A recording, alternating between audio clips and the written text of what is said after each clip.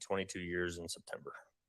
And over the course of your time at the sheriff's office, have you had many roles, different roles? I have. I've been many different units, patrol, detentions.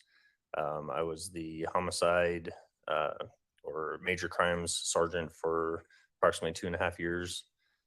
Been in Metro Vice Narcotics. Been over the SWAT team. So I've been many areas of the office. Worn different hats. Yes. In January and February of 2020, what was your specific assignment? So I was assigned to the Special Operations Division, which is over our SWAT team, as the SWAT commander. And I also had our traffic unit and some other smaller units. And as it relates to the special operations section, as it relates specifically to the investigation of the disappearance of Gannon Stout at that time in February and January of 2020, what was your specific role? So I was assigned as basically the incident commander for the search efforts. I was called to a meeting and basically assigned in an incident command system. The way it's set up, we have operational chiefs and different positions to run different aspects of investigations. So I was assigned for the search efforts. And was that something that you had done previously in other cases? I mean, not to this degree, but definitely have been involved with incident command throughout my career in the different roles that I've played. So that was a big piece of the SWAT team in running SWAT calls. So we have to be able to, manage all those resources. So I think that's why they selected me for it. And can you explain to the jury a little bit more what incident command means? What is that? It's basically a system that is put together so everybody knows what they're doing, where they should be, how they should operate. So it's broke out into different branches, so to say, law enforcement, fire, financial. Obviously, when we're searching to the magnitude we did in this case, we have a lot of people. So food plays in, gas, different resources. So it's a whole system put together. It looks like a tree that's broke out into everybody's role. So when you come in for the day, you know what you're doing. And you're overseeing that tree? Correct. Okay. And now you mentioned the scope of the resources. Is that something that you personally, while you work with the sheriff's office, have you ever seen something on this scale before? I haven't. Okay. And in terms of what was known to you and other members of law enforcement in January and February of 2020, had the location of Gannon Stout been identified yet? It had not. Okay. You mentioned many resources. Can you give the jury an idea of which agencies came in to help and assist you? So the two major ones would have been search and rescue, and then the National Guard came in. The National Guard was able to provide a lot of volunteers, a lot of different people that were able to help out with the search. And then search and rescue was also the other big one. They pulled people from wherever they could from different search and rescue units to come in and help. We also had different agencies. I know you'll probably get into it, but when we moved up north, we had Douglas County that helped out. We had some volunteers that wanted to fly drones for us. We had a lot of civilians reaching out to want to help, and we kind of avoided that to a certain degree, but depending on what the volunteer looked like, we could have other people help with that too. Different police agencies, wherever we were going, it just depended. I mean, it was an outpouring of people that were ready and willing to come out and search. And, on particular days, did the number of people that were actually in charge of supervising and coordinating search efforts, how did that vary? It depended on, in the beginning, there was a lot, so to say. And to answer your question, I would say anywhere between, it could be 20 or 30 people helping to hundreds. So it just depended on the area, the time frame, and the availability of people. We were trying every day to get as many people as possible because it's just easier to cover the area we were searching. Now, in terms of your initial efforts in organizing the very massive search, end of January of 2020. Where were the search efforts as you were supervising them? Where were they focused? What part of the city? So we started in that Lorson Ranch area, which was down south. We kind of started from the residence and moved north from there. So as the command over the search efforts, I had a liaison in the detectives division, and which was another lieutenant. So I didn't have a lot of case detail. He was just providing me areas to focus searching. So he would call and say, hey, we have this little bit, or we have this little piece of information. We need to, search in this specific area. And then we would identify zones in that area and then organize people and how we were going to move through those areas and cover that. So we started in the Lorson Ranch area. We moved north of there up towards Bradley Road and some of that area through there. Then we also moved across over by Fountain Creek for a little bit. We ended up going up to Perry Park. We did a little bit off of Highway 105. So there was several different areas that we searched. Now, you mentioned off Highway 105. Are you generally familiar with that area? I am. Okay. And can you give the jury a frame of reference as to when the search efforts you were coordinating were focused in that particular area? Just for clarification, you talking about the Perry Park or Highway 105? Well, we'll take them separately. Either one. We can start with the Perry Park Road. So yeah, Perry Park, I believe, was around, I think it was February 12th to about February 20th. We were up in that area. We spent several days up through there. Okay. And the Highway 105 area? I don't know the specifics on the date of that one. It was somewhere mixed in, I feel mixed in the middle of that. That was a shorter stay over there just because we had some information to just check some real specific places off the road. Okay. So we didn't spend a lot of time in the 105 area, maybe Now, like a day or two.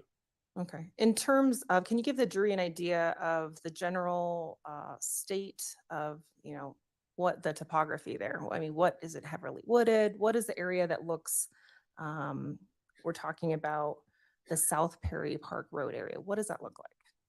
Yeah, so if you're not familiar, as you head up out of Palmer Lake, it's kind of open fields. There's a very specific S turn that comes out of town. And once you hit the first S curve and you start up, it becomes to be very heavily wooded, so to say, brush, big pine trees. And then you move, the road turns back to the right to head north. And there's also a lot of trees and some fields, but you're right up against the mountains at that point. So it's pretty heavy cover. Now, you mentioned various tools and resources that were of use, but specifically in that area, what kind of tools and resources were really essential for you guys? So when we were first sent up to that area, when I drove it to go kind of get an idea of where to put the command post and how we're going to separate it into zones, I noticed there was a significant amount of snow still. So there was several drifts. It's, right up against the mountains, like I said. So drifts, heavy snow, different, a lot of different elements to that. So search and rescue, when we brought them in, one major thing they used was what they called probing poles, which they actually had to find more because they tend to break or they lose them or whatever. But it's basically just a long pole that they can stick down in the snow and probe for what they're feeling. They've been doing this long enough that they were telling me they can, if they hit dirt, they can feel that. If they hit something soft that doesn't feel like the ground should, then they'll stop. And then they'll, dig the snow out, clear that area, search more specifically for what's under the snow there. Once they identify it, then they can move on and continue to do that. So obviously shovels, tools, specific tool wise, you mean like? Well, how about the use of canines, for example? Okay. So resource wise, yeah, we did have a volunteer that flew a drone over that area. They brought the canines in. So I think FBI had a couple of their dogs running through there. so there was a lot of, trying to think who else we had or what else we were using up there. Drones and, What about overhead planes? so in the, Lorson Ranch area, when we were searching down there, we had, and I believe it was National Guard, they were able to fly a plane, over the area and give us some, aerial images. So, Okay. And you mentioned information known to law enforcement. Can you explain why some of the search efforts were focused specifically in that South Perry Park Road area? hold on one second for me, okay? Mm. Sorry. Apologize. That's all right. Can you ask that question again? Yeah. You mentioned an S turn at South Perry Park Road area. What was information that law enforcement was receiving or received? But how do you focus in that particular area? So like I said, I had a liaison through the detectives division. He had provided some information that a tracker information had shown a vehicle that traveled up through that area and then had specifically slowed down in a certain section, and then moved, and then I think it had come back through. But the information provided to me was that the vehicle was up in that area. And the specific vehicle that you're referring to, do you remember the make, model, year, anything like that? I don't. I recall him telling me that it was Letitia's vehicle that was that they had tracked up through that area, and that's why they were moving us up there. Okay. And in terms of, you mentioned the law enforcement resources in terms of tracking that vehicle, did that include members of surveillance, MBNI, that sort of information provided them to you? I'm not sure about that. Okay. I don't know if they actually, I wasn't privy to that information, whether or not they had followed a vehicle or not. Okay. On February 15th of 2020, were you on duty that day? I was. Okay. And did you find anything in particular of note on that day? I did. So on February 15th, I mean, like I said, we'd been working several days in a row, doing a lot of search efforts. On that day, go ahead. And sorry to cut you off, but we'll go through, I'll introduce a few exhibits through you, but before we get there, to start, what was the particular item that you located? So I located a piece of particle board that was approximately 2 feet by 2.5 feet and 1/2 inch thick that was off the side of the road. Okay. Okay. Your Honor, permission to approach the witness? You may. Thank you.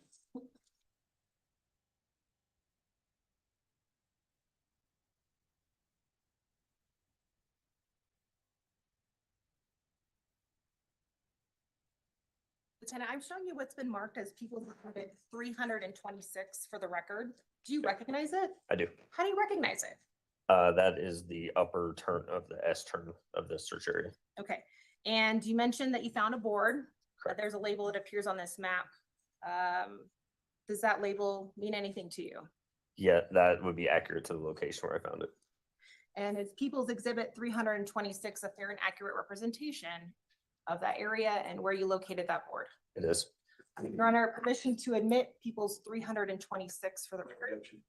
Exhibit 326 will be admitted.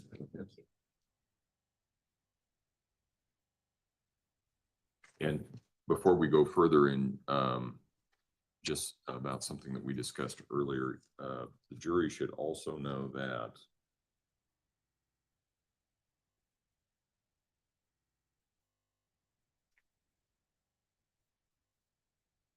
Exhibit 279 is also admitted by stipulation. It is a CD disc, I assume is on the table there. It's a CD disc of USAA financial transactions. And so that's also evidence that you may consider during this case. Ms. Gratiano? Thank you, Your Honor. Lieutenant Sarkeesian, can you point out for the jury the particular area? I know that the label is clear, but if you wouldn't mind standing up and just going through the area and pointing out a few things on the map for me. So you mentioned an S turn. Can you explain to the jury in part, kind of what you mean by that? So if this map continued, the road curves back this way. So as you come up here, this would be the upper turn, and then it's heading north out of town that way. Okay. And you mentioned coordinating search efforts. Can you give the jury a frame of reference on People's Exhibit 326? Where you were coordinating all those efforts from, if we can see it on that map. So we basically made this into zones. This is kind of where the street area would start. This was also a heavy snow cover because of the side of the road. So we made this into zones, basically, or I made it into zones that came up through here, across up the road, and then up into about this area up here. So this was pretty much our zone. That map is a pretty good representation of our zoned out areas. Okay. And as you're coordinating search efforts, are you doing that in some sort of methodical way so you understand where efforts are being done and over time? Can you explain that to the jury as well? Yeah, absolutely. So if you can picture this as being in zone A, say, we had search and rescue, National Guard, whoever was helping us, basically start on one end of the zone. They had to use the poles a lot because of the snow, and they basically just moved as a group up here within feet of each other and just searching that whole area as they moved. And once they would complete a zone, if they got up to this road and that was the end of the zone, then they would report that back through the chain, which would come to me that we've completed this zone. Okay. And we talked about February 15th of 2020 when you found the board. Can you give the jury a walkthrough of generally the snow levels in that area? It's Colorado, but what were the snow levels around there on that day? On that day, so we had a variation up there. Some days it would be snowing, some days it would be sunny. So we had some melt off and we had some snow. It was generally a mix of some thawed out areas, some a little bit thicker areas, some dirt. So it was kind of just all over as far as snow cover, sporadic. All right. And so when the sun comes out in Colorado, what happens to the snow? Absolutely. Right. It was melting in certain areas. Okay. So fair to say a day or two before, would the snow levels in that area have been different? Absolutely. Yeah. We had a couple heavy snow days where it actually came in and we were trying to beat the snow to cover some of the zones. And then snow, we'd have to, tailor that to the search. So, okay, great. Because the coldness played into then we had a bunch of people out in the cold. So, right. And you can take a seat now. Thank you, sir. Your Honor, permission to approach the witness? You may.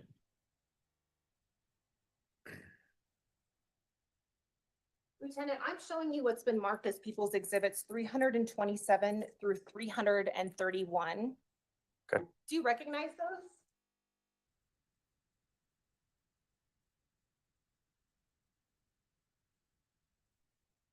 I do. How do you recognize them? These are all pictures taken from the search area during that time period. Okay. And are they a fair and accurate depiction of the search efforts on February 15th of 2020? They are. Your Honor, at this time, we would move for the admission of People's Exhibits 327 through 331. Exhibits 327 through 331 will be admitted. And Your Honor, permission to publish as well? You may go ahead. Thank you.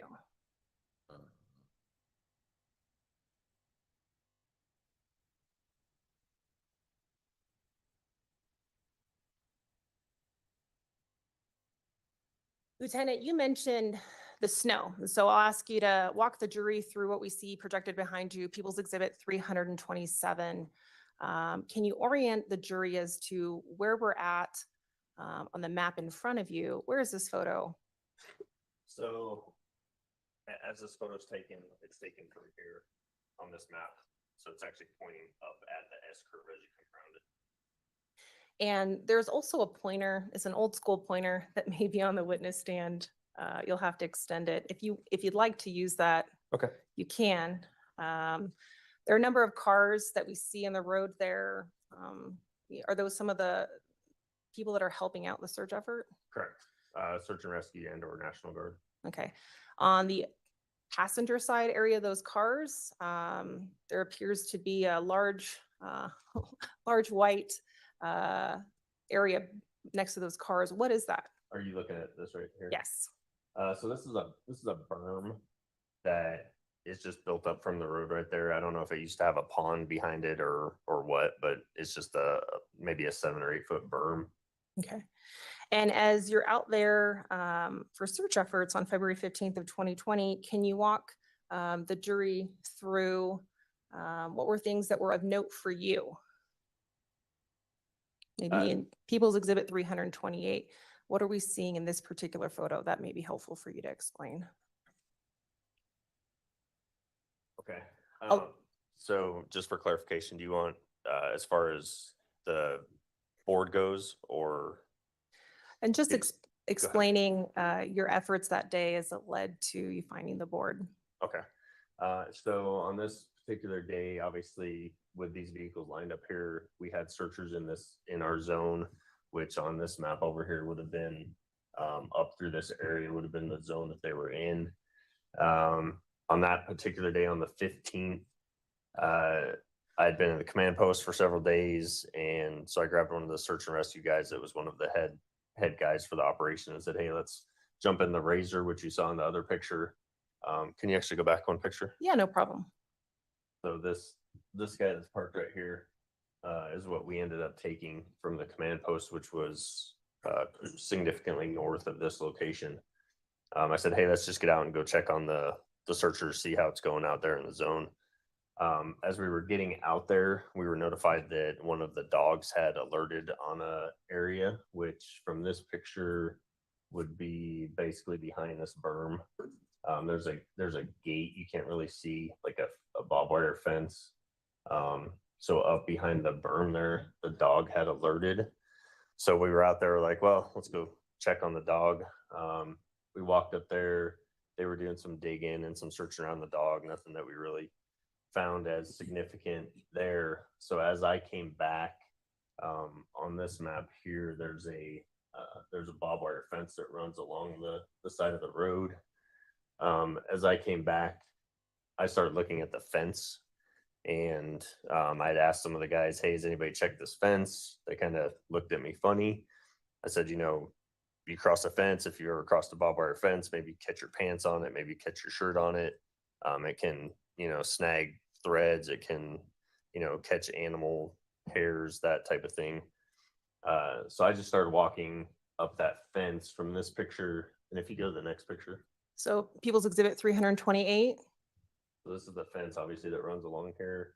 So I was walking the fence when I got up to about this area, and generally in this area, I noticed a board sitting on the ground.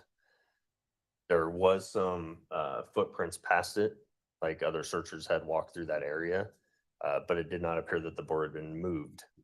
I say that because there was snow on part of the board, and the snow was not cracked. So it's not like someone had moved the board. So when I saw the board I could see right off had some type of stain or something on it. As I moved closer to look at it, I used a glove I actually had to move it because I didn't know what it was at that point. And I'll stop you there, sir. Sorry. We're going to walk through, that's fine. But I want to show the jury People's Exhibit 329 so that you can use these to explain. So as you approach that area, what are we seeing as People's Exhibit 329? So this is the barbed wire fence is in the background here. You can see the post. So I was walking up this way. This is the board. This is the stain I'm referring to on the board, and then the snow, how it had caught the corner of it, was still sitting under the snow. And is this how the board appeared to you when you first spotted it? It is. Okay. And so before I cut you off, you were explaining to the jury how you'd seen the edge of the board, and you mentioned a glove. Why did you use a glove? Well, once I saw the board and saw that stain on the board, knowing we were looking for any items that could be associated to this case, so we had put that out to search and rescue, National Guard to look for any and all items that, could be of evidence. So one thing to note for these search efforts we've been doing, we had been checking the sides of roads a lot. So what do you come across a lot on the sides of road? Trash, cans, old gloves, socks. I mean, you name it, we found it. So a lot of the stuff that was found along the sides of the road, you don't know if it's evidence until it's evidence, basically. So, if someone found something, we would say if it looked like something that could possibly be evidence, to notify someone from command, and then we'd send out people to collect it. And in terms of distance between where the road is and where you've now discovered this board, can you give us an approximation? From the road to the berm, I would estimate 20, 30 feet. This was probably in the middle of that, somewhere 10, 15 feet in from the edge of the road to the berm.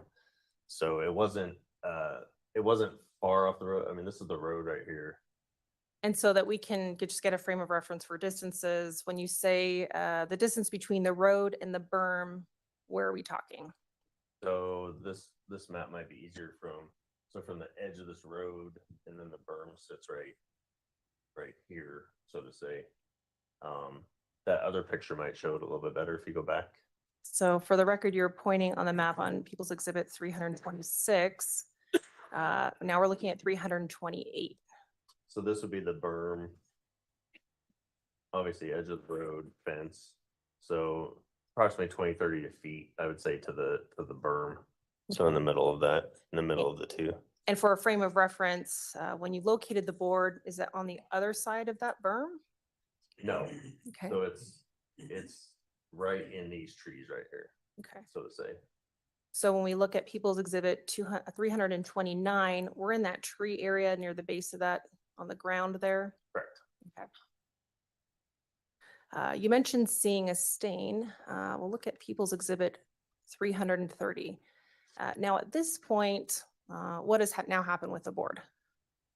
So at the point that, like I said, I put a glove on to move it, because I couldn't tell exactly. So as I got closer to it, I barely moved it. And from my training experience over the years, as soon as I saw that, I was like, that's blood. So I put it back in the position that it was in. And like I said, I barely moved it, just enough to get that look at it. So I set it back in there and then notified one of the FBI personnel to come photograph and collect it. And is it because the FBI was there to help coordinate search efforts, but also collection of evidence? Correct. Okay. And in terms of collection of that particular piece of evidence, who specifically, the FBI then took it into evidence? They did. Okay. Do you recognize People's Exhibit? You've already said you recognize it, but can you give us a frame of reference for what we're looking at now on People's Exhibit 331? So just a scale to the size of the stain that was on the board. Okay. Now, when you were there present that day, did you see any other pieces of particle board or wood aside from this? I did not. Okay.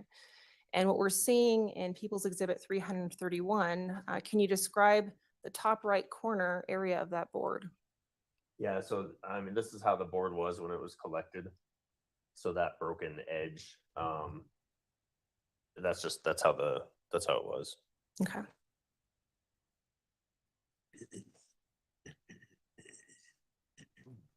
Your Honor, permission to approach with what has been marked as People's Exhibit 332. Go ahead.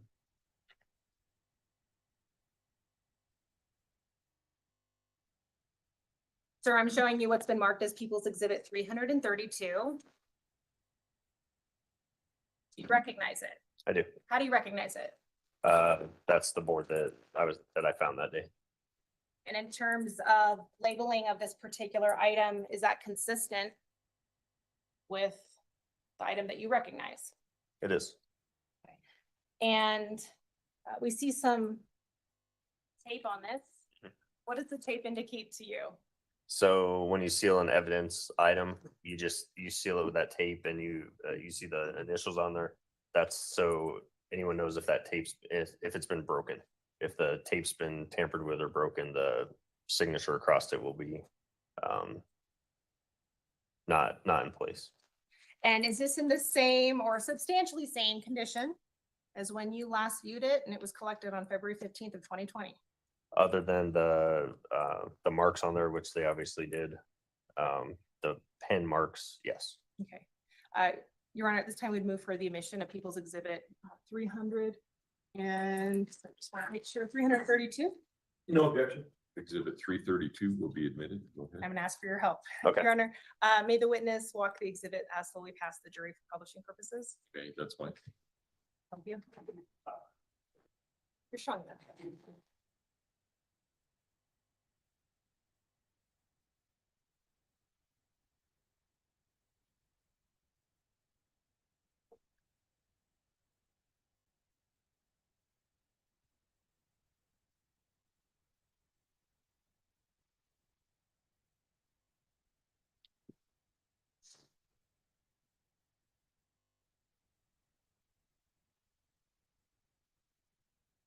Lieutenant, after February 15th of 2020, how would you describe the nature of your role as the investigation moved forward in this case?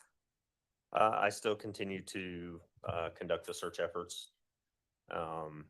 If there was new information coming in from the liaison, I would still coordinate, where we were going, what we were doing. Like I said, I think we continue at least through the 20th. So we still, same thing, zones, getting help, the whole 9 yards for searching. And in terms of media presence, when search efforts were being focused in this particular area, was media present? Absolutely. So media was pretty much present through the whole search time and search efforts everywhere we went. It was obvious that we were in the area just from the amount of people, sheriff's office, police cars, canine, search and rescue. So media caught on fairly quickly. We also had our PIO was coordinating efforts to keep them either in an area or informed of what was going on. So we didn't, when it comes to media, other than coming into an active crime scene, we can't keep them out. So as long as they can legally be somewhere, they can set up anywhere. So they would set up outside of our command post on Perry Park Road. They would set up out there and film the command post. They would go down and film searchers searching through the snow or whatever. So there was a lot of media coverage of it. And just for the jury, various acronyms, but what does PIO mean? What's it stand Our for? public information officer, sorry. Okay. Sheriff's office personnel assigned to inform the media of specific cases. Okay. Was it a secret that law enforcement and various resources and personnel were in that area at any time? Absolutely not. Okay. And the media coverage in this particular area, they were there. Was that being broadcast on the news to the public? Yes. You mentioned also Highway 105, that some search efforts there were also done. Was the media present to document that as well? Yeah, I think I can recall pretty much every day we were searching, media was somewhere. I didn't pay a lot of attention to because I was in the command post, but people would call back in, media on scene, or media's in this area. Do you want them to go somewhere? That was pretty common for most of the search days. Yeah. In terms of the scope and the number of resources that were used that you oversaw, is that anything that you'd ever seen before while you worked at the sheriff's department for over 20 years? No, this was the biggest search that I think anyone that I've worked with for 20 years has been a part of. Thank you. Your Honor, we'll pass the witness. Cross-examination. No question, Charlie. Do any of the jurors have any questions for Lieutenant Sarkisian? Right, looks like we have one.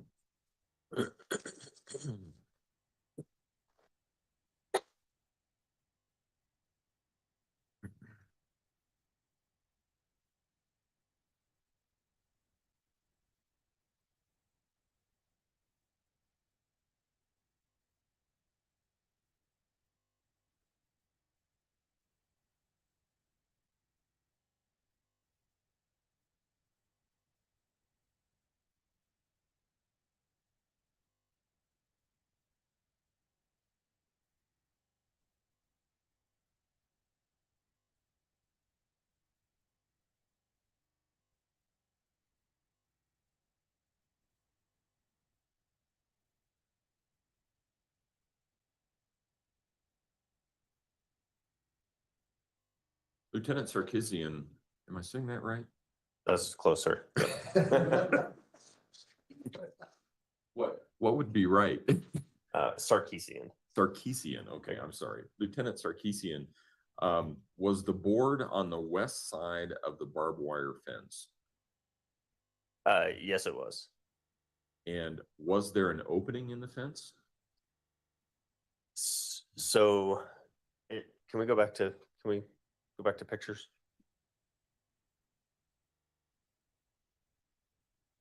Tell me which one. Yeah, let's go back to this one first. So along here, no, this was a barbed wire fence all the way up, and then if you go to the further out picture, right behind, basically behind this white truck, there's a break in the berm, and there was a barbed wire gate. So where the actual board was there was no breaks in the barbed wire fence.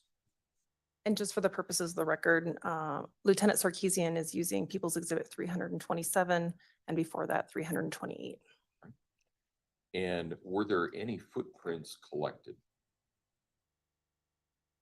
That I don't know as far as, well, let me rephrase that. The footprints in the area were from us searching extensively. So any of those footprints in the snow were from searchers, so to say, if that makes sense. We had, like I said, we had anywhere from 30 to hundreds of people walking through there, going through there. I do not believe that FBI collected any footprints from that area. All right. I will allow reasonable follow-up as to those questions only. Prosecution? You mentioned footprints. To be clear, had search efforts, volunteers, other personnel, had they been through that area by the time you saw that board? They had been. And not only that, I'll add, it had also snowed off and on, like I said, through that whole operational period. So there was new snow on the ground, there was old snow. Obviously, as we walked in the snow, everyone was creating footprints, so. And in terms of looking for specific items or items of interest, was that information or directive relayed to the people that were helping out in the search?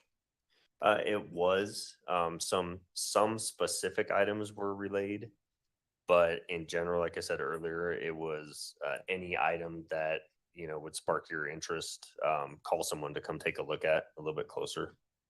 And to be clear, when you approached that particular board, was it clear to you that it had been moved by the snow, or somebody had moved it in the snow? That someone had moved it in the snow? Somebody had moved it, what you observed as it relates to the snow on the board? No, it had not been moved. All right. Briefly. Go ahead. So there were actually multiple footprints around that board, correct?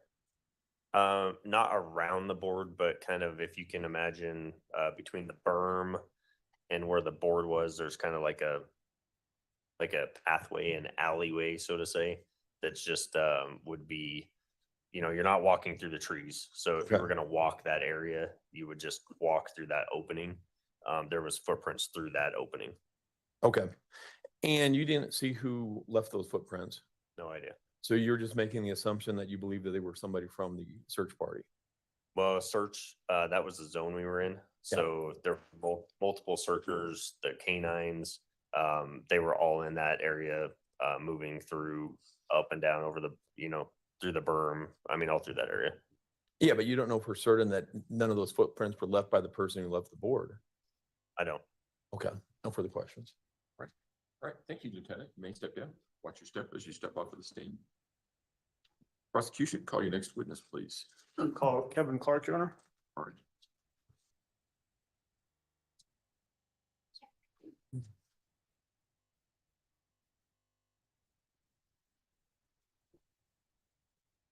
Oh, you surprised me. I was waiting for somebody to come in.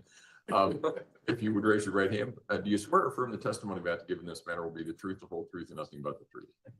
Go ahead and have a seat in the witness stand. Please watch your step as you step into the stand.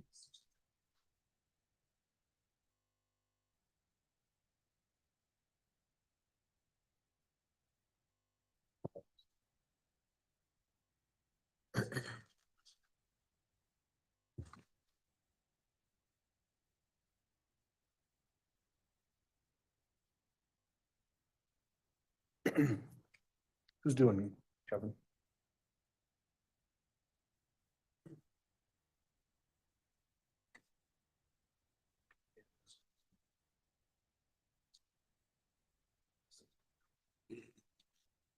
Mr. Clark, remember you testified, I think it might have been last week, although it's kind of blending together. Still under oath, you understand that? Yes, sir. Okay. And you've already been introduced to the jury, so I want to have you just jump into some specifics here. And we'll actually get into some of the stuff about the board in just a moment. But before we get into that, are you familiar with call detail records? I am, yes. What are call detail records? Call detail records are the activity the cell phone had with the cell phone carrier. So AT&T, Verizon in this case, all the calls to and from the device, all the text messages to and from the device, the data sessions to and from the device, or from the device to the network. All those have a date and a time that they occurred, and then phone number one contacting phone number two. And if it's an inbound or outbound, that'll determine if it's your target number or not. And then it has the cell phone tower and its location that service that activity for that phone to be able to make and receive calls, texts, data sessions. Is it common in investigations for search warrants to be issued to phone companies, like you mentioned, AT&T or Verizon, to obtain call detail records for specific types of phones? Every time. How are those records used in an investigation in a general sense? It places or does not place a device in an area during a time period using the activity from the phone and the towers that service that activity. So basically for a phone, if it connects to a cell phone tower, does it somehow record, I should say, a location data for that particular contact event? Yes. I'm going to approach you with People's Exhibit 704 through 708. Previously shown these to defense. Thank you.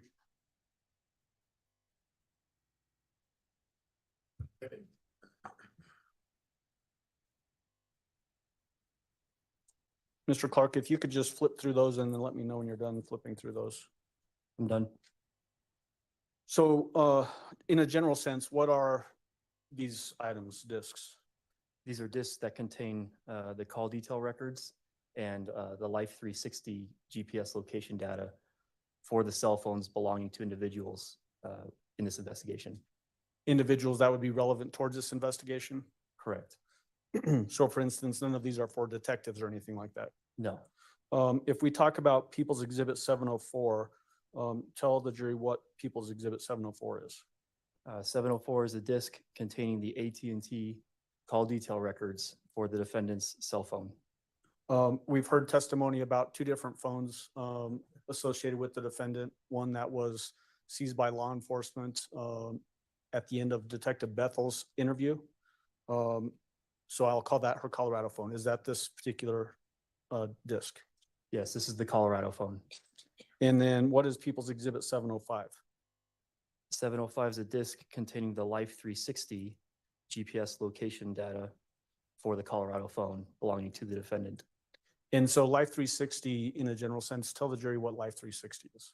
Life 360 is an app, which is like a program that you can put on your phone, as well as other phones. It can be friends or family, so you can see where each other phones are in near real time. And similar to cell phone data, does the Life 360 disk that we have there, does that include that location data for the defendant's phone using that Life 360 app? It does. People's Exhibit 706, tell the jury what that one is. These are the Verizon call detail records for the defendant's phone that was purchased on February 1st at the Trinidad Walmart that traveled to Florida and then to South Carolina. Was that actually seized in South Carolina by law enforcement? We never seized this cell phone. Okay. But how do you then get to the call detail records for that if the phone is never seized? These are completely independent of actually needing the physical phone. This is all the activity from the cell phone towers. So you don't need to have a physical phone to get this data. So does that come directly from Verizon as opposed to the physical device? That's correct. People's Exhibit 707. These are the AT&T call detail records for Harley Hunt's cell phone. And then People's Exhibit 708. These are the AT&T call detail records for Gannon Stouck's cell phone. Do each one of those discs that we just talked about, 704 through 708, do those include an affidavit from the provider? So AT&T, Verizon, Life360, verifying the authenticity of the information contained on those discs. They do. And at this time, I'd move for admission of People's 704 through 708. Defense. No objection, Your Honor. Exhibit 704 through 708 will be admitted. Go ahead. In preparation for the next bit of testimony, Judge, I'm going to approach with People's Exhibit 694, which is a photo, and retrieve those other discs. Parrish.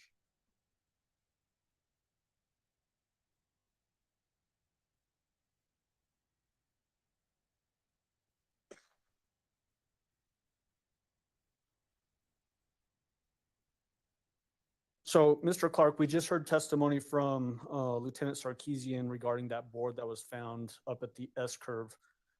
In that general area that we're talking about, which is on the map there, I can't remember, what's the number of that exhibit number? In 326. Is that actually in southern Douglas County where this location is? It is. Are you familiar with that area? I am. Did you actually go up there and see some of this stuff yourself? I did. I was up there with another FBI agent the day the board was, and at the time the board was located. During this investigation, were you present for the vast majority of this investigation I was. in this area? Yes. Do you remember was there some location data, GPS data that we've already heard some testimony about that showed the GPS tracker that was placed on a vehicle traveling up to this area? There was. What date did that occur? The first time was Tuesday evening, and the second time was Friday night of the week that Gannon went missing. Okay, so Tuesday evening, would that be January 28th? Correct. And then the Friday night is which day? The 30th. 30th? Okay. Or, yes, 30th or 31st? I can't. Friday's the 31st. I'm sorry. Okay. Yes, Friday the 31st. Subsequent to the GPS tracker data going up to this S-curve, do you remember if it snowed heavily after that? It did. Okay. And would that account for the drifting snow that we see in those pictures that we just looked at with Lieutenant Sarkeesian? It would. Did you have a chance to look at the download of Mr. Al Stouck's phone? I did. Did that download include photographs that were taken using that phone? Yes. We previously admitted through Mr. Stouck, if we could pull up and republish People's Exhibit number 34. Oh, we just need the screen turned on, Judge. No. Thank you. So we've got People's Exhibit 34 up behind you. Are you familiar with this picture? I am. Tell us how you're familiar with this particular photo. When I was examining the download of Al Stouck's cell phone, I came across this photo, and seemingly it's the desk that was next to Gannon's bed in his bedroom underneath the window. But then I also noticed a board on the garage floor. And so when you came across this photo, were you able to tell when that particular photo was taken? Yes, there's something called metadata, and metadata is just a term for data about data. And in this case, it has a date and a timestamp of when the photo was taken. Data about data sounds like a really geeky thing. It really is, but Okay. it's useful, geeky stuff. Okay. Does that tell you when this particular photo was taken then? Yes. When was this photo taken? Sometime in November, December of 2019, if I recall correctly. 2019 sound correct? Yes. Had you, when you came across this photo, when you're looking at Al's download data from his phone, had you already seen the board that was found up at the S-curve, Yes. or at least photos of it? Yes. Did that, having that knowledge, did that cause you to have a particular interest in this photo? It did. What about seeing pictures of the board found at the S-curve made you key in on this specific photo? the broken corner, the top corner of the board. The board found that the S-curve also had a broken corner, and it also appeared to be consistent of the type of the board, the particle board. Did you compare the board in this photo to a photo of the board that was found at the S-curve? I did. I've handed you People's Exhibit 694. What is 694? 694 is a side-by-side comparison of the board that was found at the S-curve and the board zoomed in, seen in this photo taken from Al's phone. And just to be clear, this particular photo that we see up there, People's Exhibit 34, is that the garage at 6627 Mandan Drive? It is. Is the photo 694, that side-by-side comparison, is that a fair and accurate representation of your analysis and placing those two photos side-by-side to look at them in comparison? It is. At this time, I'd move for admission of 694. No objection. Exhibit 694 will be admitted. Permission to publish. You may go ahead. We'll take just a second to scroll down. It's ready. Thank you.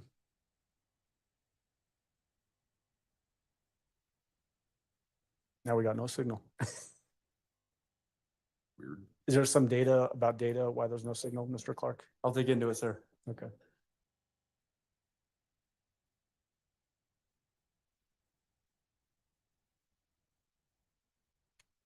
Oh, hold on.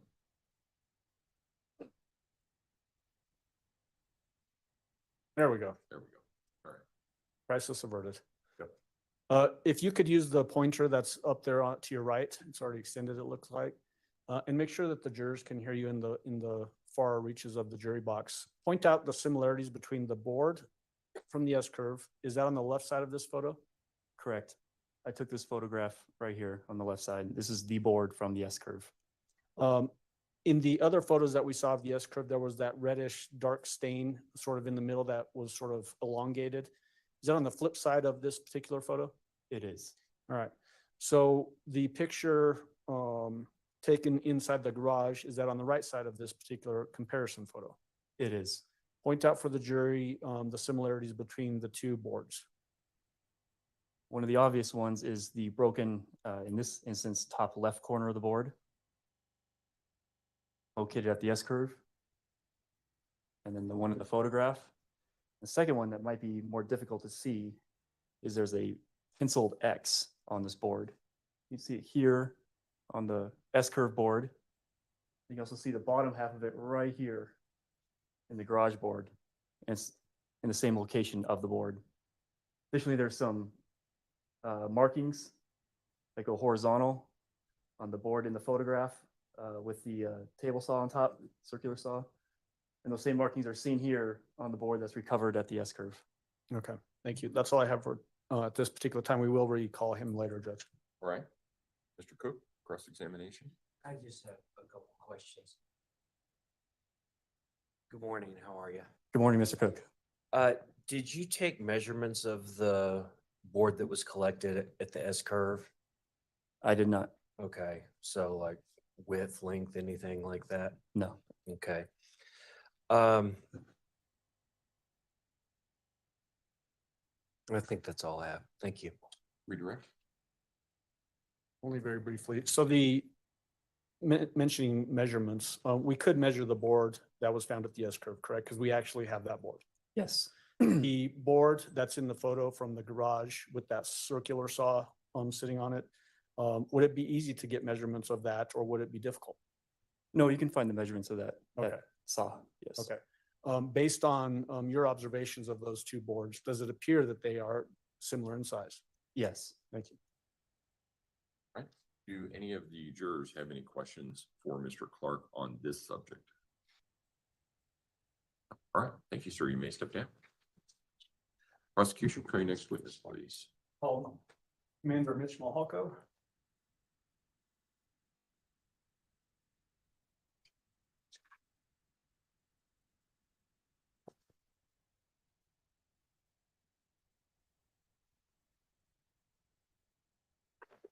Who's doing Malhalko?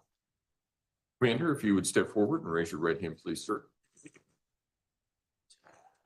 Do you swear affirm the testimony about to give in this matter will be the truth, the whole truth, and nothing but the truth? Go ahead and have a seat in the stand. Please watch your step as you step into the stand.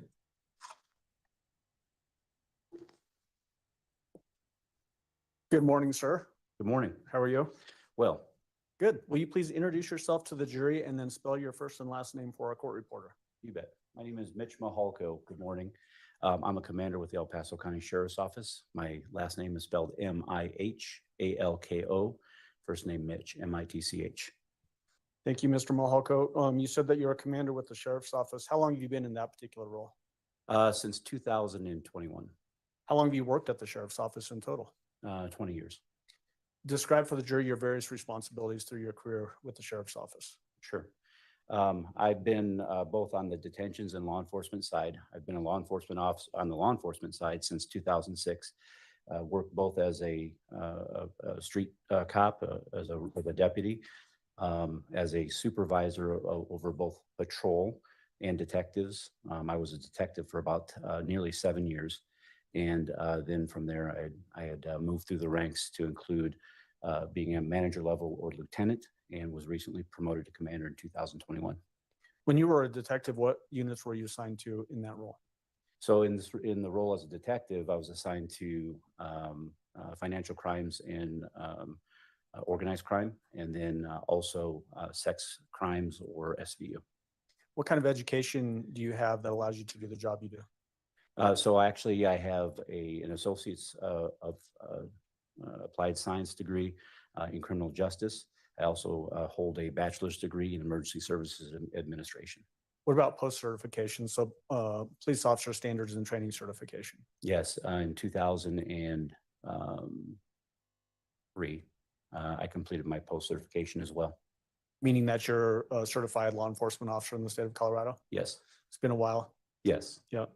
What was your assignment back in January of 2020? January of 2020, I was a lieutenant overseeing the violent crime section of the investigations division. What is the violent crime section of the investigations division? Mainly person crimes. So everything from homicide, sex assault, missing persons, cold case, and assaults. What is the jurisdiction of the sheriff's office? It may be obvious, but let's talk about that just Sure. briefly. Jurisdiction is all of El Paso County, to include incorporated. However, the actual operating jurisdiction is the unincorporated portions of El Paso County. So if something occurs within the city, do you pretty much leave that to Colorado Springs Police? Yes, we do. How did you become involved in, or did you become involved in the investigation into Gannon Stouck's disappearance? Yes, it was January 28th of 2020. I was working within the division and actually contacted by Detective Sergeant Jake Abinchan. Detective Sergeant Abinchan had let me know that there was some information that had come in about a missing child, and provided me with the initial brief on that. So as far as chain of command purposes, so we understand that, where did Detective Sergeant Abinchan fit in that chain of command? So Detective Sergeant Abinchan actually fell under a different lieutenant, but there were three sergeants at the time within that area, and all three sergeants worked as either on call or communicated concerning different cases that were of interest to the investigations division. What was your role in that investigation? Initially on January 28th, after I received the initial brief, I contacted Detective Sergeant Hubble because there were some concerning pieces of that brief to me, and I asked Detective Sergeant Hubble, who was the major crimes or violent crimes sergeant at the time, to begin the investigation and assign detectives. When you are briefed on something, does that inform how you act as an investigator, or how you use resources as an investigator? It does. So what were you briefed on from Detective Sergeant Hubble that was of concern to you and influenced how you proceeded from that point forward? Sure. Detective Sergeant Abinchan had briefed me that on the 27th patrol, EPSO patrol had responded on a missing child. As we dug a little bit further into it, he said that the child hadn't shown up at a friend's house. He didn't have a history of running away. He was 11 years old and he took medication for ADHD and that he was lightly clothed. So a number of those points were concerning to me, especially the age of the child, as well as the fact that he was going from point A to point B and did not show up. I didn't understand why initially it was reported as a missing or as a runaway child. And so I asked Detective Sergeant Hubble to assign detectives to it. What was it about having a missing child was causing you some concern or confusion? Not knowing or knowing that such a young child who did not have resources such as money, a phone, any of those things was out there, and that he did not show up at a specific place. That was concerning to me because we didn't know the circumstances behind the reported runaway or missing child. As the lieutenant in violent crimes, did you at some point basically assume overall command to designate resources going whichever direction were necessary at any given time? I did. So my role and responsibility really is a high level overseeing of the investigation. The main parts of the work that's being done are being done by detectives and being overseen by a supervisor or group of supervisors working in tandem. Give the jury a sense of the scope of this investigation as far as, especially in these early days, how many people were involved in it in a general sense, and if other agencies got involved very early on. Sure. Initially, 2 detectives were assigned to gather the initial information because, again, we didn't know what this case was. So as those detectives began investigating, getting information, the scope of the investigation began to grow. And really the resources that are placed towards an investigation can expand or contract based upon the information that we receive. In this particular instance, at any given point, the scope grew to include our entire investigations division, all of our detectives, and I would have to look back at how many that was exactly, and including our detective supervisors. So the entire investigations division were pouring their resources to include crime analysts into the investigation.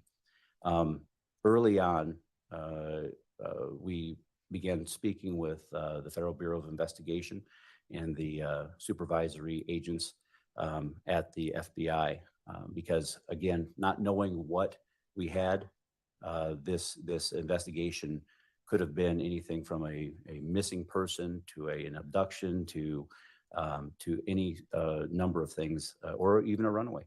But within the first week, probably day 5 or so, we had been in contact with the FBI and requested resources from the FBI. Were there also even people from the DA's office that were involved in that investigation, from investigators and even attorneys? Absolutely. So when we got to a point where we believe that there may be some criminality to the case, we did request some investigative as well as attorney resources from the DA's office. You mentioned that in the course of an investigation, investigative resources can either expand or contract. What determines whether that expansion of resource use expands or detracts, or retracts, I should say?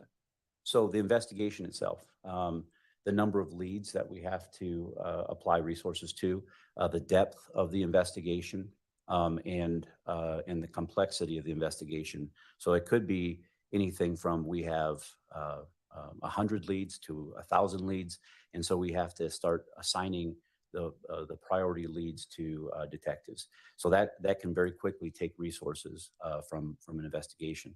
The depth is also very important.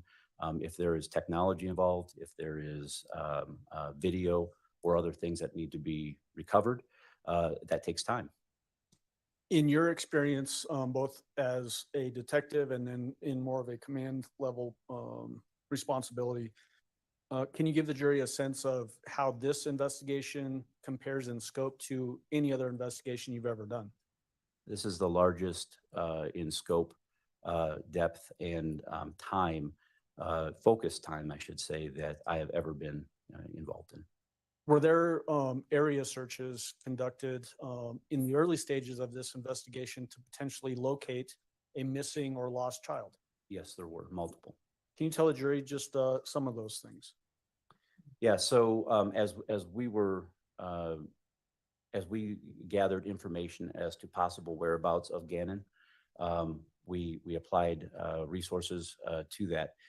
Those resources actually were done in an instant command structure. So Lieutenant John Sarkeesian was asked to head the search efforts in conjunction with multiple resources from our office and around the community.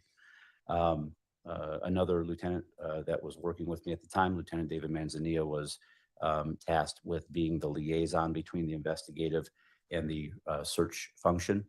We searched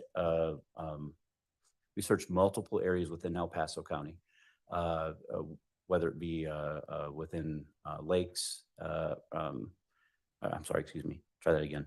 Whether it be near areas of water, whether it be near areas up north, and also areas down south.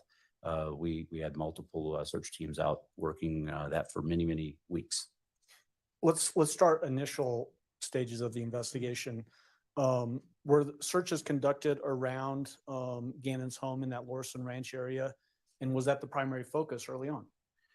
They were. So with a missing child or a runaway child, initially patrol will do an initial look at the house itself and search for the child. We found missing children hiding within houses nearby at other people's houses.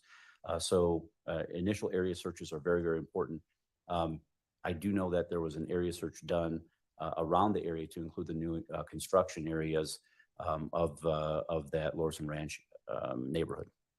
Was the focus in that area looking in those fields and ponds and that kind of thing, was that largely determined based off of information that the defendant in this case was being giving to investigators? Some of it was generalized searches as well.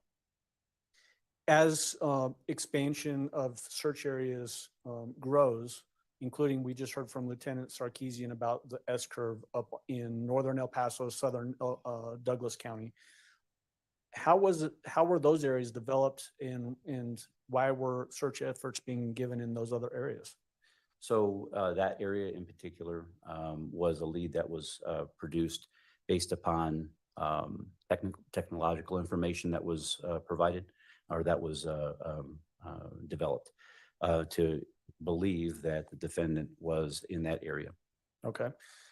Initial stages of this investigation. So we've heard testimony already that the initial call comes in on January 27th, Monday evening, and then you get notified on January 28th. In those initial stages, was foul play necessarily even suspected?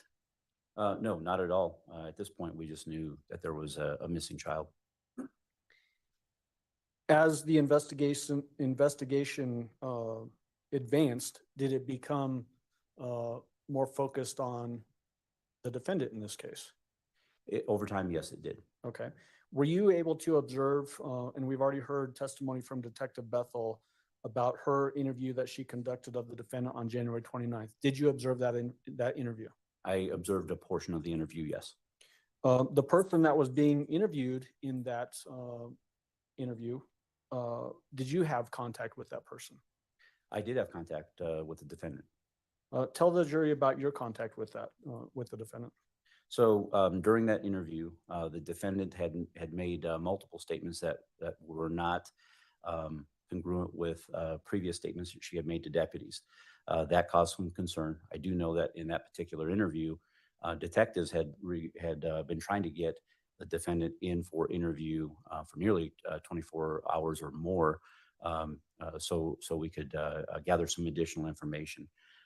It was very difficult to get the defendant into to contact with our detectives. In this particular case, as the interview was coming to a close, the defendant had said that she was done with the interview, that she would come back at a later date or later time or a later date. And then she wanted to leave. I had some concern because I did note that she had been utilizing a cell phone. And I also knew that at the time she had been in contact with Al, her current husband at the time, and that there were multiple text messages back and forth, or there was communication back and forth, I should say. With the knowledge that that the defendant was very difficult to get a hold of, the knowledge that she was probably the last person that we knew of to have seen Gannon, and with the knowledge that there was conflicting stories, and that she had essentially false reported, saying one thing to patrol deputies, another thing to our detectives, that was of significant concern. Knowing that, I made contact with her, and as I was talking to her, I asked if the phone in her hand was her phone, and if I could see it. She kind of held her hand out a little bit, and I took a hold of the phone and I seized that phone. So I want to, first of all, ask you, do you see that same person here in the courtroom today? I do. It is the defendant. So be more specific, point and describe clothing. You bet. The defendant sitting between her two attorneys. She has dark hair, wearing white with a dark pattern. At this time, I'd ask that the record reflects he's identified the defendant. The record will so reflect. Go ahead. Thank you, Your Honor. So you mentioned having two different versions being described, one to patrol and then one to detectives. Were these two different versions almost diametrically opposed to each other? Meaning the first one is missing / runaway kid, and then the second one, as we saw in Detective Bethel, is a rape and an abduction. Absolutely, yes. Did that cause you some concern? Yes, because that is not a normal thing to see that kind of a difference in accounts. Talk to us about, in your experience as a detective, a person that's been in law enforcement for quite a number of years. If you decide that you need to detain somebody or detain a piece of evidence pending a search warrant, what is in your mind to make those decisions, and why do you do it that way? Sure.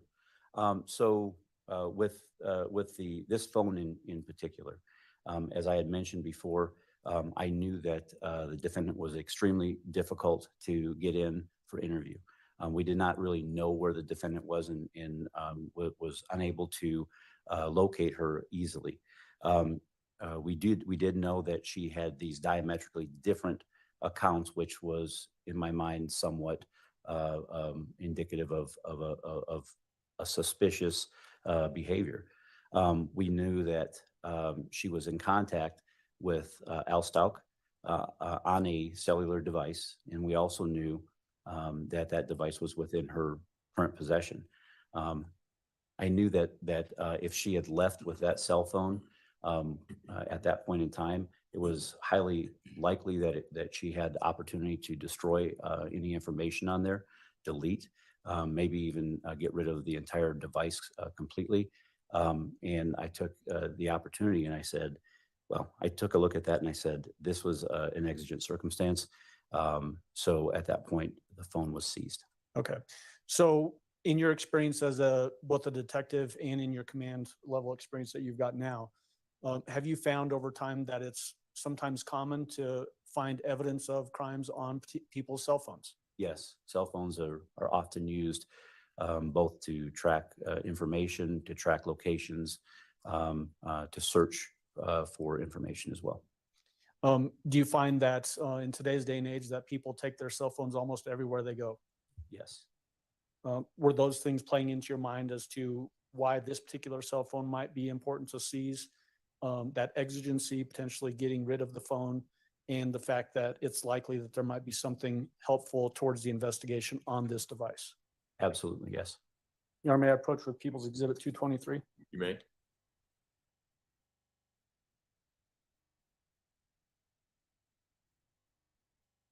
Commander, if you could just take a moment and examine that item and let me know when you're done looking at it.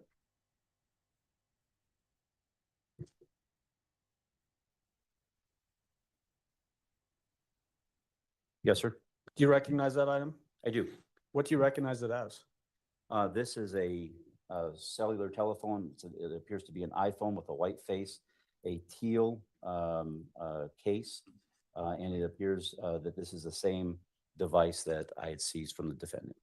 And what about the evidence sticker? Does any of that tell you that information as well? The evidence sticker is showing for this case 2020-00001382, item number 26, barcode 1153747. This was submitted by Detective Williams, and it does show iPhone with teal and black case. Does this appear to be the same cell phone that you seized from the defendant on that January 29th date? It does. Does it appear to be in the same or substantially the same condition today as the day that you seized it? It does. There's also just above the phone in that plastic display, a little card. Tell us what that is. Oh, I see what you're saying.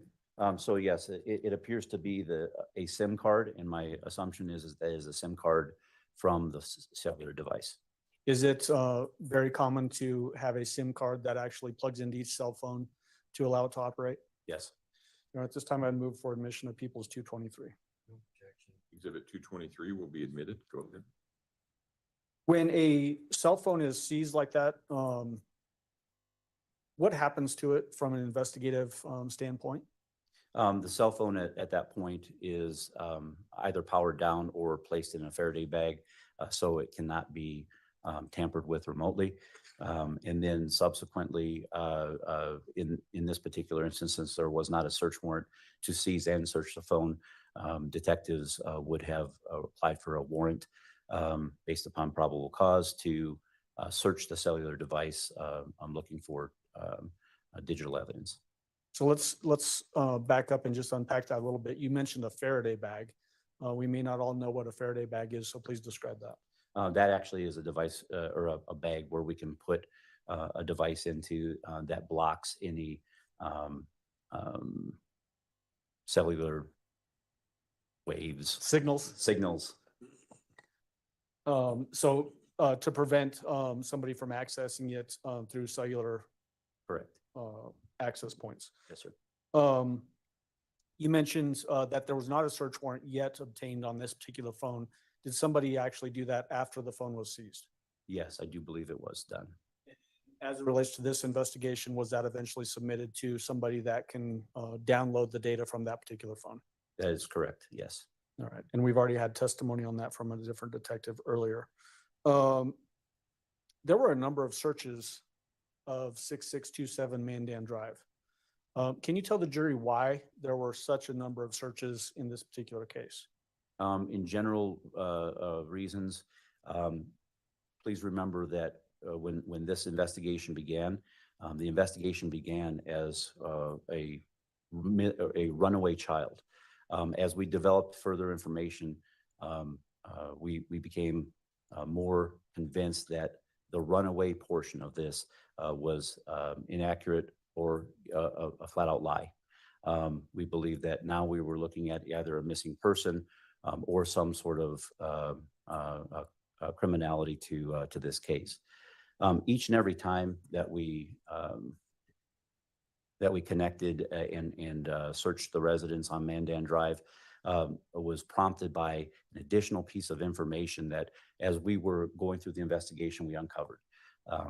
As nice as it would be to have all the information up front, it's not always plausible. And in fact, we didn't even know if we had a child that was alive or not as we were moving through the investigation. There were suspicions, but it's not like it's a television show where we can complete it in 48 minutes. Okay. So were you familiar with searches being conducted on January 27th when patrol does their initial walkthrough after the 911 call and the non-emergency call was made by the defendant? Yes, that's a common thing by our patrol officers looking for a missing child or a runaway child. And then subsequent searches occurring on January 28th, January 29th, February 3rd, February 5th, February 13th, February 21st, and February 28th. Yes. At some point, did it become apparent that foul play had occurred inside the house? Yes, it did. When, do you remember when that was? I believe that, I mean, we had suspicions because, again, without a body, we were not 100% certain initially.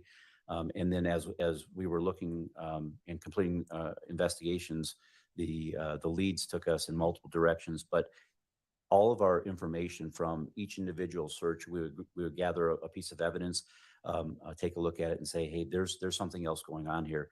So it led us back to the house. I believe on February 7th was the date that we applied for a warrant to actually seize the residence and hold the residence for 14 days the first time, and then we did a second warrant that held the residence for another 14 days because we were continuing to investigate, and every lead that we uncovered brought us back to a piece of that house. So can you explain for the jury why there's the call for service on January 27th, and then that warrant to seize the residence occurs on February 7th, as you just testified to? Why that gap in time? Why wasn't it initially locked down the very first day? I would, each of the teams that went out, again, as the investigation was unfolding, the teams initially went out looking for a runaway child. Then there was a concern that the child was missing, endangered, that there may be foul play involved. And so every time that we went out, there were different pieces of evidence that we were looking for. Right around February 5th, if I'm not mistaken, there was indication that there was bloodstaining that was within the bedroom of Gannon, and that we actually conducted a bloodstain pattern analysis on that date. On the 7th,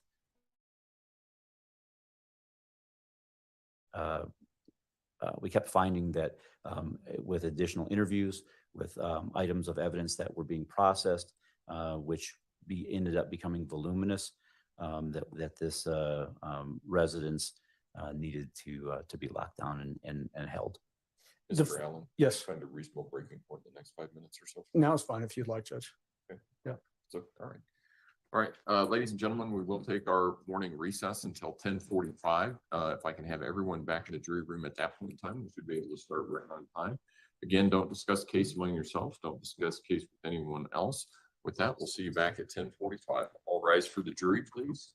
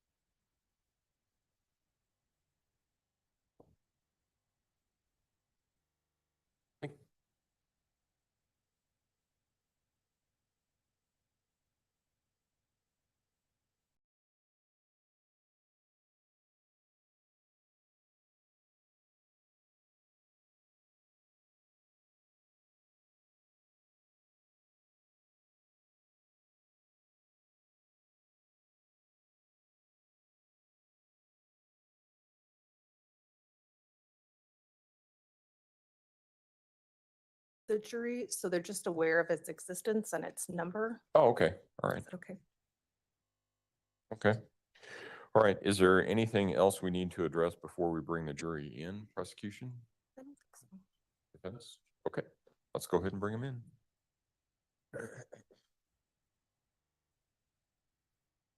Aware of the exhibit number and the name. Will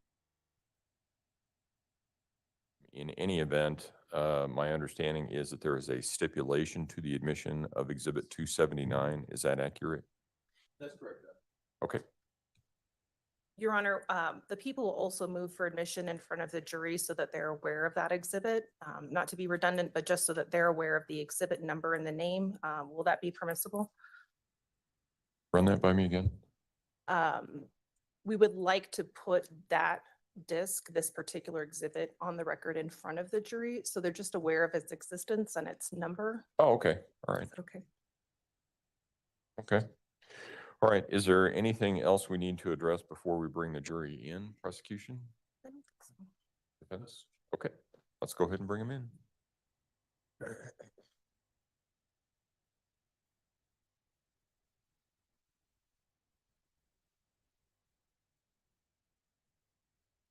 I moved that once. I don't know how that got back up there. And Your Honor, I will move the easel once the jury is seated in front of the door. I Okay. just want to make sure that the other gentleman that's helping us doesn't walk into it if he opens the door. We'll let them know. Okay, good. I take, are you gonna use it for for the entirety of the next witness? For a good chunk of it, yeah. Okay. We'll let him know. Thank you. Or maybe not.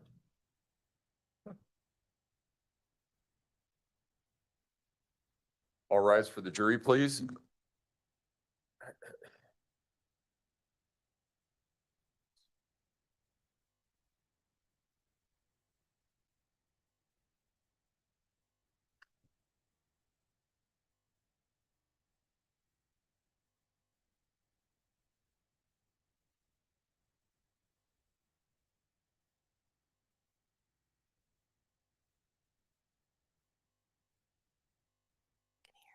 Thank you. You may all be seated.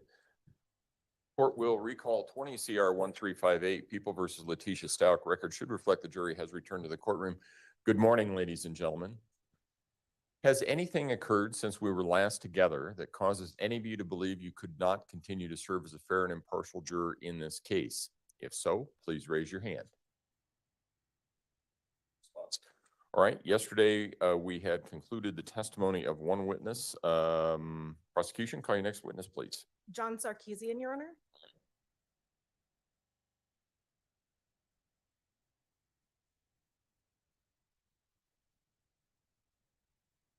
And if you would raise your right hand, sir. Do you swear affirm the testimony about to give in this matter will be the truth, the whole truth, and nothing but the truth? I do. Go ahead and have a seat in the witness stand. Ms. Gratiano? Thank you, Your Honor. Good morning, sir. Good morning. Would you please state your name again for the record and spell your last name as well? So Lieutenant John Sarkeesian, last name is Sarkiisian. And Lieutenant, where are you currently employed? At the El Paso County Sheriff's Office over the patrol division. And how long have you been with the sheriff's office? It'll be 22 years in September. And over the course of your time at the sheriff's office, have you had many roles, different roles? I have. I've been many different units, patrol, detentions. I was the homicide or major crimes sergeant for approximately 2.5 years.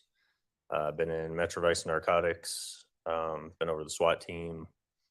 Yeah, so I've been many areas of the office. Worn different hats. Yes. In January and February of 2020, what was your specific assignment? So I was assigned to the Special Operations Division, which is over our SWAT team as the SWAT commander. And I also had our traffic unit and some other smaller units.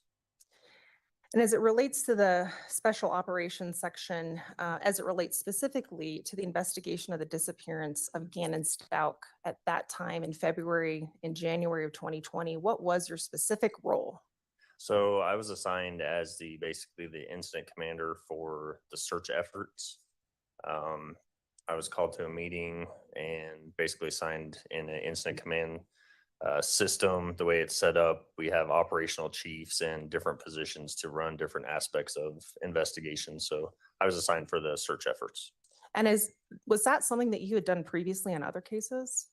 I mean, not to this degree, but definitely have been involved with incident command throughout my career in the different roles that I've played. So that was a big piece of the SWAT team in running SWAT calls. So we have to be able to, manage all those resources. So I think that's why they selected me for it.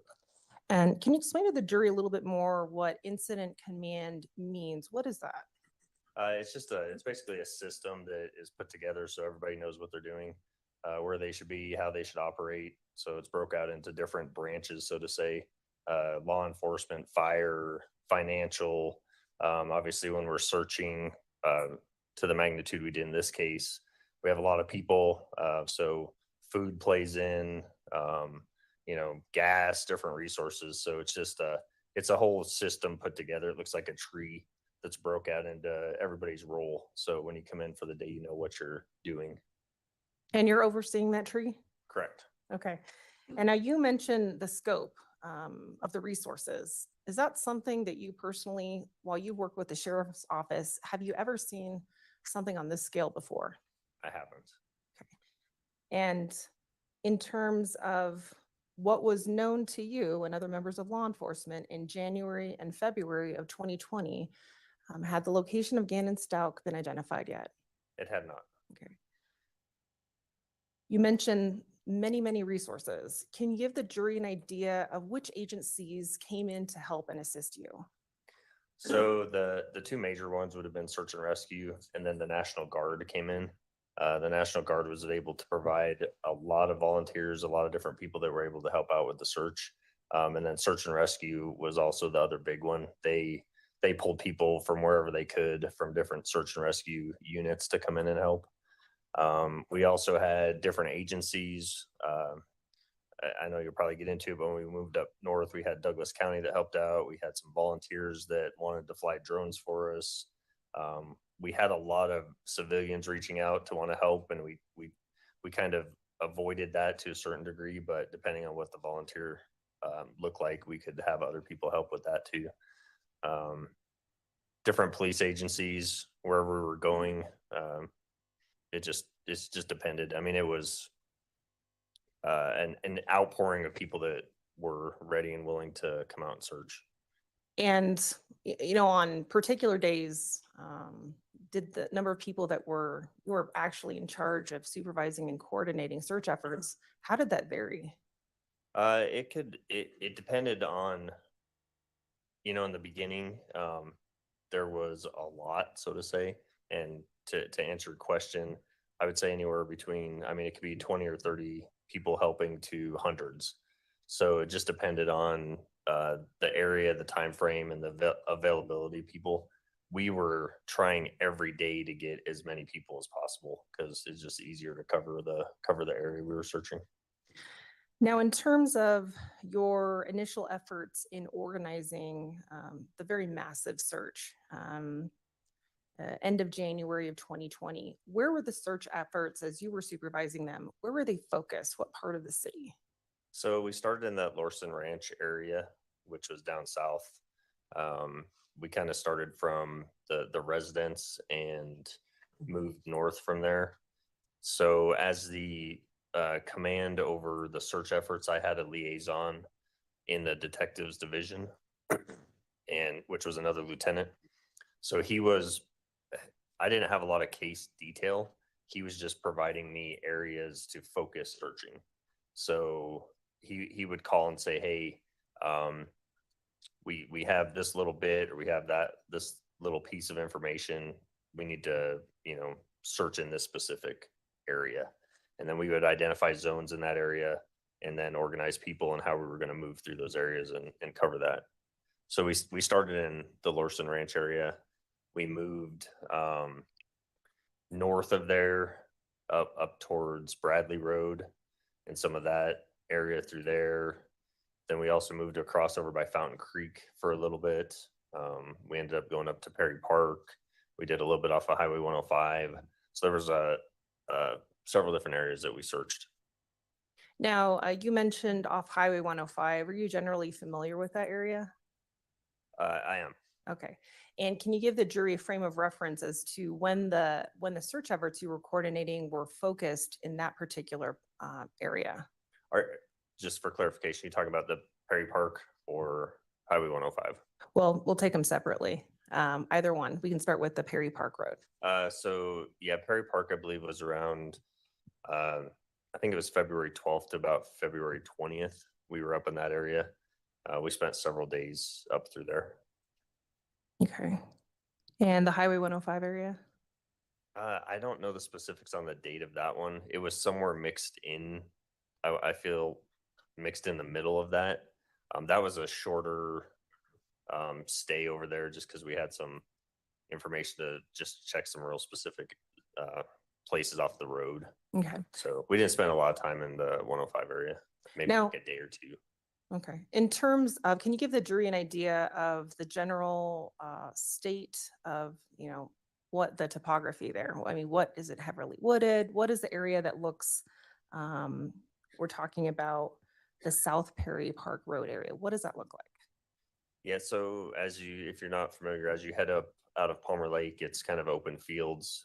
There's a very specific S turn that comes out of town. And once you hit the first S curve and you start up, it becomes to be very heavily wooded, so to say, brush, big pine trees. And then you move, the road turns back to the right to head north. And there's also a lot of trees and some fields, but you're right up against the mountains at that point. So it's pretty heavy cover. Now, you mentioned various tools and resources that were of use, but specifically in that area, what kind of tools and resources were really essential for you guys? So when we were first sent up to that area, when I drove it to go kind of get an idea of where to put the command post and how we're going to separate it into zones, I noticed there was a significant amount of snow still. So there was several drifts. It's, right up against the mountains, like I said. So drifts, heavy snow, different, a lot of different elements to that. So search and rescue, when we brought them in, one major thing they used was what they called probing poles, which they actually had to find more because they tend to break or they lose them or whatever. But it's basically just a long pole that they can stick down in the snow and probe for what they're feeling. They've been doing this long enough that they were telling me they can, if they hit dirt, they can feel that. If they hit something soft that doesn't feel like the ground should, then they'll stop.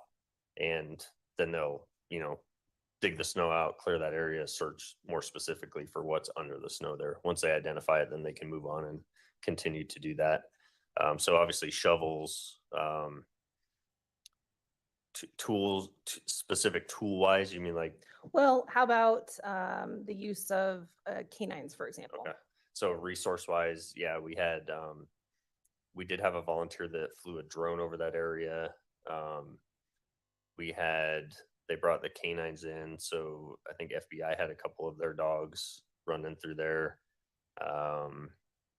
So there was a lot of, I think who else we had or what else we were using up there. Drones and What about overhead planes?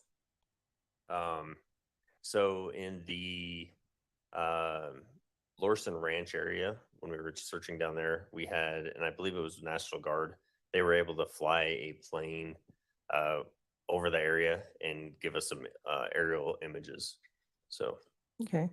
And you mentioned information known to law enforcement. Can you explain why some of the search efforts were focused specifically in that South Perry Park Road area? hold on one second for me, okay? Mhm. Sorry. Apologize. That's all right. Can you ask that question again? Yeah. You mentioned an S turn at South Perry Park Road area. What was the information that law enforcement was received? But how do you focus in that particular area? So like I said, I had a liaison through the detectives division. He had provided some information that a tracker information had shown a vehicle that traveled up through that area and then had specifically slowed down in a certain section and then moved. And then I think it had come back through, but the information provided to me was that the, vehicle was up in that area. And the specific vehicle that you're referring to, do you remember the make, model, year, anything like that? I don't. I recall him telling me that it was Letitia's vehicle that was that they had tracked up through that area, and that's why they were moving us up there. Okay. And in terms of, you mentioned the law enforcement resources in terms of tracking that vehicle, did that include members of surveillance, MBNI, that sort of information provided them to you? I'm not sure about that. Okay. I don't know if they actually I wasn't privy to that information, whether or not they had followed a vehicle or not. Okay. On February 15th of 2020, were you on duty that day? I was. Okay. And did you find anything in particular of note on that day? I did. So on February 15th, I mean, like I said, we'd been working several days in a row, doing a lot of search efforts. On that day, go ahead. And sorry to cut you off, but we'll go through, I'll introduce a few exhibits through you, but before we get there, to start, what was the particular item that you located? So I located a piece of particle board that was approximately 2 feet by 2.5 feet and 1/2 inch thick that was off the side of the road. Okay. Okay. Your Honor, permission to approach the witness? You may. Thank you.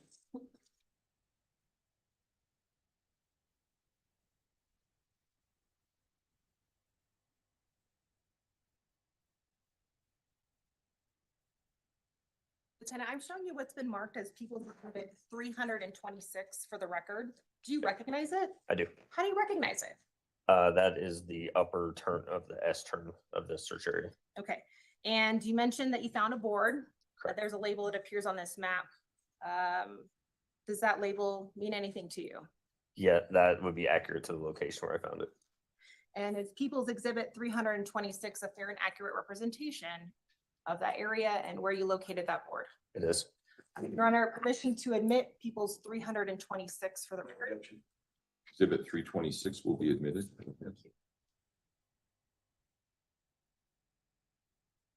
And before we go,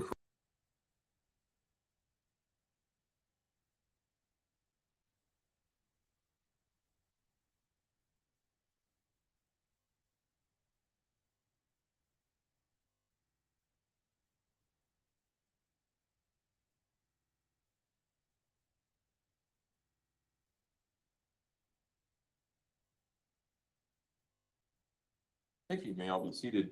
Court will recall CR 1358, People versus Letitia Stout. Record should reflect the jury has returned to the courtroom. Mr. Allen. Thank you, Ron. So where we had last left off, Commander Mahalka, was we were talking about the different searches of the 6627 Mandan Drive. Think you've testified that on February 7th is when the scene was officially locked down. I mean, what does that mean when you lock down a scene? So at that point, detectives changed the locks on the residence. They disabled the garage door, so they wouldn't be able, no one would be able to access the residence from the garage. And we secured the house that way. How many homicide scenes have you responded to in your career, both as a detective and now as a in leadership? Quite a few. I can say well into the 30s or more. Okay. In your experience as a detective and in command, if you have a homicide with no body, does that create some difficulties in an investigation? Absolutely, it does. In what way? No, without a no body homicide, it's very difficult to present probable cause that a homicide occurred. And so for the investigators, it takes a lot more time and effort to show beyond or to show a magistrate that there is probable cause that the death of someone occurred. Could there be a reasonable explanation that the person is just missing and not actually dead unless you have a body? That is a possibility. So that's one of the hurdles in a no body homicide investigation that you have to overcome, because it could just be someone that was missing, period. In your experience, both as a detective and then in command level, is there a lot of evidence that you can derive from a body that's had some violence carried out on it? Yes, there's obviously physical evidence, the method of death, potentially a generalized timeline, And depending upon what evidence is found on scene, that could produce multiple leads. When you respond out to a homicide scene and a body is still on scene, is it very typical to find bodily fluids on the scene, It is distinctly possible, yes. like blood? Mhm. You have to say yes or no for the court report. Yes, I'm sorry. Yeah. Potentially body tissue even? Yes. Are those things helpful to drive where an investigation goes and how it develops? Yes, it does help us with determining method and dependent upon the scene, that evidence can also help lead us to potential directions and suspects. Did you in fact ever go to 6627 Main Dan Drive yourself? I did. Did you see things inside that house that led you to believe, based on your training and experience, that something violent had occurred inside that home? Yes, I did. What were those things? We saw blood patterning, bloodstain patterning, bloodstaining within the room of Gannon Stout. When you say blood patterning, are you talking about blood stain pattern? Yes. Where was that generally located? On a wall, and I don't remember which direction of the wall, but on a wall that was near where Gannon's bed was previously located. Did you also have a chance to observe where blood had seeped through carpet and puddled onto the concrete underfloor? Yes, I did. Did it appear that there had been a fairly large amount of blood that had seeped through that and stained that floor? Yes, it appeared that there was a significant event there. Having that sort of seeping through and puddling, is that consistent with other murder scenes that you've been on? Yes. In an ideal world, if you know that a crime has been committed inside of a house, do you prefer to seize that and prevent people from going into a scene right at the very get-go? Yes. Why is that? Because anyone moving in or out may inadvertently move evidence around or transfer pieces of evidence from one place to another. So we've already talked about the phone call coming in on January 27th, and then the scene is not locked down until February 7th. So we're talking a number of days. Did you have concerns with that span of time from a command level and from your experience about that scene being compromised at all? From the time as the investigation unfolded, I believe that the investigative teams were acting appropriately and searching for the evidence that was necessary. But as additional information came to light, that caused us to have to go back. So as of February 7th, we determined and realized that the scene itself needed to be locked down, which is what we did.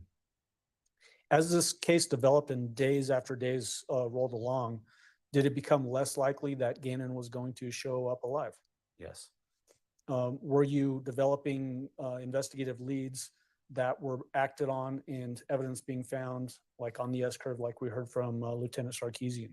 Yes, and please remember, I mean, this was a team of investigators that was not only following leads that were generated with the defendant as a potential suspect, but we had hundreds, if not 1,000 plus tips that detectives also had to vet and determine if there was direction that we need to take on those as well. During the pendency of the investigation phase of this particular case, were there daily meetings starting with the sheriff's office, and then did that evolve eventually to the FBI's building? Yes, those meetings were sometimes once, sometimes twice per day. Were a lot of people involved in those meetings? The key investigators, again, at the same time, we still had investigators in the field, but the key investigators were there, and most of the information was disseminated that same day to the rest of the team. Yes. And then was information that was passed along in those meetings acted on each day by different investigative teams, both locally and then eventually nationally? Yes.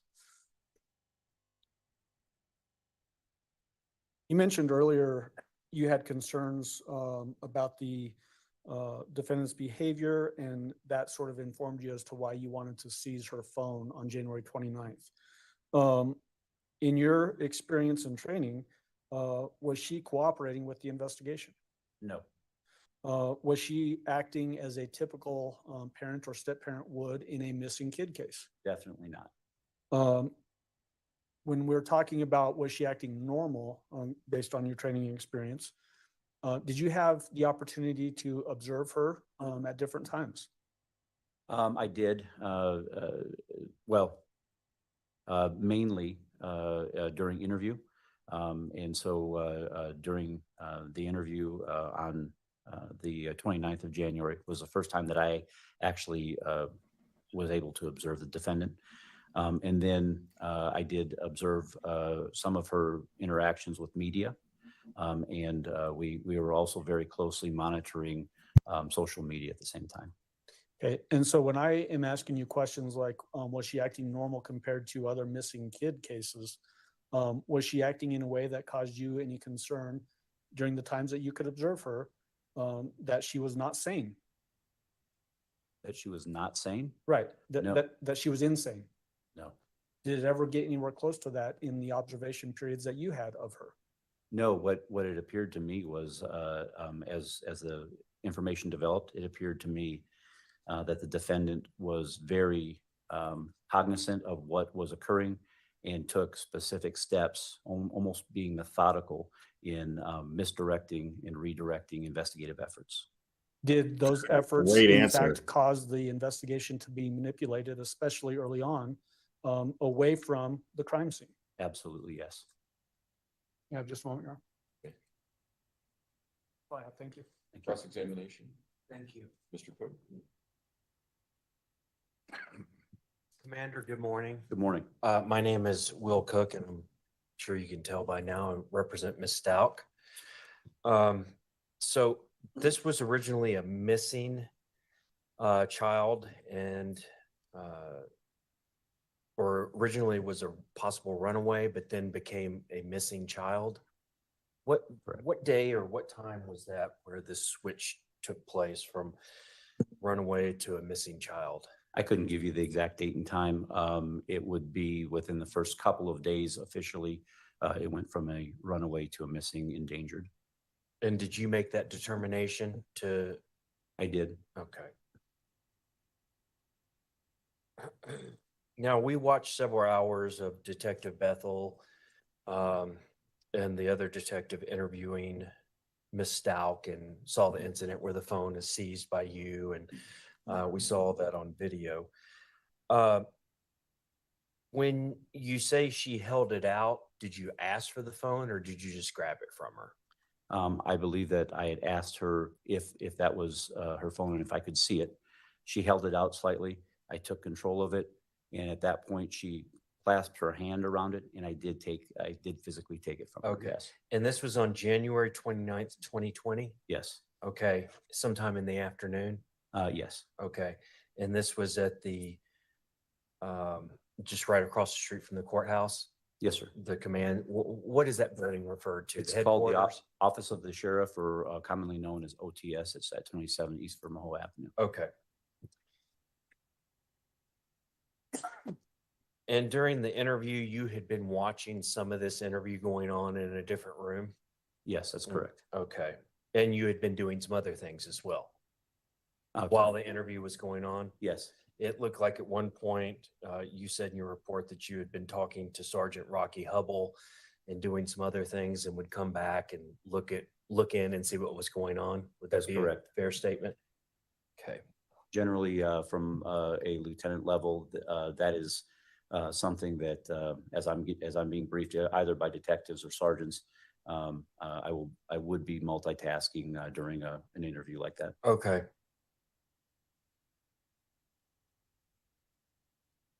So Gannon, just kind of a timeline as far as you know, January 27th, 2020, Gannon is reported missing or run away by Miss Stout in the evening, correct? Yes. Okay. on the 28th of January of that year, Gannon's father comes back into town and there is a meeting at a Starbucks in the evening between Miss Stout and Al Stout, Gannon's father. I'm unclear as to the exact timeline on that, so I'm not sure. Okay, that's fine. But then the 29th, we've already talked about. That's when she went down and did the video recorded interview and her phone was seized. And then on February the 7th is when the seizure of the home at Mandan Drive took place. That's correct. Okay. Now, from the 29th to the 7th, which is when she did the interview, to the 7th, that's about what, 8 or 9 days that went by between the seizure of the phone and the seizure of the house? Have you done the math on that? 29, 30. I'm not very good at it, but I think 8 or 9 days. Okay. But would you say from the January 29th to February 7th, there's 8 or 9 days between the seizure of the phone at the police or the deputy's station where you took it from her to where the house at Mandan Drive was seized? Yes, and multiple warrants executed at the house as well. Okay. And you already told Mr. Allen, while it's important to have a crime scene or a possible crime scene locked down because evidence can disappear, it can be tainted, it can be destroyed, contaminated, all these other things. Is that correct? There's a possibility of that, Yeah. yes. And that's why you seized the phone you testified to, because she could have destroyed the evidence, gotten rid of the phone, whatever. A lot of stuff could happen. And so that's why it was important, exigent circumstances, that you took this phone, correct? Yes, sir, that's correct. Okay. And ultimately, that's why you seized the house on February 7th, to keep evidence from leaving, disappearing, spoiling, whatever you want to call it. Once it was determined that the house was a point that we kept coming back to, and realized that the investigative efforts were very complex and were ongoing and continuing, yes, that decision was made. Okay. Now, on January 27th or 29th, I'm sorry, during the interview, you made a determination that there was exigent circumstances to take the phone, to seize it from Ms. Stout, correct? Yes, sir. Okay. You also based that determination on the fact that she had really changed her story. And as Mr. Allen asked you, first story was diametrically opposed to what second story was, correct? Yes. Okay. At that time, you could have arrested her for attempt to influence a public servant, correct? Giving the vastly diametrically opposed stories to law enforcement. Remember, at this point in time, we also had no body, and there was concern that there were additional leads coming in. So there was a possibility, that was a concern, yes. Okay.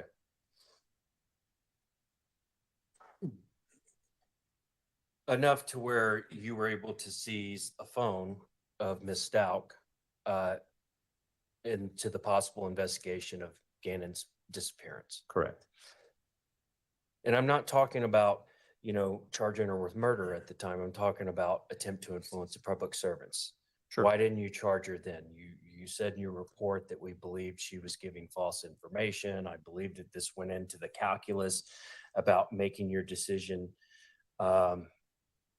of seizing the phone. Why didn't you just go ahead and charge her with something then and arrest her? What would that have gained for the actual investigation into Gannon at that point? Well, it would. I can't answer the questions. Exactly. So, I mean, if that's just a rhetorical question for the jury. So More of a clarifying question as to Dude, where you you're going suck. with that. I would like to help you with that. well, This guy's awesome. Commander, there's information that after the 29th, but before the house was locked down on the February 7th, that Ms. Stout and her family had arrived at the Mandan Drive house with a moving van and moved out of the residence, correct? I don't remember the exact dates, but there was a timeline in there that they did move, yes. It was between her interview on January 29th and, but after that, but before the house was seized on February 7th, correct? Yes. Okay. And also there's allegations and evidence that has come in that actually Miss Stout, after January 29th, after the interview and the phone seizure, transported Gannon's body to Florida and dumped it in a swampy area. That happened after January 29th, but before February 7th, the house being seized, correct? Not sure exactly when that occurred, but again, I would have to actually go back to reports to see the exact timeline. I apologize, I'm not able to give a more clear answer on that. If you're telling me that is what your understanding is, I could agree to that likely being the case.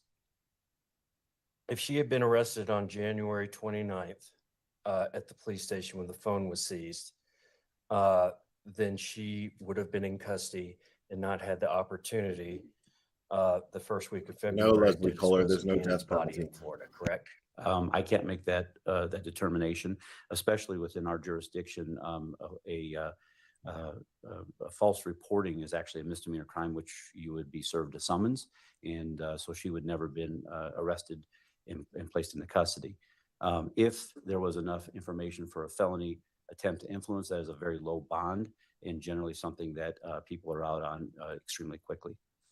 But attempt to influence, this would have qualified, and it is a felony offense. And she could have had a bond set much higher if it was a attempt to influence as part of a high-profile murder investigation. You could have asked for a higher bond, correct?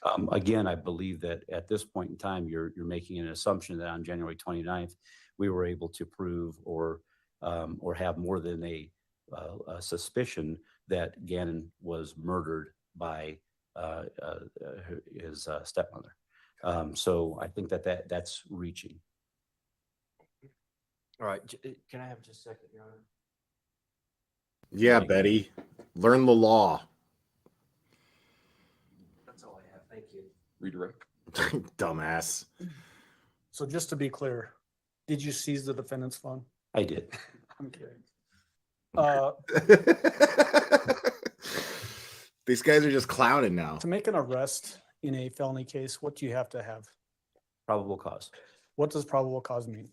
Probable cause is a set of circumstances that would lead a reasonable magistrate or judge, or even to believe that a crime has occurred and the person that you're arresting committed that crime.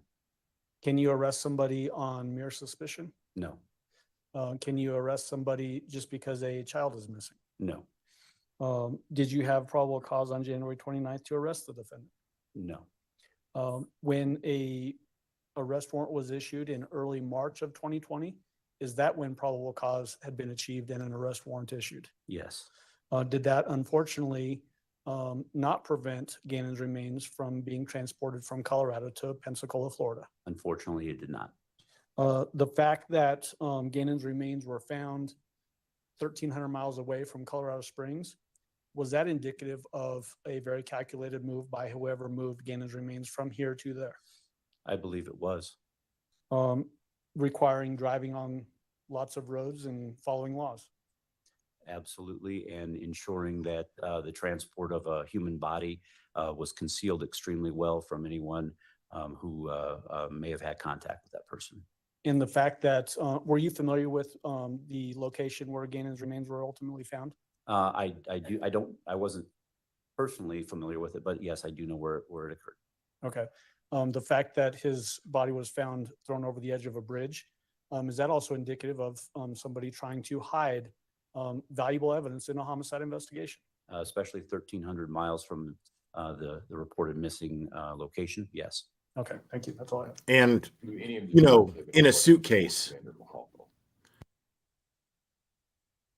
Commander, you may step down. Thank you, sir. Thank you.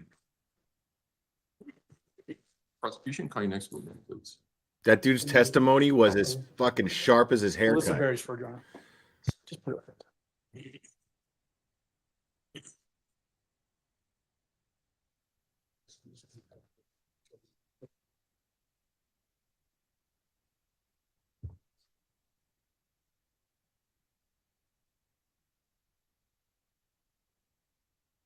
Not just yet. Ma'am, would you step forward, please, and raise your right hand? You swear affirm the testimony about to give in this matter will be the truth, the whole truth, and nothing but the truth. Yes. So if that's seat in the witness stand, please watch your step as you step into the stand. And Judge, just as a preliminary matter, before we get into Ms. Beresford's testimony, we have quite a number of photos that we're going to be admitting through her. It's basically 528 through 678. And to be efficient, I've asked defense if they will stipulate to admission of those items so that we can just jump into her testimony. So I would move for admission of 528 through that last number, which was 678. 678. Thank you. That's fine, Your Honor. All right. No objection to Exhibits stipulating the- Exhibits 528 through 678 will be admitted. Go ahead. And just before I get into the testimony, I want to put these numbers up here on the. That's fine.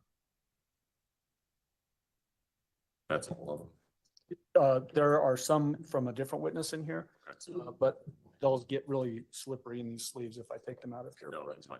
Okay.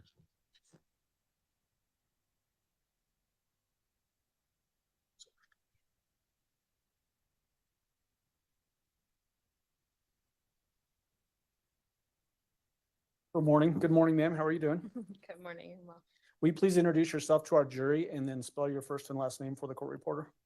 my name is Alyssa Beresford.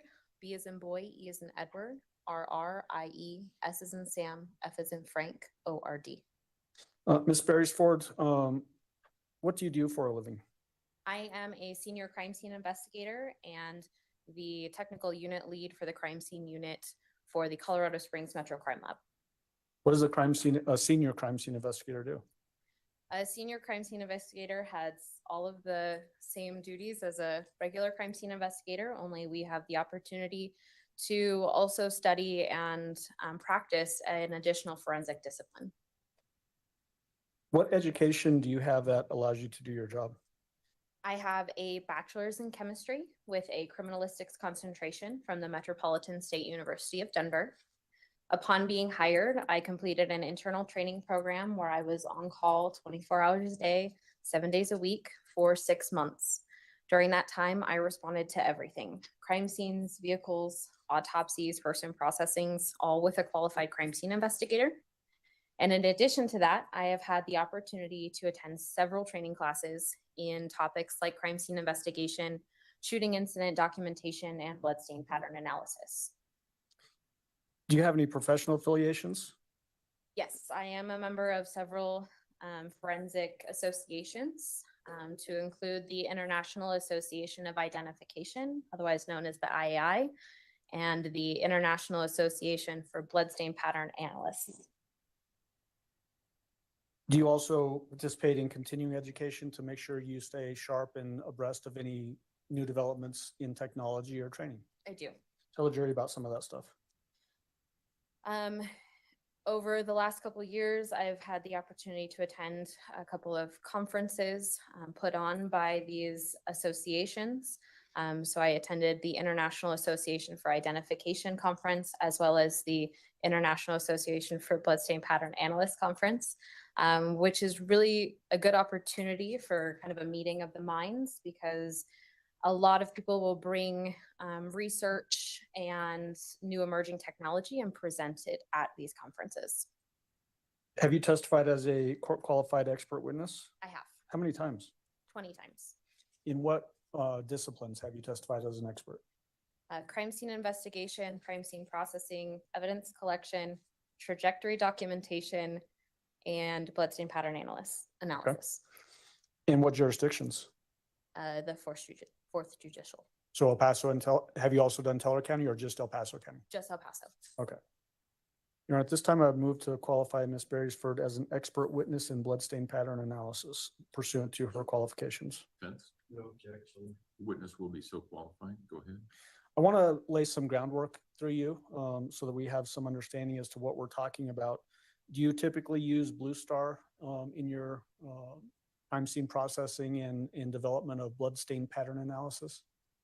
It's not used very often in bloodstain pattern analysis, but we do use it frequently when we have an indication that the bloodstains may have been cleaned up, because it is a search tool for those latent or hidden bloodstains. Does latent just mean hidden? Yes. Okay. Do you use low light photography when you're using Blue Star? Yes, Are you familiar with the phrase road mapping technique? I am. What does that mean? Road mapping is a technique used to document bloodstains, especially when a bloodstain pattern analysis may be conducted later on down the line. What it entails is a lot of extra documentation. We're going to identify specific pattern types for those bloodstains, and then add in a lot more directionality and scales when we're doing the documentation itself. When you say pattern types, what do we mean by that? So bloodstain pattern analysis is based off of a series of different pattern types. And what I mean by that is different mechanisms can produce different appearing bloodstains. And based upon the appearance of those bloodstains, the size, shape, location, distribution, orientation, it can tell me different things about what may have caused those bloodstains to be deposited. Okay. And so tell the jury about, I guess, some of those different types.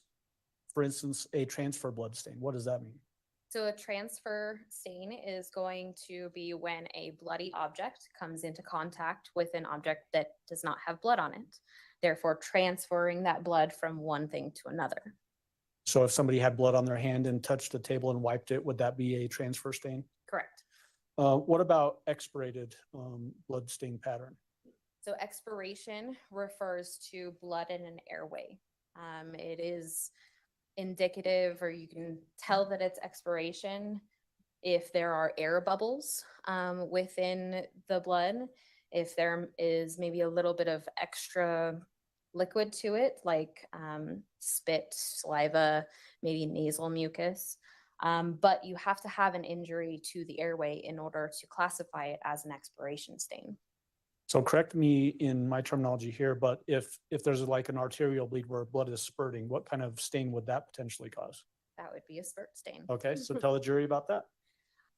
So arterial or arteries are very unique because they're very pressurized and they're very high volume of blood, which means that if an artery is nicked or severed, we're going to have a very high volume of blood that's ejected under pressure. So this is going to create a very unique blood stain. Typically, what we're seeing are very large circular or elliptical stains with a lot of volume in them. If somebody has a heavily bleeding head wound and is laying, say, on the floor here, and it's seeping onto the floor, what kind of stain would that be? Depending upon the surface of the floor, it would either be a blood pool where the blood is just flowing out and it's only gravity is acting upon it. Or if it's a porous surface like carpet, it's going to be a saturation stain. So if you think of, you've got a spill on your counter and you take a paper towel and wipe it up, and that liquid seeps into the paper towel, that's saturating the paper towel. Can you have both a saturation stain and a pooling stain in one single event? Yes, Meaning that blood seeped, saturated through carpet and then seeped into a pool area. correct. How useful is bloodstain pattern analysis in a criminal investigation?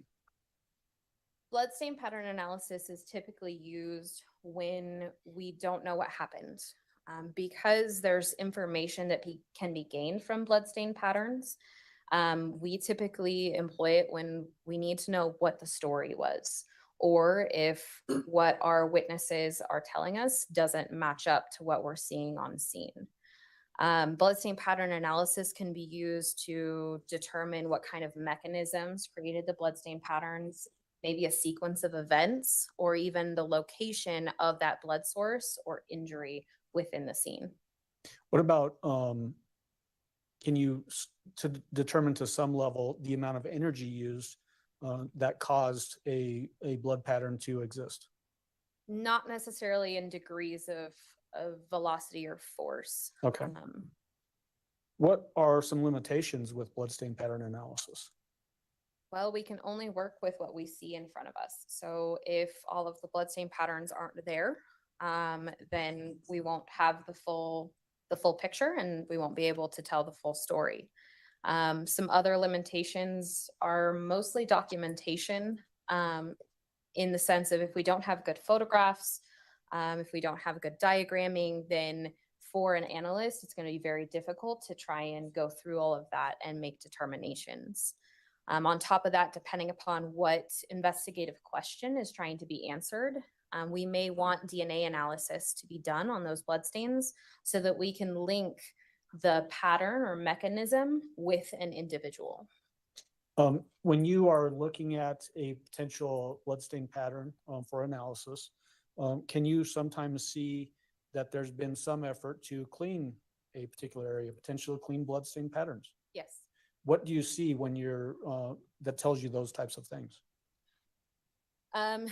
In most cases, it just doesn't make sense. But the blood itself, once it's dried, is actually very hard to clean up. It doesn't just wipe up very easily. And so that blood becomes more dilute, more transparent, lighter in color as you attempt to clean it up. And the well-defined edges of those bloodstain patterns start to blur. So that's an indication that it's been altered in some form. If, say, we're talking about a wall and there's a high volume of blood on a wall, and then water or some cleaning agent is added to that blood stain, will that cause the blood stain to actually run down the wall? It can. Can it cause it to run behind light sockets or switches or anything like that? Absolutely. Can it cause it to eventually pool on a flat surface below that particular wall? If enough liquid is supplied, yes.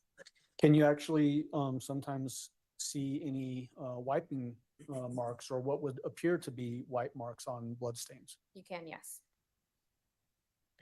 Are there any other things that can sort of go along those same ideas of indicative of cleaning a bloodstain pattern? Not necessarily. That I think Okay. pretty much covers it. And it wasn't a trick question. I just truly didn't know. You talked about in the limitations portion of it that if information is missing, does cleaning a blood scene remove information that would have been helpful if it had existed at the time that you show up? Absolutely. I want to talk specifically now about the case that you're here testifying on. How did you become involved in the investigation into Gannon Stauch's disappearance? I was initially requested to respond on February 3rd to the El Palmar Youth Sports Complex to investigate a potential clandestine grave. So the El Palmar Youth Sports Complex down south, not too far from the sheriff's office, correct? I mean, the jail, I should say. Correct. Is it typical to respond to those types of scenes if you don't know where a body might be? Yes. Did it turn out whether this clandestine grave was associated with this case or not associated? It was not associated So how do you know that? because it ended up just being a pile of dirt. Okay. And then what else did you do? Did you get request to go out to the actual home on February 5th? Yes. What was the nature of that request? I was requested to respond and document visible bloodstains that were found within the residence. And what was the address of that residence? 6627 Mandan Drive. Tell the jury, you don't just jump in and start going crazy, do you? No.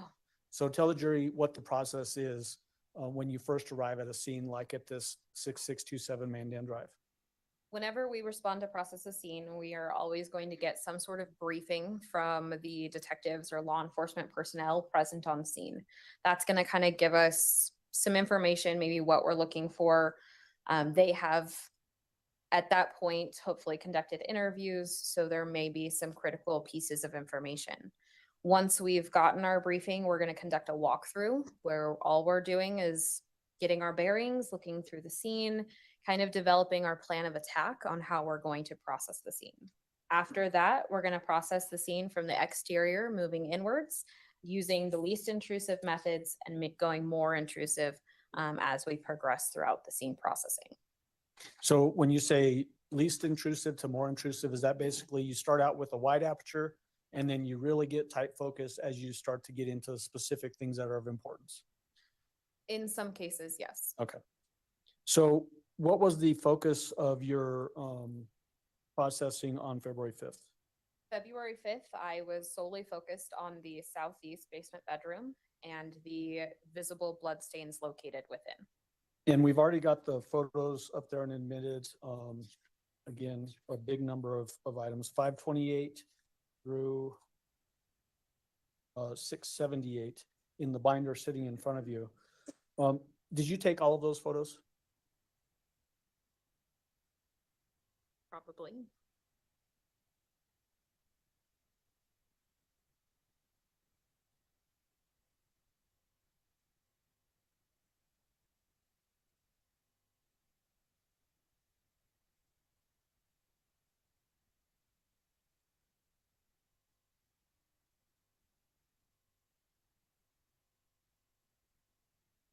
I think I could have saved us some time.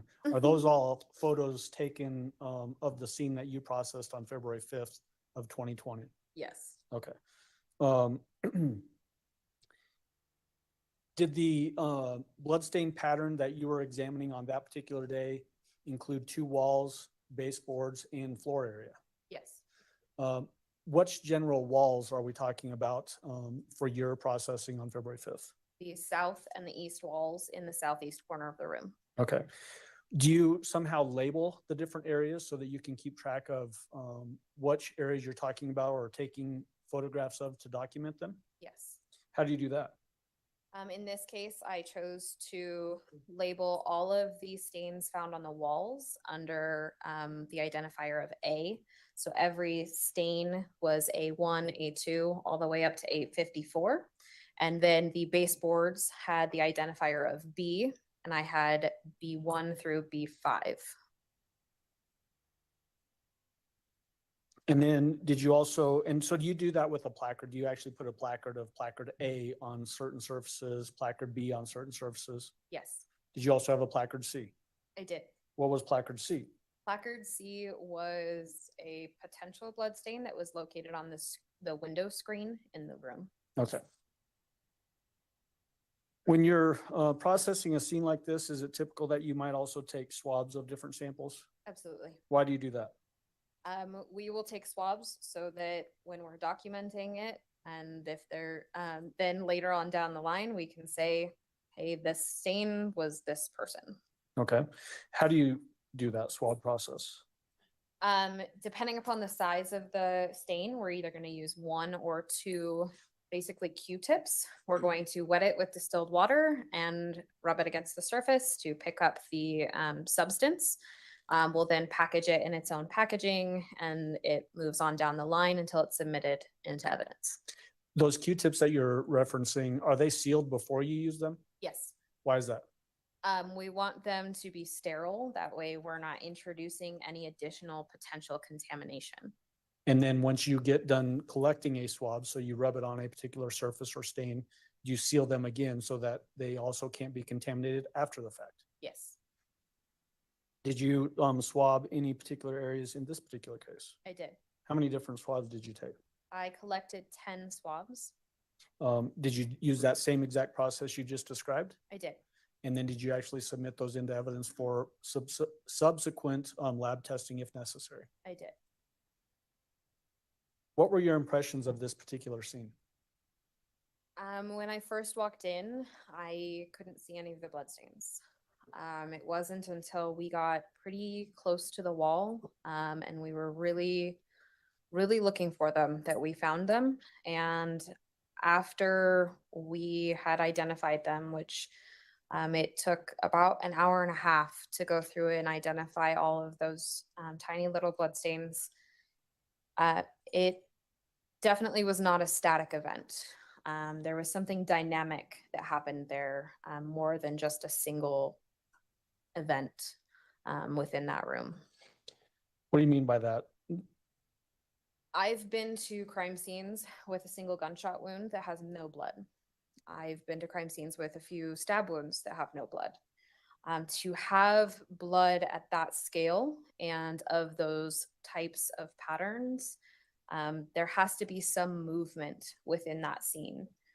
So some object with blood, whether it's the blood source itself, impact events, or a bloody object being swung, was present within that room. Would it be helpful for you to explain what you're talking about, to put a particular photo up on the screen so the jury can see sort of what you're describing? And I'm going to rely on your expertise to tell me which one would be best to help describe what you just talked about. Sure.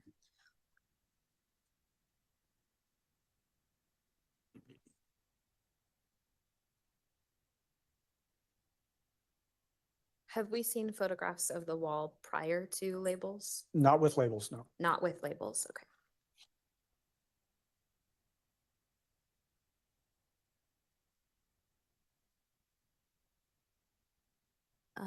Let's go with People's Exhibit 540.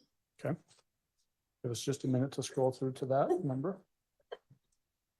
And permission to publish, Judge, as I see fit during the testimony of Ms. Beresford. Okay, so we've got 540 on the board behind you. You can either describe what you're looking at in the photo that's on the table in front of you, or if you want to point out things on this wall, use the pointer that should be up there in the witness stand somewhere.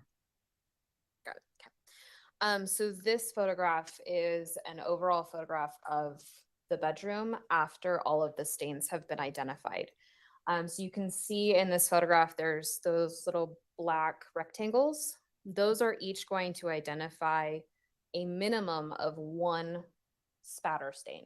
And by spatter stain, I mean a circular or elliptical stain that is produced by some external force being applied to liquid blood, whether that's on a surface or from an injury itself. So this kind of shows the magnitude of those spatter stains. It reached fairly far. We have a height of 5 to 6 feet tall, and it spanned on the, I believe that's the east wall, at least 6 feet down the wall. So this isn't just one area. There's some movement involved with this. So let's dig into this photo just a little bit. There's the white on that, I'm sorry, the yellow that stretches through both walls on that south and then east wall as well. Yes. What is that yellow stuff there? That is road mapping tape. So that is part of our road mapping documentation. And that allows a bloodstain pattern analyst to look at a stain, reference the scale tape, and say this stain was approximately 5 feet high.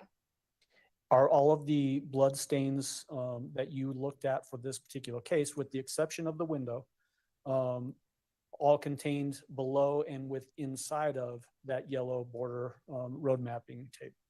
There is one additional stain that is, if I may I Yeah. stand? Absolutely. Just make sure when you stand up, because you're away from the microphone, that the furthest juror can hear you. So there is a stain that is just past the reaches of the scale tape, and it's going to be on the baseboard, kind of over here on the lower left-hand corner of the photograph. And I'm going to have you stay there for just a moment. All of those white rectangular stickers, are those your evidence stickers that you placed that are below and inside of that yellow road mapping tape? Yes. What about the white things that we see above the road mapping tape? Those are wall decorations that were there prior to my arrival. So those have nothing to do with your analysis of this scene, correct? Okay. You mentioned the height, and I'm gonna use the word enormity. Did that surprise you for this particular scene? at It all? did. Why? At that point, we really had no indication of what the cause of death could be. So something like this is a lot more, for lack of a better word, violent than I expected to see. Did this indicate to you that there had been a significant bloodletting that occurred in this bedroom? Yes. Did these stains lend themselves to one pattern? We talked about the other patterns earlier. Did these lend to one pattern, or were there multiple different patterns potentially? So because of the cleaning that was involved, we really couldn't say that it was from a specific pattern. If you think of a photograph, which is made up of a lot of tiny little pixels, right? If you have all of the pixels together, you can see what the picture is and what it means. If you only have 50 pixels and they're randomly spread across a photograph, you're not going to be able to tell what may actually be in that photo.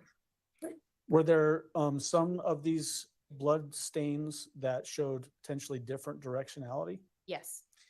Can you show us a couple of examples of that, just so that we understand what you're talking about? And then again, just tell me which exhibit number would be best for you to point to for that.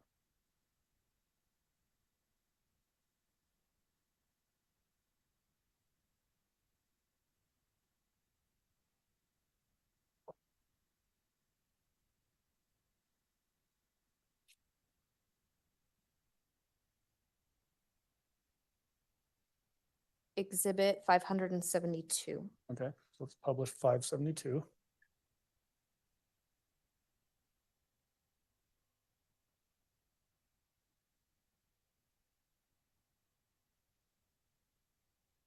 Okay, so we've got 572 displayed on the screen behind you.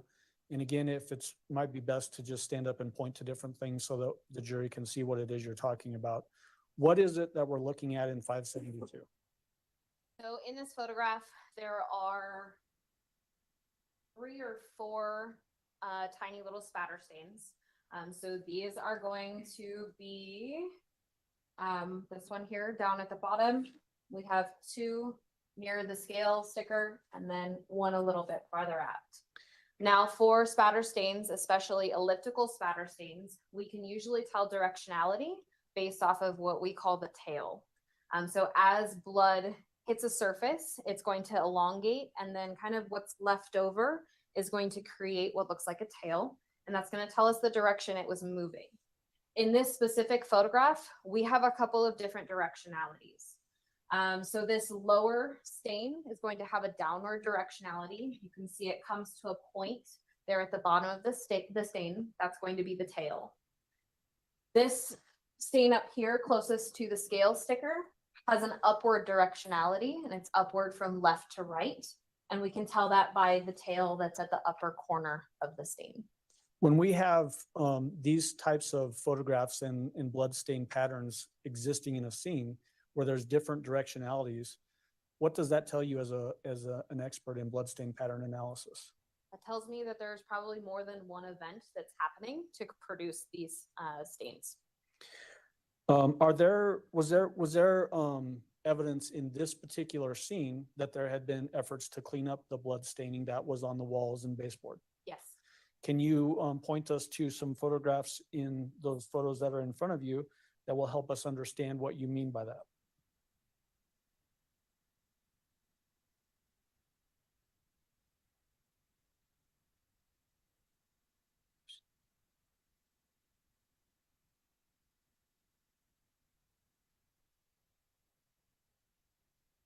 Um, 586. Okay, so we're going to put 586 on the board behind you.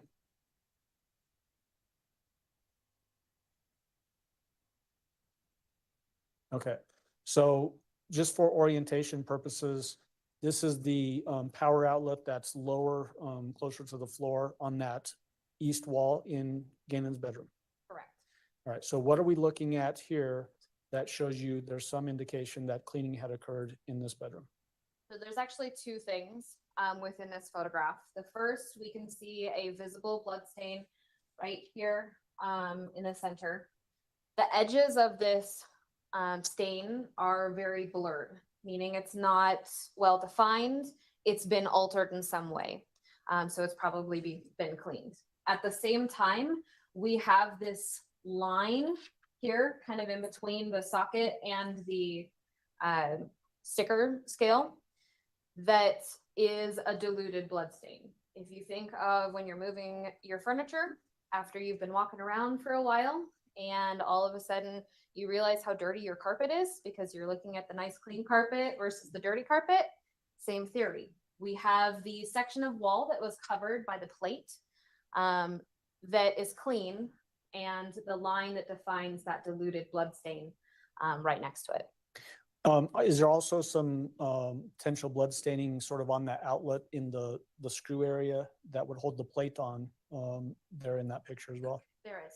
Does that also potentially lead to a conclusion that cleaning had occurred? Yes. Okay. The,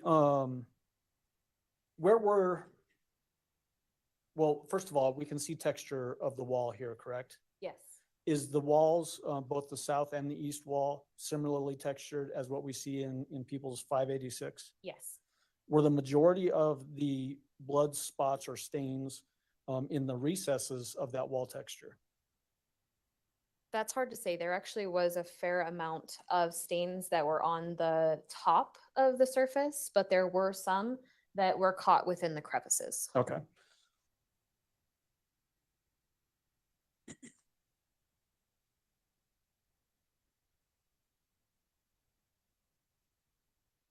Some point, did you go back out to this particular scene with a person by the name of Tom Griffin? I did. What was that for?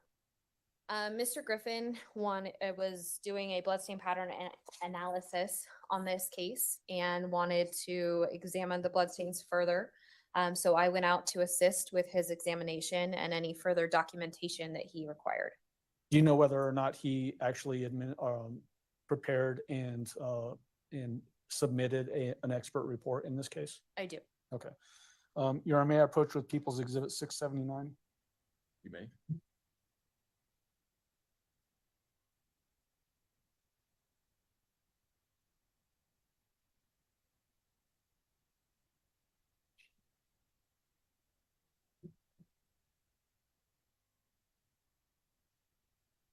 Show you what's been marked as People's Exhibit 679. I'm going to rely on your intuition here. Can you tell what People's Exhibit 679 is? Yes. How can you tell that? Based upon the barcode label that I prepared and attached to this packaging. Is this an item that you actually seized or collected while you were out there on February 5th, I think it was? No, this is not. I'm sorry, what date was it that you collected that item? I collected this on February 13th. February 13th, thank you. Is this a sheet that was collected? It is. A sheet from where? This was a bed sheet that was collected from the bedroom closet in the southeast basement bedroom. Is this the same bedroom that we've been talking about? Yes. Why did you collect that sheet? We were given an indication that there was shark print bed sheets that we were missing the set, and so it was something that was important, and so we found the bed sheet within the laundry basket and collected it. Subsequent to the time that you collected this item, has that bag or evidence collection bag been opened by somebody else? Yes. How do you know that? Based upon the additional evidence seals, I can see that it's been opened a couple of times. Okay. To know that the item that's inside that bag is the same item that you collected back on that date in February, would you need to open that bag? Yes. Okay. There are some plastic gloves to your right, and there should be scissors there as well. Is going to my own gloves, because those are going to be extremely large.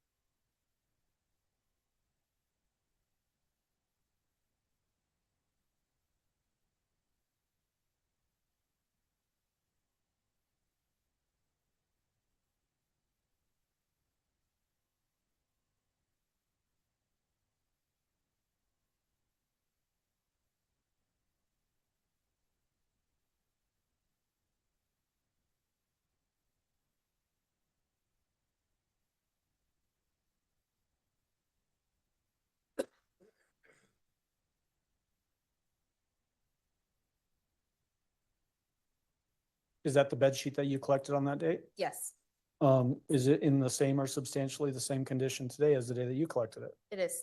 And at this time, I'd move for admission of People's Exhibit 679. Defense? Exhibit 679 will be admitted. Go ahead.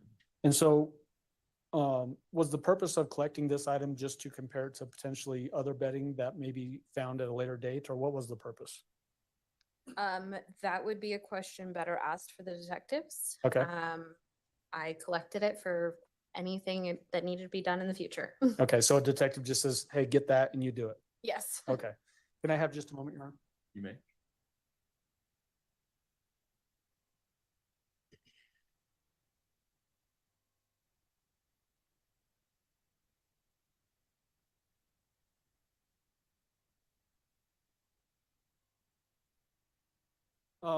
One final thing, did you find any shell casings in that bedroom? No, Did you find any knife or sharp objects that could have been used to stab somebody? no. That's all I have, Your Honor. Cross-examination, Mr. Cook. Thank you. Hi, how are you? Good. I think we've met before several times in the last few months, so good to see you again. I just have a couple questions for you. So your testimony to Mr. Allen was that from the staining, the blood pattern, that you think that this was a very violent event? Yes, Okay. And actually that it was multiple events? correct. What do you mean by multiple events? I think I know what you mean, but maybe the jury doesn't. What do you mean by that? Multiple events could be multiple blunt force impacts. It could mean, in this case, different mechanisms. The bloodstains that we saw were indicative of everything from a gunshot wound to blunt force and sharp force injuries. Multiple events could have been a shooting and multiple stab wounds with the Could. knife. Okay. And also, in addition to being very violent, multiple events, that the blood was coming from different directions. Correct. Just all coming from one way. It Yes. was, you said you had the head and the tail facing one way, the head and the tail facing another way with another stain. So it was coming from everywhere. From different directions, yes. Thank you. Redirect. I don't think I have anything, Your Honor. Do any of the jurors have any questions for Ms. Beresford?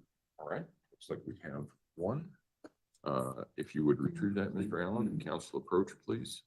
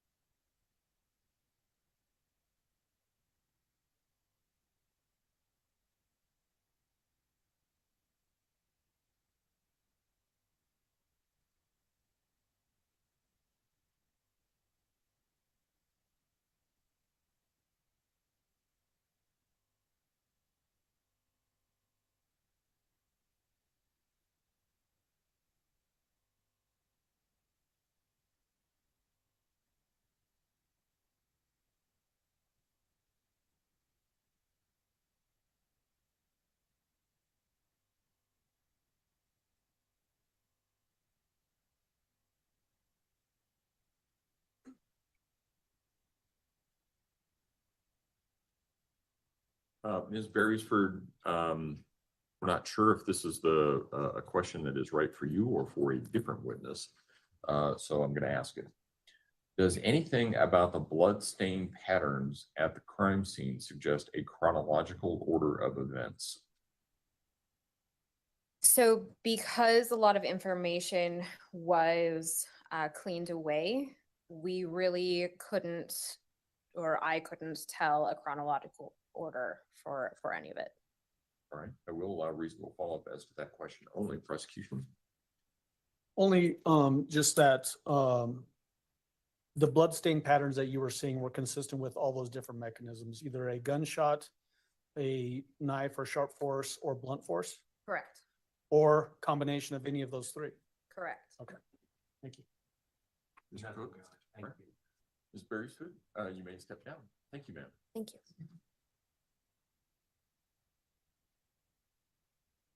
All right, ladies and gentlemen, we will take our noon recess.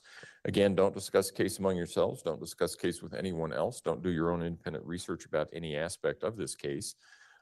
If we can have everyone back in the jury room a little bit before 1:30, we should be able to start right on time at that point. With that, all rise for the jury, please.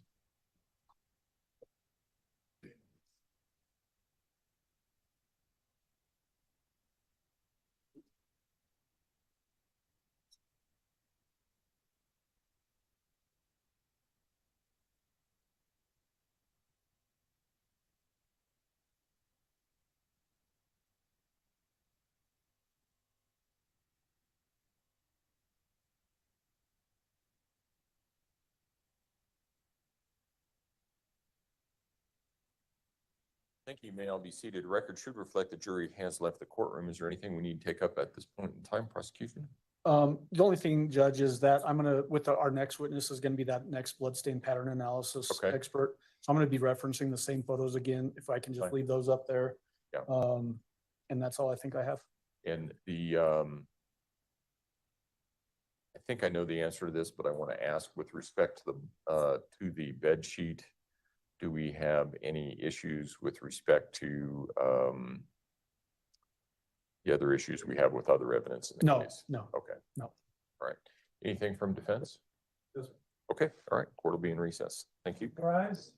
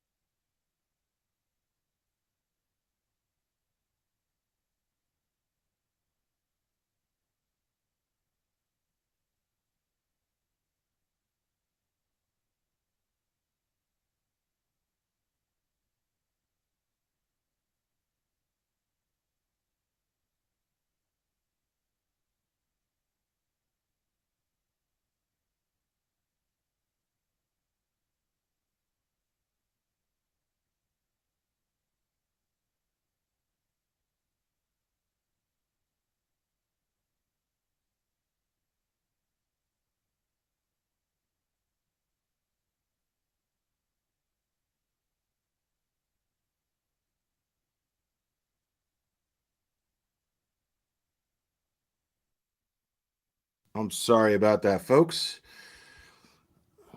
Had to take care of something and step away for a minute there. I'm sorry about that, folks. Pretty interesting testimony going on there. Mostly just the same stuff kind of going over. Again, stuff that seems kind of redundant, but is necessary to convince a jury. So different people working for law enforcement, different experts, different people with certain expertise that are going to testify to their expertise and their place in the investigation. But as you can see, it's all neatly fitting together for the same purpose, which is to show that Letitia Stock is absolutely guilty of this crime. So,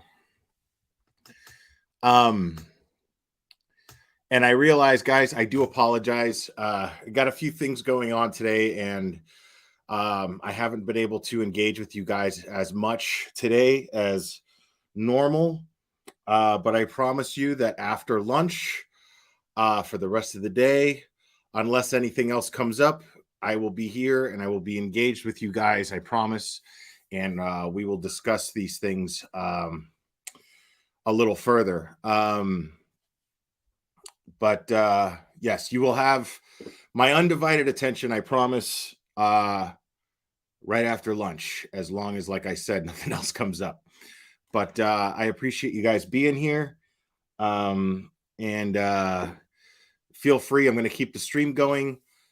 Feel free to talk amongst yourselves. Yeah. And I will see you guys when they come back to court and it resumes.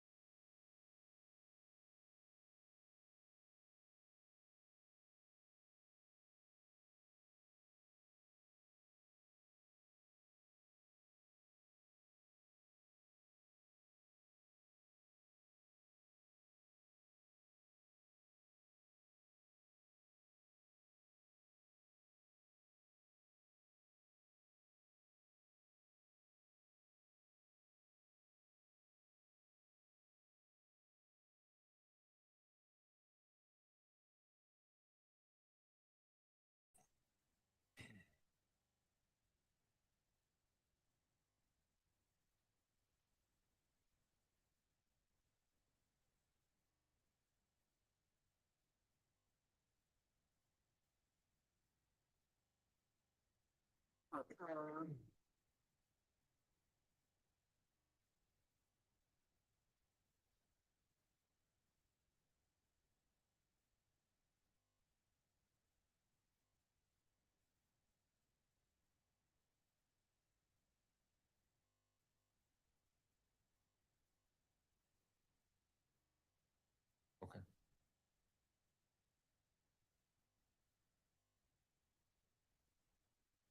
All rise for the jury, please.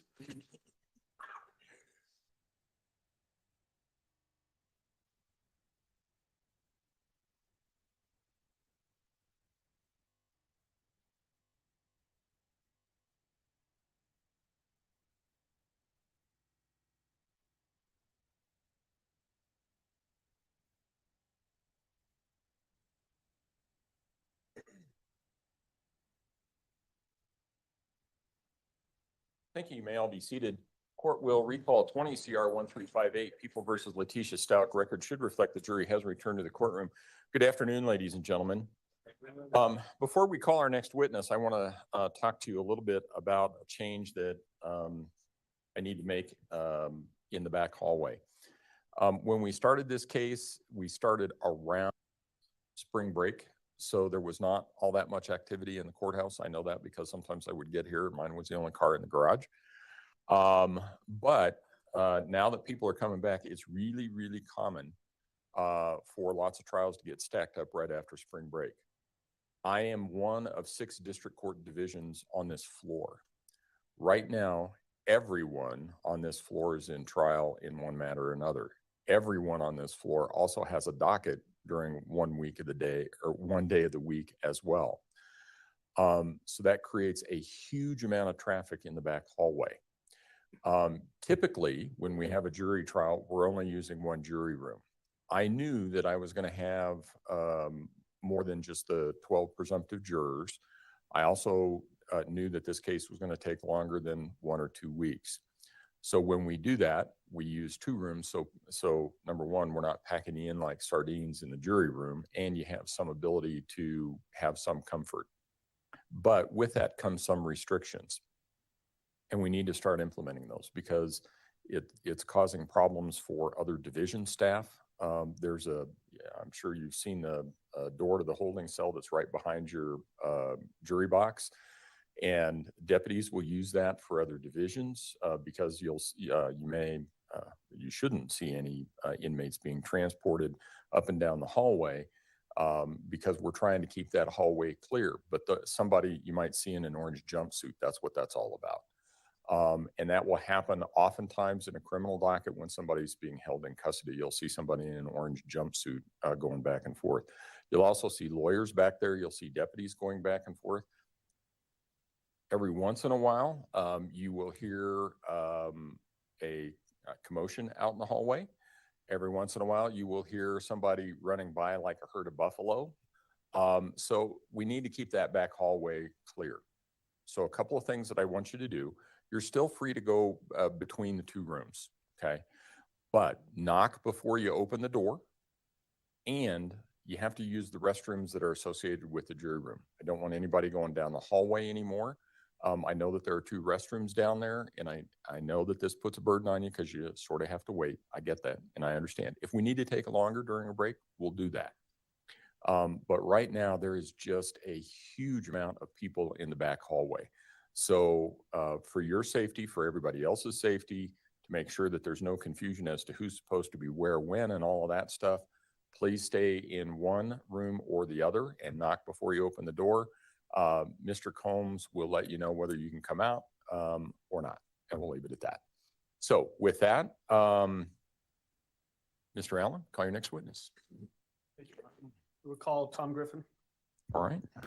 All right, folks. So quick update. Hopefully he's not wandering around in the hall. Jurors got to use one bathroom and they can't be running up and Mr. down the Griffin, hall. if you would step forward and raise your right hand, please, Riveting. sir. Do you swear or affirm the testimony about to give in this matter will be the truth, the whole truth, and nothing but the truth? Go ahead and have a seat in the witness stand. Please watch your step. You got to go around the other way. That's okay.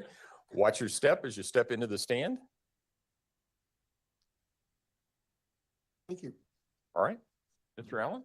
Thank you, Your Honor. Good afternoon, Mr. Griffin. Will you please introduce yourself to our jury and then spell your name for the record? Good afternoon, sir. Good afternoon. My name is Tom Griffin, Griffin. Mr. Griffin, what do you do for work? I'm a private forensic consultant in bloodstain pattern analysis, crime scene investigation, and reconstruction. What kind of experience do you have in crime scene investigation, reconstruction, and bloodstain pattern analysis? Centuries. I spent 4 years as a crime scene investigator and forensic chemist with the Greeley, Colorado Police Department. I left there and then spent 29 years at the Colorado Bureau of Investigation Denver office, where I did forensic chemistry, but also headed a crime scene unit and did bloodstain pattern analysis, both on scenes and on evidential material that was submitted to the laboratory. What kind of educational background do you have? I have a bachelor's degree in chemistry and then 4 years of graduate work in chemistry. I left that to go into the field of forensics, where I've taken numerous courses, particularly in bloodstain pattern analysis, 6 courses over the years of my time in the field. Who are you currently employed by? I'm a private consultant, so I have my own company. I formed after I left the Colorado Bureau of Investigation, and I'm also a partner in a forensic consulting and training company out of Oklahoma City, Bevel, Gardner and Associates.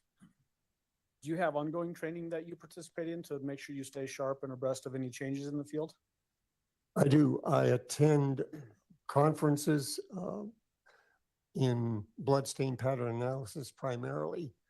One is the International Association of Bloodstain Pattern Analysts, meets yearly across the country. Also the International Association for Identification. It meets yearly as well. And I attend workshops there, as well as have taught since 2001, approximately 80 workshops in bloodstain pattern analysis for those 2 forensic associations.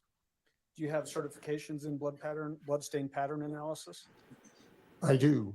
The International Association for Identification began a bloodstain pattern certification program in 1999. I have maintained my certification in that and also served for 14 years on their certification board. What about professional affiliations? Do you have any affiliations that go along or hand in hand with your bloodstain pattern analysis? Let me refer to my scrolls. I can answer that. Current member of the International Association for Bloodstain Pattern Analysts, or of Bloodstain Pattern Analysis. I became a distinguished member there in 2011. And I'm also a lifetime member, meaning I've been in the organization more than 25 years, for the International Association for Identification, where I became a distinguished member there in 2016, and have also been involved in a Colorado-based group, the Rocky Mountain Association of Bloodstain Pattern Analysts, since its finding or forming in 1983. Have you received awards in this field? Yes, I have. Go ahead and tell the jury. The International Association for Bloodstain Pattern Analysis distinguished member was voted upon by the membership. It's not earned in that sense by applying for it. It's awarded by the membership. And I've also, for my distinguished membership in the International Association for Identification, I had to show evidence of participation in workshops, publication of articles in literature, and training as well. This was all in the messenger pigeon message that I sent you guys 6 months ago. Analysis and crime scene reconstruction. I have primarily two, both in bloodstain pattern analysis. When were those publications done? The They- primary one Was I carved believe, in a stone tablet. 2000, no, 2010, excuse me. An article I co-authored on the foundations of bloodstain pattern analysis for the Journal of Forensic Identification. And then in the mid 1980s, I co-authored an article in the International Association of Bloodstain Pattern Analysts newsletter. Okay. Have you testified as an expert witness in bloodstain pattern analysis and crime scene reconstruction? Yes, sir. How many times? Just over 50 times now in that field. What jurisdictions? Mostly The Northeast Colorado, Territories, 5 before other the states since I went Native as a Americans private settled. consultant, and a few times in federal court in Denver. Who, I guess when I say who, I mean, what agencies or parties have retained you to work in bloodstain pattern analysis during your career? When I was with the Greeley Police Department, it was cases that came in to that agency. When I was with the Colorado Bureau of Investigation, there were cases that came in submitted from law enforcement agencies, as well as call outs to scenes at the request of law enforcement agencies. Since that time as a private consultant, I have responded to requests and worked for district attorneys, private attorneys, defense attorneys, and some law enforcement agencies. Who pays you for that type of work? It would be the agency that hires me. So have you been hired by both prosecution efforts and defense experts? Yes, sir. Okay. And I said experts, I meant defense parties is what I really meant to say. Yes. At this time, Your Honor, I'd move for qualification of Mr. Griffin as an expert witness in bloodstain pattern analysis and crime scene reconstruction. Vince? No, the witness will be so qualified. Go ahead. Mr. Griffin, what I'd like to do first, just so that we're all talking the same language, is go over some terminology. So what do you mean when you say the words crime scene reconstruction? Crime scene reconstruction is a specialized field that looks at physical evidence that may include bloodstains, include other forensic fields such as DNA, firearms, shooting reconstruction, medical reports, autopsy reports. And by studying that information, the reconstruction's aim is to determine a best sequence of events and support events happening or not happening, and in response often to particular questions put out by attorneys and investigators. When you're testifying in these types of scenarios and you're asked to do work in a particular type of case, are the parties paying for the type of opinion you render in a particular investigation? No, sir. I only charge for my time, not my opinion in any way. 4 wooden When we talk nickels about is what I bloodstain charge pattern per hour. analysis, tell the jury what we mean when we use those words. Bloodstain pattern analysis is the examination of bloodstains, bloodstain patterns, their size, shape, distribution, location, scene context, and using physical characteristics of those stains and patterns, identify the nature of the pattern, and then possible events that may have produced any given pattern. What is a spatter stain?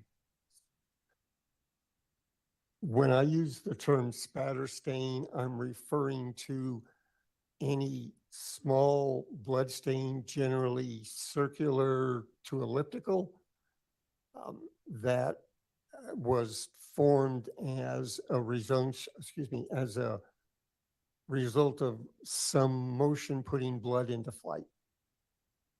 What about a non-spatter stain? What is that? Non-spatter stain is a larger category that includes stains not containing only circles and ellipses, but smeared blood, pools of blood, absorbed blood, any blood or blood stain pattern that has something besides just circles and elliptical blood stains in it. Can you tell a jury about any limitations of blood stain pattern analysis?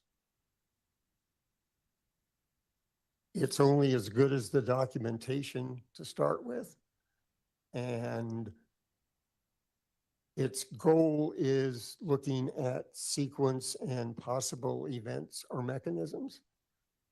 It won't tell us whose blood it is, for example. Generally won't tell us how long blood has been on a surface. And the other limitations are what is available on scene, if it's a scene we're using to do the analysis, or what's the nature of the photographs and diagrams that we've had supplied to us, as well as other evidence that may be available for viewing. As far as data that you're using to make your analysis and ultimately reach a conclusion, is best practices to have digital photographs taken and also a scene visit? When possible, yes.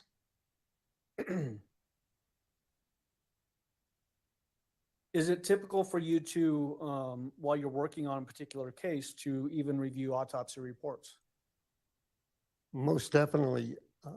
I make it a requirement before I'll issue a bloodstain report asking for copies of autopsy reports, since the nature of wounds, particularly bloodletting wounds, is a key component in looking at what possible events may produce stains and patterns.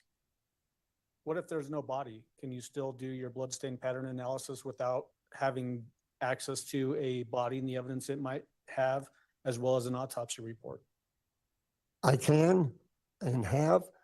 It's limited, or it produces the limitation not having wound information available. When we're talking about limitations, again, on how effective your work can be in bloodstain pattern analysis, what if a scene has been wiped down or cleaned in some way? Can that cause limitations in what you can decipher from the clues you see on scene? Yes. In what way? Anything that removes bloodstains or alters their appearance affects the physical characteristics of those bloodstains and limits perhaps even identifying patterns that are present, and then further limits concluding what type of events may have produced a given pattern or series of stains. Yo, are you gonna make it, or? How did you become involved in the investigation of Gannon Stauch's disappearance? On February 18th of 2020, I received a Lieutenant message via Call- carrier pigeon. Mahalko? Thank you. Yep. Called me telling me about the case and asking if I would be available to look at some pictures and possibly help them with a case. Do you remember specifically what question you were asked to look into as it relates to that call on February 18th? Primarily, if examination of photos and eventually the scene would help identify possible events or mechanisms that may have been responsible for producing blood stains on the scene. So essentially, what may have caused these blood stains to be present in this particular bedroom? Yes, sir. What information did you have at that point regarding relevant factors that you may have to consider as you start your analysis? At that point, the information was minimal. I was told that there was no body, Gannon's body was not available, no apparent weapons, and on February 22nd, I received a flash drive that had over 350 digital images of various aspects of the residence and began looking at those bloodstain pictures. Did you look at all of those images that you got on that flash drive? I did.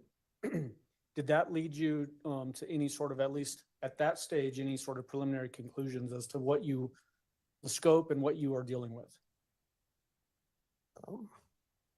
Very preliminary in that the stains I was seeing in the photographs were very small. So I was primarily seeing spatter stains, and at that point, couldn't say anything more without additional examination or information. Okay. Did you in fact actually end up going out to that particular scene? Yes, I did, on February 26th of 2020. Tell the jury what you did on the scene that particular day, and then I'll ask you some follow-up questions about that. I arrived on scene accompanied by FBI Special Agent DeFrance, whom I had met and carpooled with from Denver. And we arrived at the residence approximately 10:10 that day, met with CSI Beresford and then Sergeant Hubble, and we all entered the residence at 10:15. And Sergeant Hubble walked us through preliminarily or showing preliminary aspects of the residence for us. And then my attention was focused in the bedroom that I was told was Gannon's bedroom. In your review prior to getting on scene, did you have a chance to look through Alyssa Beresford's photographs that she took of the scene that included evidence markers that were stuck to the wall in different areas inside that scene? I did have some, yes, sir. Well, I had to put And down just so my you're aware, button there's a collection that I binder on keep in a the table coffee in front of can. you. And we're going to be referencing some of those photos. So already admitted in that binder is people's 528 through 678. And I just wanted to orient you to that as well. And when we get to that point, I'll ask you to flip through that and find us some pictures, okay? Okay.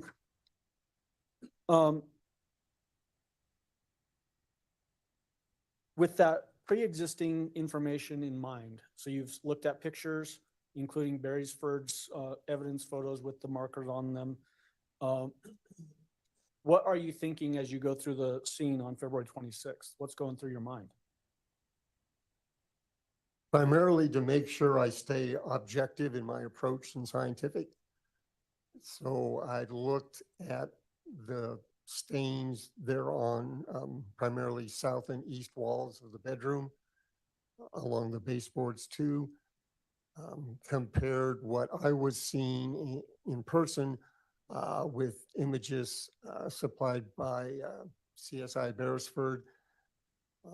I didn't do any type of magnification of the images. The images on the wall, excuse me, not the images, the stains on the wall were all a millimeter or less in size. And for reference, since the US doesn't do metric very well, the edge of a US dime is approximately a millimeter thick. So the stains I was looking at were as narrow or narrower than the edge of the dime. He used a dime for And measurement. I love it. Knew that I would have the photos that I could enlarge for subsequent examination if that became necessary. Were you aware that prior to you getting on scene? I was train that car there was a hopping bed and in singing that Jimmy Crack southeast Corn. corner of that particular bedroom, Gannon's bedroom? Yes, sir. Had you seen pictures of that, including a picture of Gannon lying in that bed prior to you going out to the scene? Pictures of the bed on scene, yes, I believe so, but of Gannon, no. I didn't see that picture until I was there on February 26th. Okay, so you saw the picture of Gannon in bed on February 26th. Yes, sir. Okay. So did that help you as you're looking at the scene and doing your analysis to know, I guess, height of that bed and that sort of thing? Primarily just the general position or location in the room of the bed. Okay. I guess what I'm asking is, were there I know, blood Stacy stains Price, on we're the just walls that trying were to both above and below the keep height of this that bed? light. That's all. Yes, sir, there were. Nobody here doesn't respect this Was man and his that- expertise. To some degree, helpful for you in doing your analysis of this case? Yes, there were 54 labels that CSI Beresford had put on the the south and east walls, each with a scale and a number. And in looking at all of those and comparing to the photos that I had, could see that there were between 2 and 3 dozen stains that were below stains on the walls that were below the reported height of the bed. Do you remember by placard number or sticker number, specifically which items were below the height of the bed? I don't remember. I'd need to refer to my report on that, sir. Okay, perfect. If you refer to your report, would that refresh your memory on that point? It would. Or may he refresh his memory using his report? May, go ahead.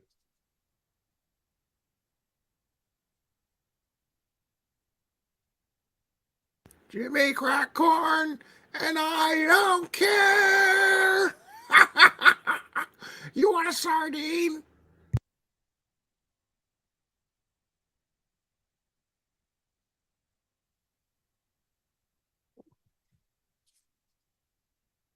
Your Honor, may I read the label numbers from my report? Just the label number so that Yes. the attorneys know what you're referring to. That's okay. Yes. Thank you. On the east wall, A1, A2, stains A9 through A21, A24 through A27, A30, and B5. And on the other wall, the stains are A34, A36 through A44, and A46. Okay. And what I want to do is, just so that we can have the jury following along with us, is using that binder, can you find the exhibit that you think would be best to give us an overall view of those walls, and then have you point some of those things out for us? And it's probably going to be more towards the top of that stack as opposed to deep in there, because it starts out wide and then gets more narrowed.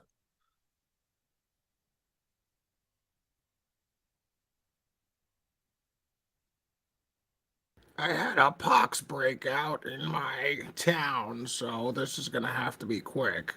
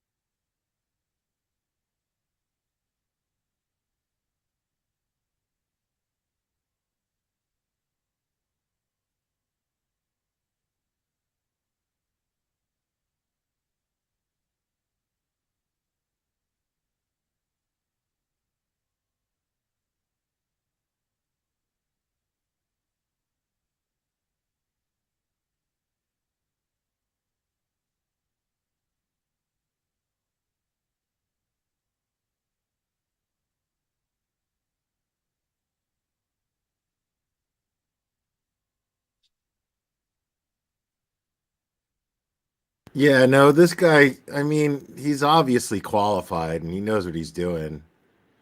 Just, The ones I'm finding for the first wall, People's Exhibit 558 and People's Exhibit 563. Okay, so we're going to project People's Exhibit 558, which was previously emitted under crime scene investigator Alyssa Beresford on the screen behind you.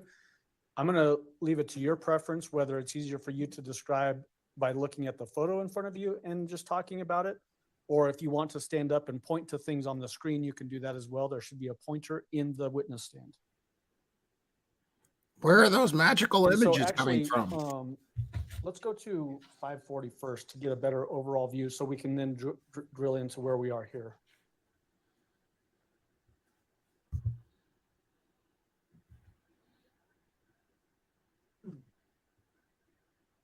What kind of sorcery is this? Okay, so we've got 540 on the screen behind you, which is an overview photo of that bedroom, correct?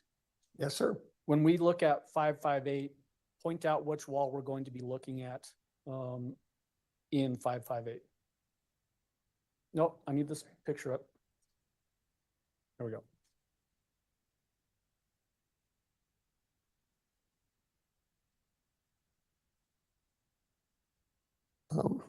People's Exhibit 558 is primarily going from the upper right-hand corner down the wall and extending over to just at the electrical outlet.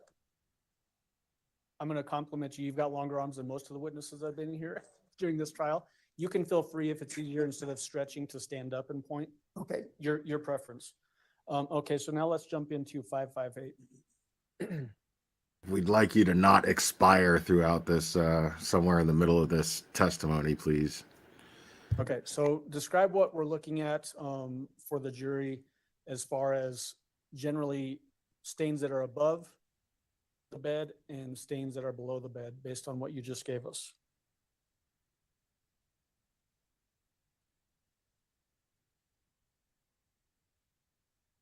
I may refer to my list again.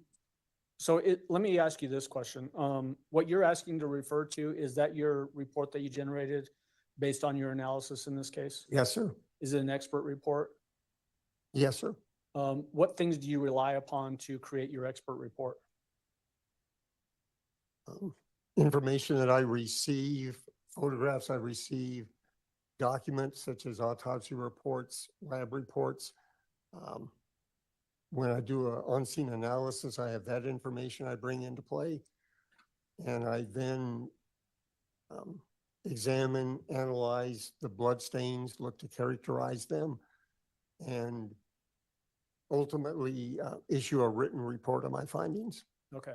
And as an expert in this field, is it common for you to rely on all of those things and your expert report as you're talking about what you find and your ultimate conclusions? Yes, sir, particularly if I'm dealing with particular stains or groups of stains. Is the information that you relied upon in this case, including all of these stickers that are all over the walls in Gannon's room signifying blood spatter, is that a fairly voluminous amount of information? Yes, we're talking 54 stains on 2 walls. And how many pictures would you guess were used by you to make an examination of these walls?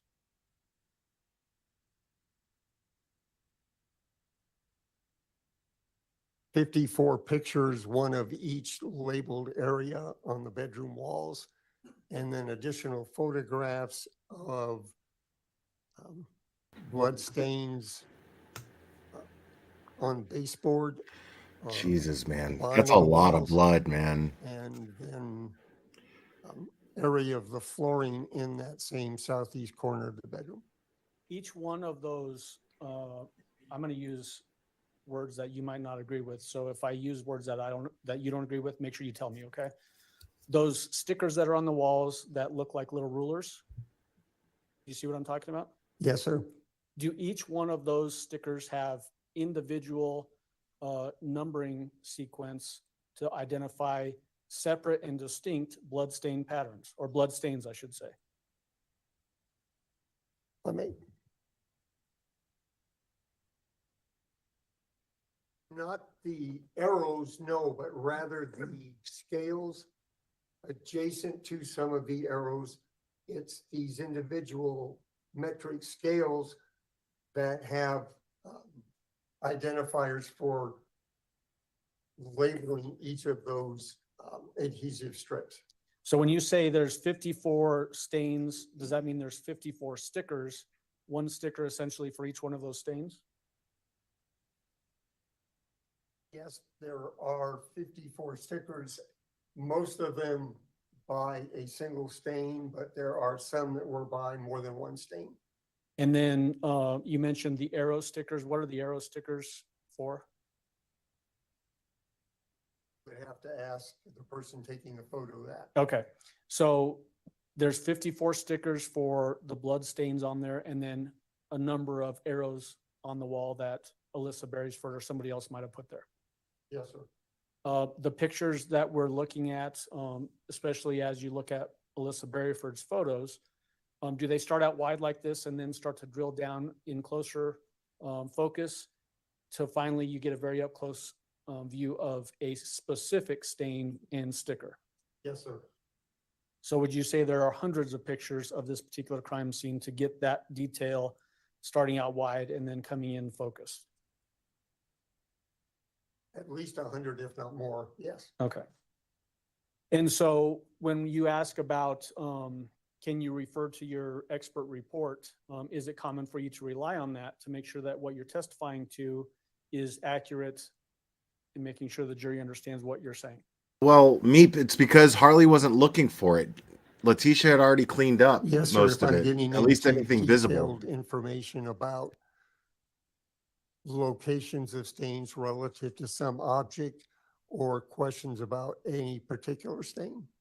And so, Your Honor, based on that, I would ask that he have freedom to just reference his report, just as long as he tells us that he's referencing his report. That's fine. So when I was asking you before we went on that slight tangent, can you point to us on the wall, this being that eastern wall in Gannon's bedroom, generally which stains are below the bed level in Gannon's room on this eastern wall?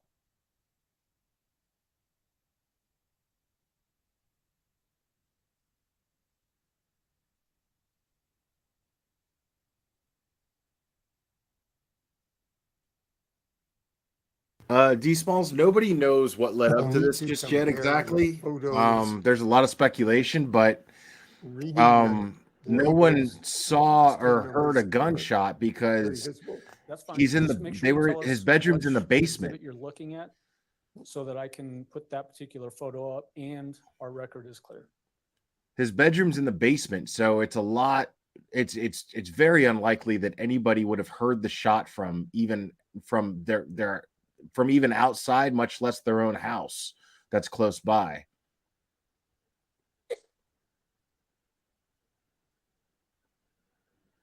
Like, you have to think, when there's a basement, I mean, it's literally underground. So you have earth. You're surrounded by earth, muffling and soundproofing that area. Only somebody in the house probably would have heard the gunshot. Nobody outside would have likely heard that gunshot.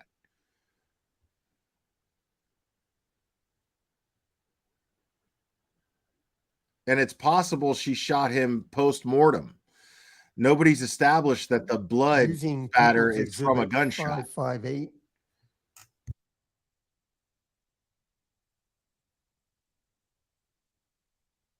We're talking. And she was shooting into a pillow, right? Or at least it's Using a speculated that she was pointer shooting into a here, pillow. Few inches above the electrical outlet. The stains that are at or below the height of the bed extend from a couple of inches above the electrical outlet down. What does that tell you when you're looking at a scene like this, that there's stains both above and below a bed that should have been in place in that corner? That in order to create spatter stains, the blood source has to be, at least for some of the spatter stains, below where the top of the bed would be. Yeah, but that was Okay. after the fact, Cherry. Can you tell the jury? She opened the what windows we because she mean when cleaned we and it use was the full of phrase bleach. nonlinear spatter? She opened the windows to clear the cleaning smell. Looking at physical characteristics as a scientific approach to bloodstain pattern analysis, after determining if there are just spatter stains present, I then look for one of two physical characteristics. The first is, do any of the stains have a linear or curvilinear relationship? And if I find stains exhibiting that, I then examine them more closely, looking at their shapes in particular. If there is no linearity apparent, the next criteria I use is looking at the presence or absence of a radiating distribution. Rojo, that's what Letitia said, Meaning, that the windows were do open the because of blood the smoke stains smell. originate Everything Letitia says is a low lie. at a point and then spread out, similar to what would happen with the axle of a wheel and the spokes of a bike coming out, or the analogy that seems to work best with classes that I teach is to imagine a triangular slice of pizza, and the blood source is down at the tip, and the radiating pattern is going out along the rest of the pizza slice towards the crust and the edge. And if neither of those criteria are present, then I stop and call the classification as non-linear bloodstains. How did you classify these bloodstains? They were non-linear. What does that tell you as a bloodstain pattern analysis expert? That eliminates the presence of, or the identification of patterns based on the size, shape, and distribution of those stains. Keeping in mind any possibility for some type of removal or stains falling off and things like that. When you were out at the scene, and potentially even as you're looking at photos of this particular scene, these walls and the floor and whatnot, baseboards, could you tell whether there had been any cleanup efforts undertaken by someone prior to you being involved in this investigation? Yes, sir. Tell the jury about that, please. I noticed primarily along the baseboards, the appearance of diluted blood, some of it flowing along a horizontal surface or edge of a baseboard. That suggests a possibility of some type of diluting action on the blood stains, example of which would be some type of cleanup or removal.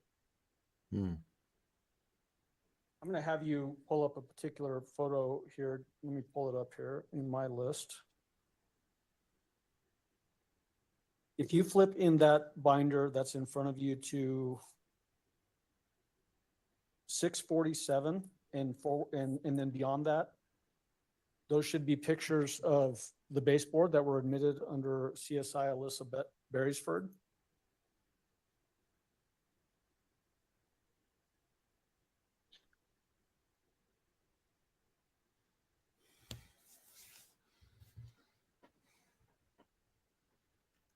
You're my boy, Blue. Are you at that point? I am, sir. And so what I would like you to do is identify a good picture that we can project up there, and you can describe what you're talking about with the cleanup efforts, the signs of a cleanup effort, I should say.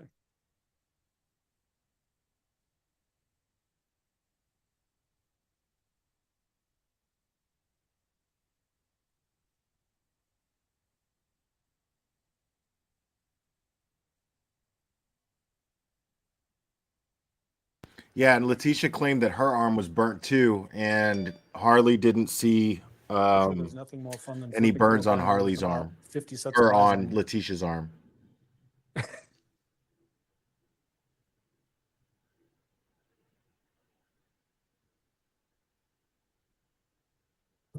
A good example would be People's Exhibit 659. Okay, we're gonna put that that photograph up on the screen behind you.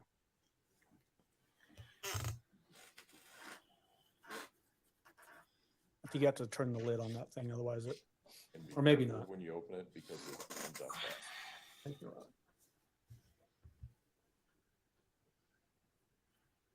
While testifying, we like to give you dexterity tests as well.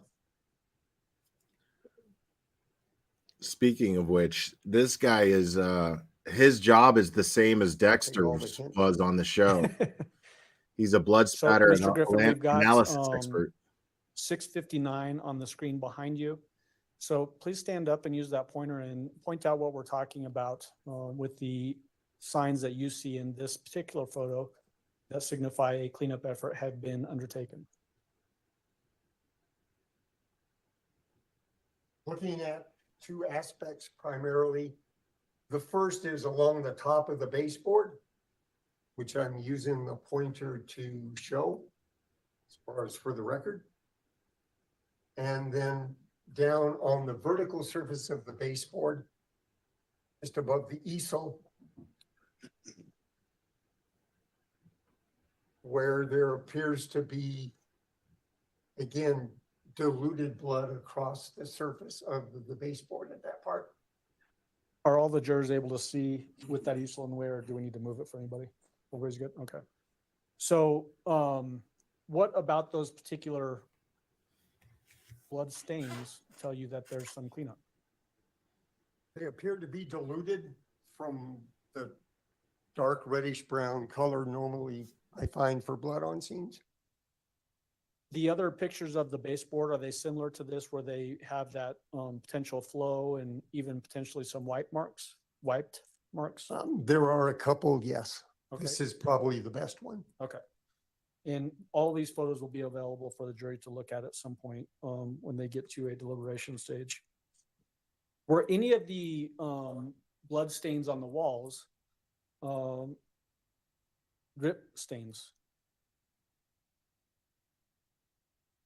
No, if I may explain drip stains. So I was going to ask you to explain drip stains. One of the forces acting on blood drops is gravity. And like blood, water, any other liquid, when a drop is formed, unless there's something other than gravity acting on it, the drop falls straight down. Drip stains are just that, blood stains that are a result of primarily gravity acting on a blood source. So individual blood stains, usually circular on horizontal objects, are shown.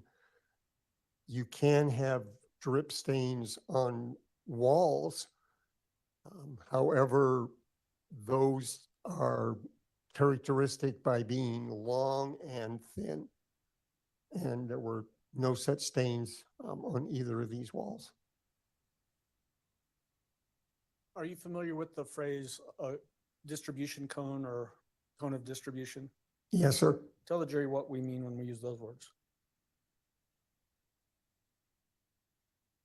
I testified earlier about looking at characteristic of radiating blood stains.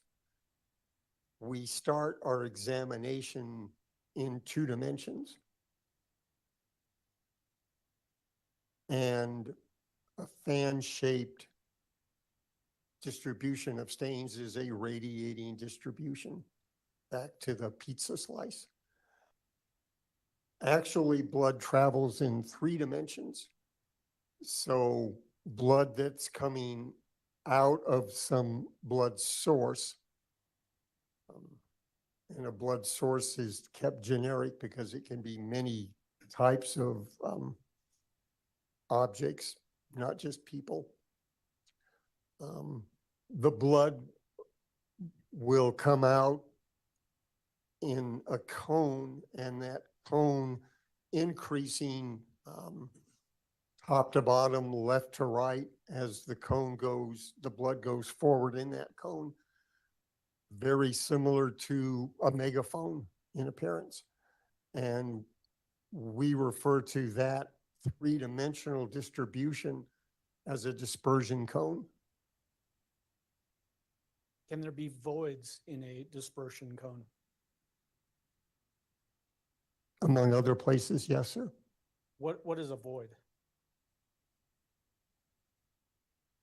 A void is an absence of blood in an otherwise continuous bloodstain pattern, which is a little subjective in determining the presence of a void, since an absence of blood may due simply to the fact there was no blood put on that given area. What we look for to strengthen the presence of voids is a obvious break in a pattern. Best example would be thinking of it as a shadow effect, where there's a circular object on the wall, a dispersion cone impacts that wall, and that dispersion cone is primarily going to be of blood drops that create spatter stains.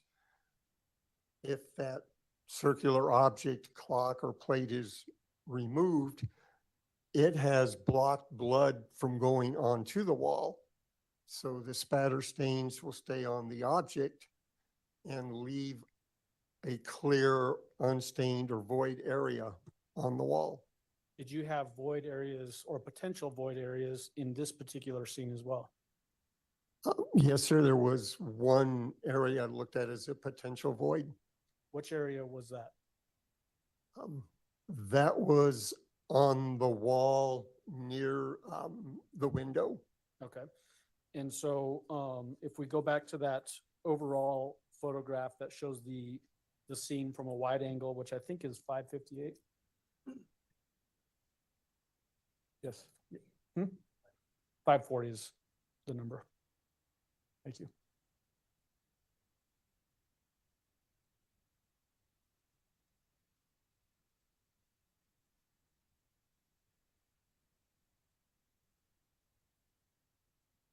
So we're looking now at 540 displayed on the screen behind you and on the screen to my left. Which wall are you talking about has a potential void?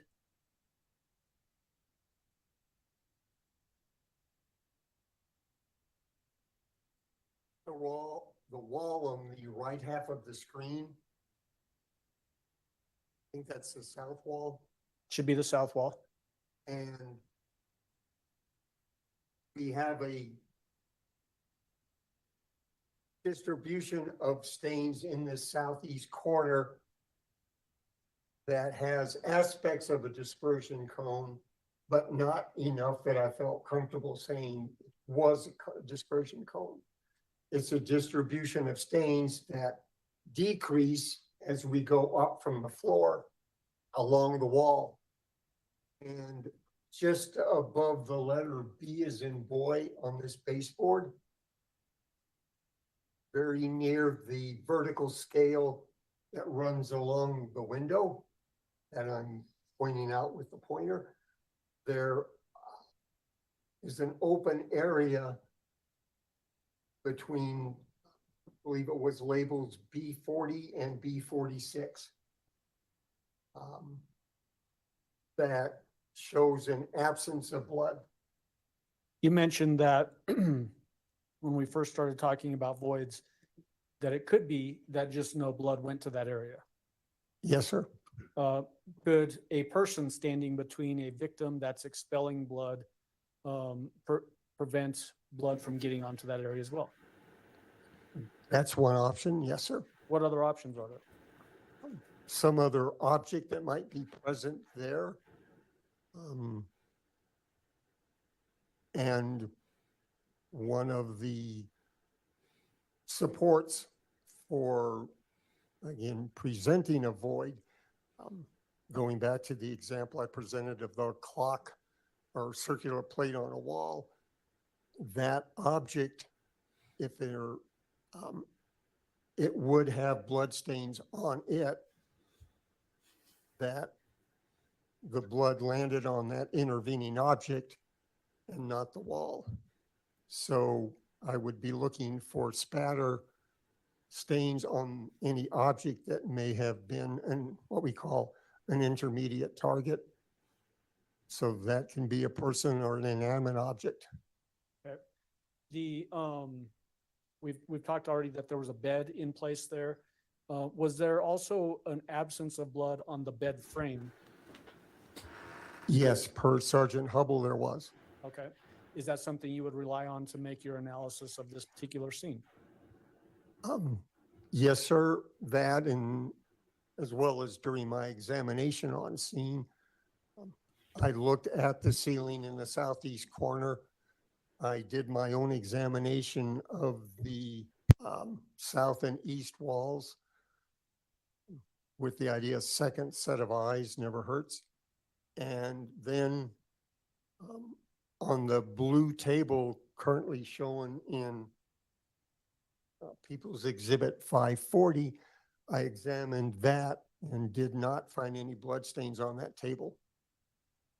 The fact that there was a bed at some point in that corner, can you tell based on your analysis that some bloodletting occurred with the bed in place, and then somehow the bed is moved and more bloodletting is happening in that scene? That would be a possibility, yes. When you say that that would be a possibility, what are you basing that on? The presence of blood stains on the mattress and the blood stains that are higher up on the wall. Though blood can travel several feet, so there could be an event on or near the floor that causes blood stains to be higher on the wall. But a bed in place as a horizontal surface could certainly be a This is actually really item interesting upon which testimony. He's just a terrible, you know, the I mean, blood source could be. he's very slow present at the delivering time of it. Blood-leading events. Is it clear from your analysis of this scene that for there to be blood below the bed level, that the bed had to have been moved at some point to allow blood to spatter onto those walls at a level lower than the bed? Yes, sir, for at least some of the stains, because in looking at stain shape, if we have an elliptical stain, the tail of that Yes, stain Barrett. points in the direction of travel of the blood drop that created that stain. And there were stains along the wall labeled A in People's Exhibit 540, where I noted that the direction of travel for the blood drops were basically horizontal or parallel to the floor at that point. Okay.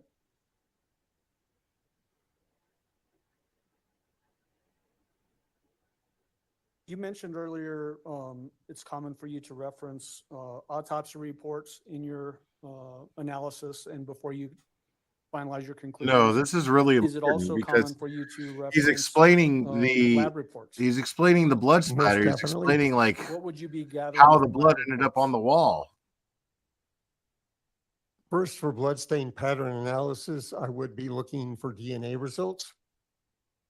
And then also results from DNA analysis on objects, including possible weapons,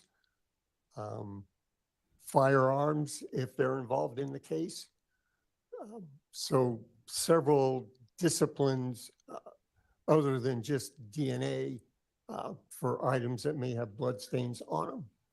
Were you aware that blood stains were swabbed in this room and submitted to the lab based on your analysis and the work you did? Yes, sir. Did you learn whose blood was on the walls? On the outlet and yes, sir, on the outlet primarily. Okay, and whose blood was it? Like, you're not wrong.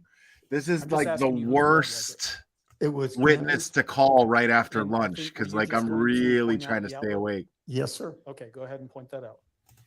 Even though even though it's really important what he's talking about, you know, like I'm not trying to minimize his profession or his Basically, the expertise at center of all. The screen on People's Exhibit 540. There's an electrical outlet near the southeast corner. The plate of the outlet is missing. But I saw photographs of the plate and the outlet itself showing a reddish substance.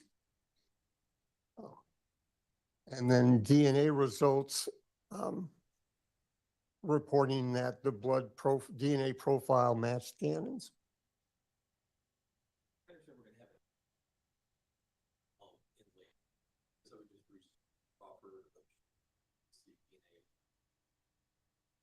That's fair, Judge, and we are going to have that at some point. We're just not there yet. So, Mr. Griffin, in your training and experience in this field, do you submit swabs from every single blood stain from a scene like this to have that DNA analysis done?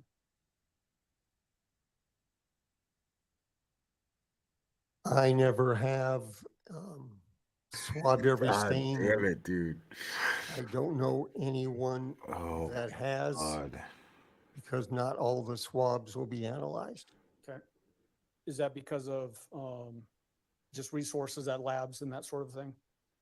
With my time at the CBI, yes. Okay. It was primarily a resource. Bro, and look time at the issue. defense table. What do you mean? With What are they the going to ask? information They're that going to you say no had, questions. that the outlet cover had Gannon's DNA based on The jury's lab reports that asleep. you were able to look at.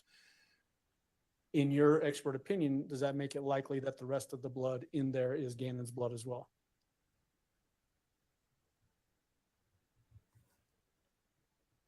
I don't know that I would use the word likely, but What word would you use? to me, Fuck. presence of a blood at that point and the stains in the area, I would expect Gannon's blood to be present elsewhere on that wall. Okay.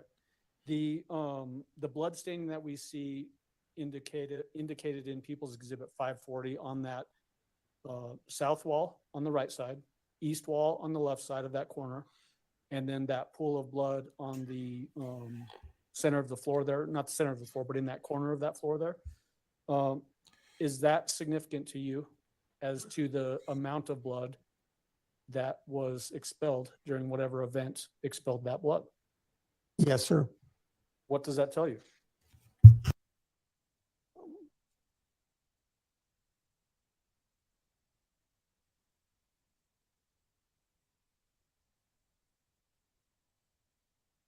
First of all, looking at the southeast corner on the floor, I was shown photographs of the floor with the carpet and the pad in place.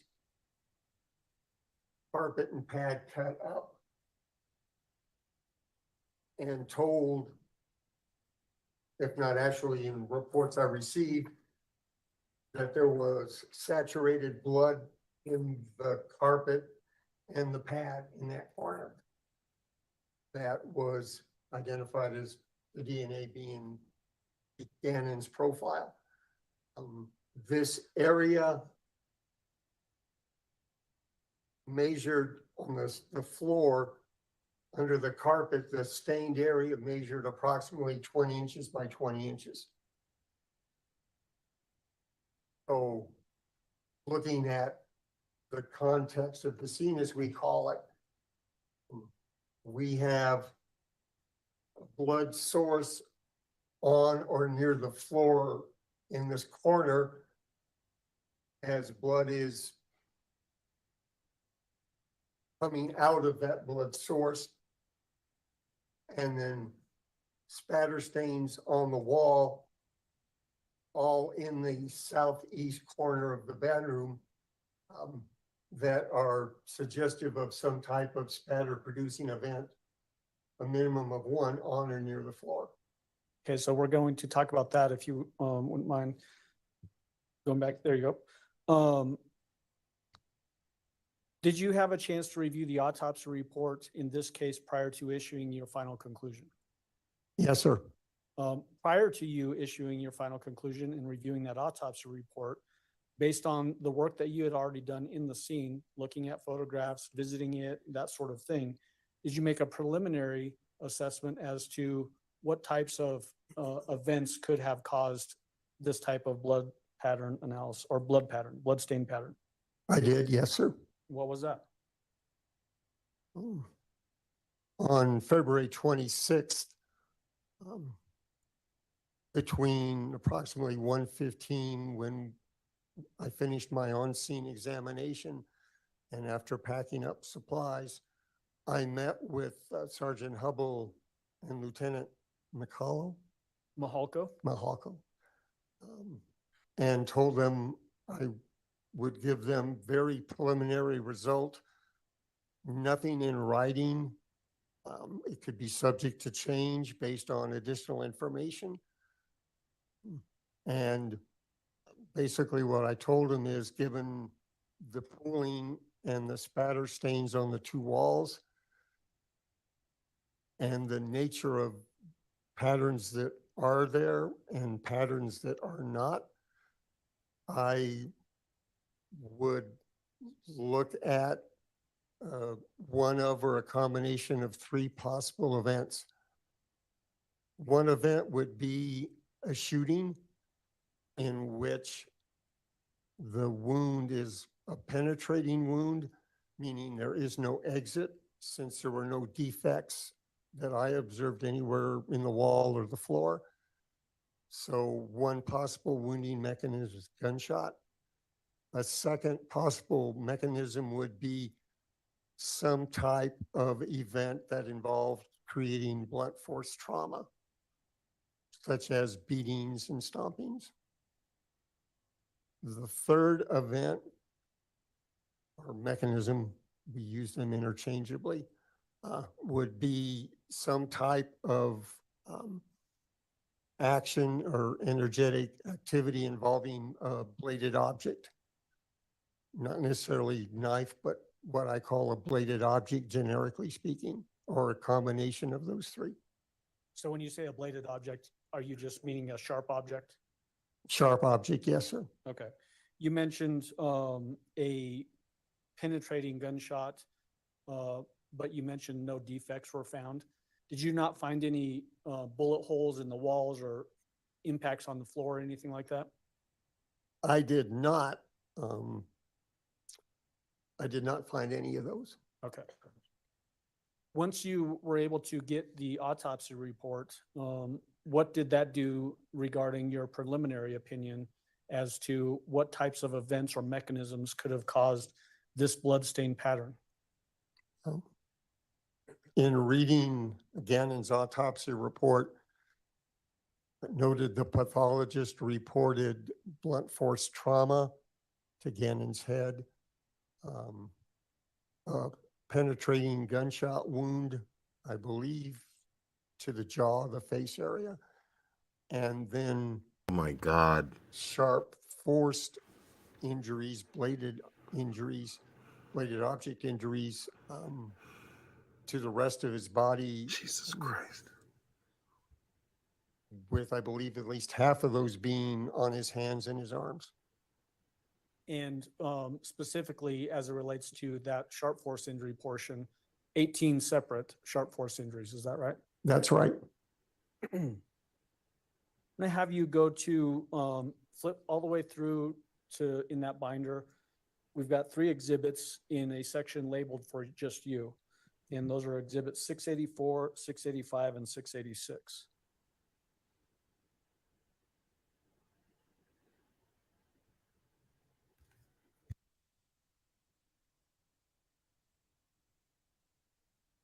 Pardon me. Yep.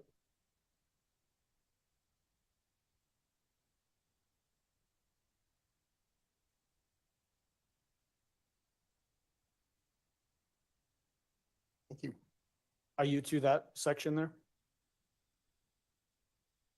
Yes, sir.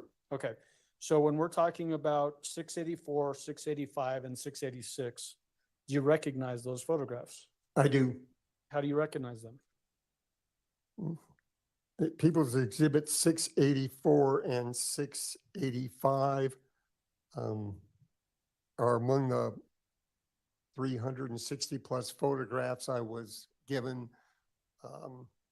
to examine as part of my examination and analysis for bloodstain patterns. People's Exhibit 684 is generally well-lit photo showing the walls in the southeast corner. The carpet and pad at the southeast corner no longer present. And People's Exhibit 685 is a very dark photograph with faint blue coloration showing in the image. Are those sequence of photos, 684, 685, and 686, essentially overlaying 684 and 685 to get to 686? Yes, sir. People's Exhibit 686 is an overlay created using Photoshop software, which is an overlay is one technique that we use when documenting the effect of the use of Blue Star on scenes, balancing the darkness required for the Blue Star and some well-lit or good lighting to show the overall aspects of the scene. So the locations where there is Blue Star reacting can be seen better in an overlay. Did you do this in this particular case because of the potential significance of this scene having been cleaned up? Meaning Blue Star would react to show a greater dispersion than what you're seeing in these bloodstain patterns?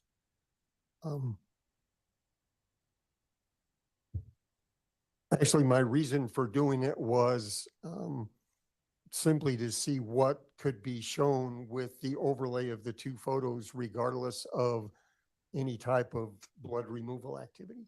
And what did this inform you as to your analysis?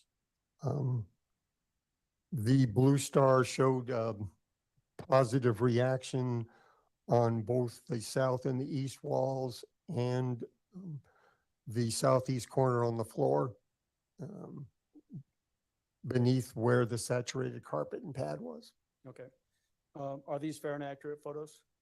Yes, sir. You're going to move for admission of 684, 685, and 686. 684, 85, and 86 will be admitted. Permission to publish, sir. May I go ahead?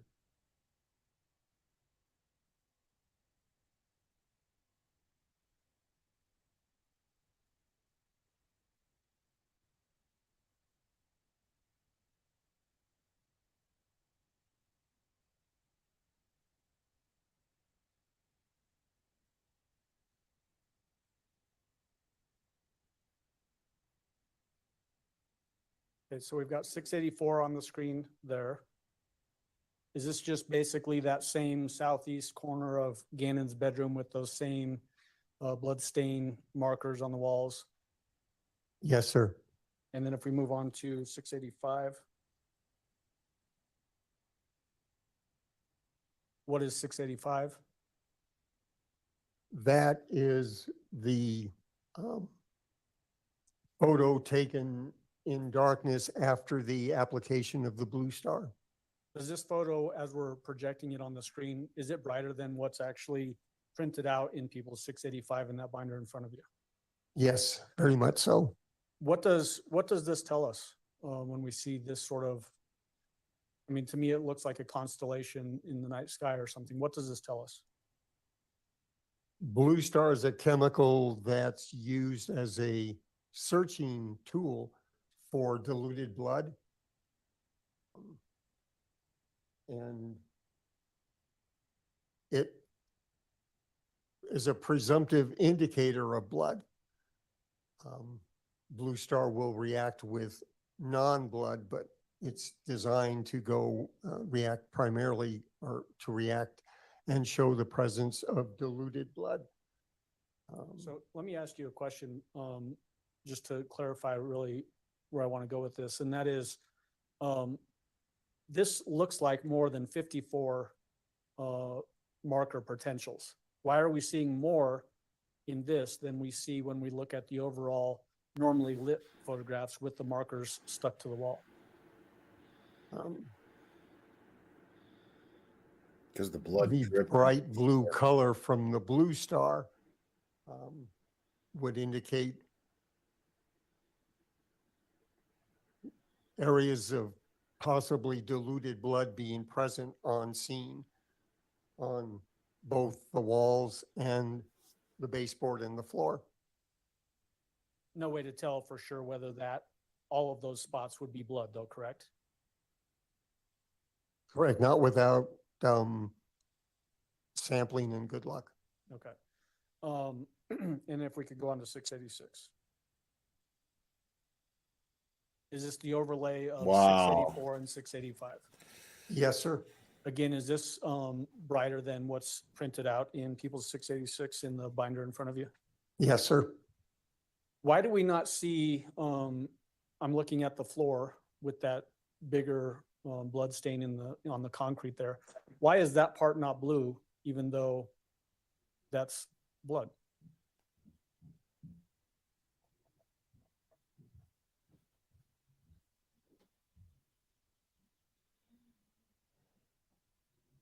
There could be a couple of reasons for it. One is the amount of blood might be so minimal that the blue star has no reaction with it, and therefore no reaction as shown in the other areas. Could also be due to the spraying of the luminol, excuse me, the blue star, and areas that might receive more of the blue star reagent than other areas. Is luminol and blue star essentially the same thing? Yes, sir. Okay. Based on what you're seeing in this particular scene, I'm going to make an assumption in the way I'm asking this question. If that's all a result of what happened to Gannon, based on your reviewing this scene and the autopsy report, is it likely that Gannon would not be up and walking around after suffering this attack?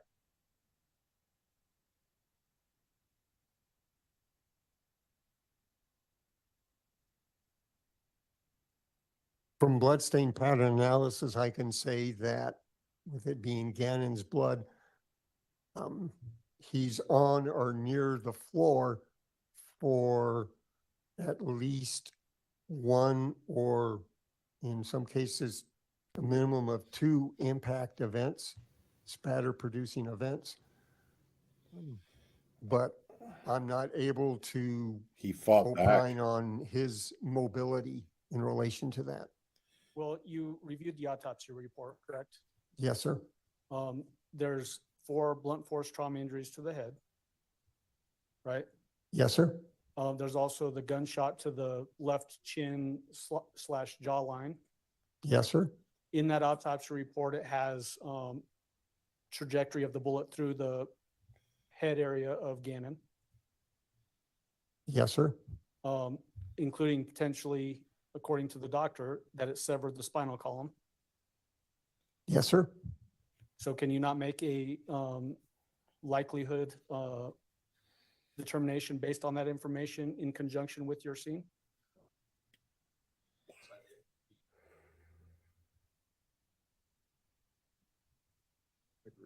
He wants him to say that he tried to crawl away, that he tried to fight. As far as your report, we can take the photo down. As far as your report, we've already talked about the contents of it being based on lots of different things, right? Yes, sir. Your training and experience goes into producing this report, Yes. photographs, Yes, sir. access to and review of other expert reports like the autopsy report and crime lab report, including DNA. Yes, sir. Would it be helpful for the jury to have access to your report in some point after you're on the stand?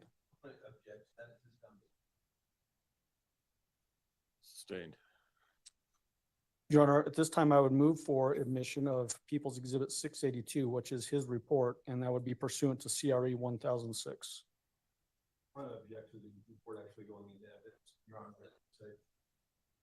Yeah, well, let me see the report.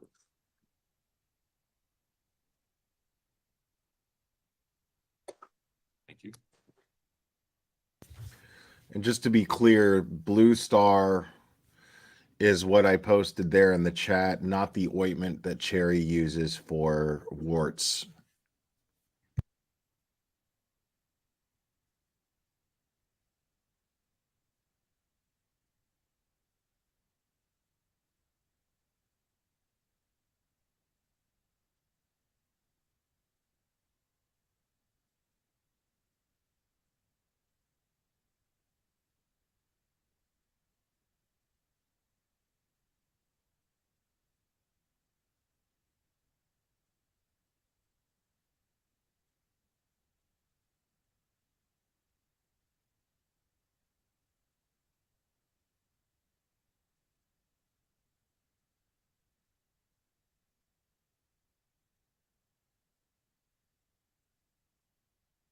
The objection is sustained on a little bit different grounds. First of all, this is an expert report. To the extent that it requires expertise to understand any of the items that are contained in the report, the jury would not have this expert with them at the time to try and understand what the report meant. So there's not an expert to explain the items in the report that require expertise. To the extent that the report contains opinions that have already been offered by the expert, the report is cumulative to the expert's testimony. So I will deny admission of Exhibit 683. Okay, thanks, Judge. And This back. yep, I'll retrieve that from you, and then that is the conclusion of my questions. Oh my God. Good afternoon. How are you? Good afternoon, sir. I'm well, thank you. All right. I want to ask some questions, and if I'm incorrect, just let me know. The blood stains, were you able to determine kind of the size of those blood stains? For the ones on the wall, Ones on the yes, wall. sir, they were 1 millimeter or less in size. And what would that indicate to you? Would that indicate low velocity, medium velocity, or high velocity? We don't use those velocity terms in bloodstain. What the size indicates is a spatter producing event. So that blood is broken up by some type of energetic activity. Can you tell? Father based Time's gonna on school this the defense. size Watch. Of the stains, what was the event that caused the spatter? And just for example, my understanding is like a gunshot is going to produce smaller spatter than blunt force trauma. And so based upon the size of the blood stains that were on the wall, can you make a determination or an educated guess on the mechanism? No, sir. You're correct in that generally blood patterns produced by gunshot wounds create smaller blood drops and therefore smaller stains than you get with blunt force trauma. But based on the size of the stains, I don't feel that I can eliminate an event. Is that because that it had been there, it appears there have been some effort to clean that? Or is that because of the way that the Blue Star picks it up? Or is there some other type of reason that we're not able to use the size of the blood stains to make a determination of the mechanism? I would say it's a combination of the apparent removal of blood stains, such as by however you said, washing or cleaning. Okay. And the ability of the Blue Star to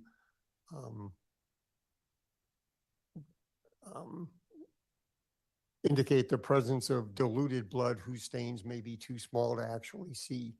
Okay. The gunshot wound to like the underside of the chin, what type of blood spatter would you expect that to create? Jesus Christ.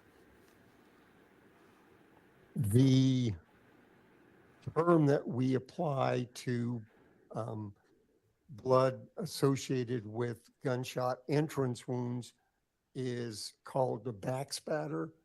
It's blood that has blood droplets that have come back towards the direction of force. So I would be looking for primarily blood stains, 1-2 millimeters in size, maybe less. Okay. This defense attorney was asleep through his whole testimony. The gunshot wound, since that was only an entrance wound, would he have had to be facing the wall for any of the blood spatter to come from the gunshot wound? Not necessarily facing the side of his head, could be positioned so a dispersion cone partially goes that way towards the wall. And how close would he have had to been to the wall for the gunshot wound to cause the blood spatter? There's no hard limiting data for that. It's usually looked at as being within 4 to 6 feet. Okay. And so is the term like low velocity, medium velocity, and high velocity, is that no longer used in your field? That's correct. Okay. Swigstein worked on those terms and replaced them. When did you do that? A while ago? Swigstein, we formed in 2002, so somewhere in the mid 2000s. Okay. But I mean, there still is, my understanding is the mechanism will produce different size droplets of blood to spatter. So something that is contacting at very high velocity will make smaller blood stains. Something at a medium, blunt force trauma used to be referred to as medium velocity because it's kind of a medium speed of the blood flowing out. And then there was low velocity, that can come from like a knife wound or something like that. Is that so generally premise? It's still generally looking at the preponderance of stain size. Yes, sir.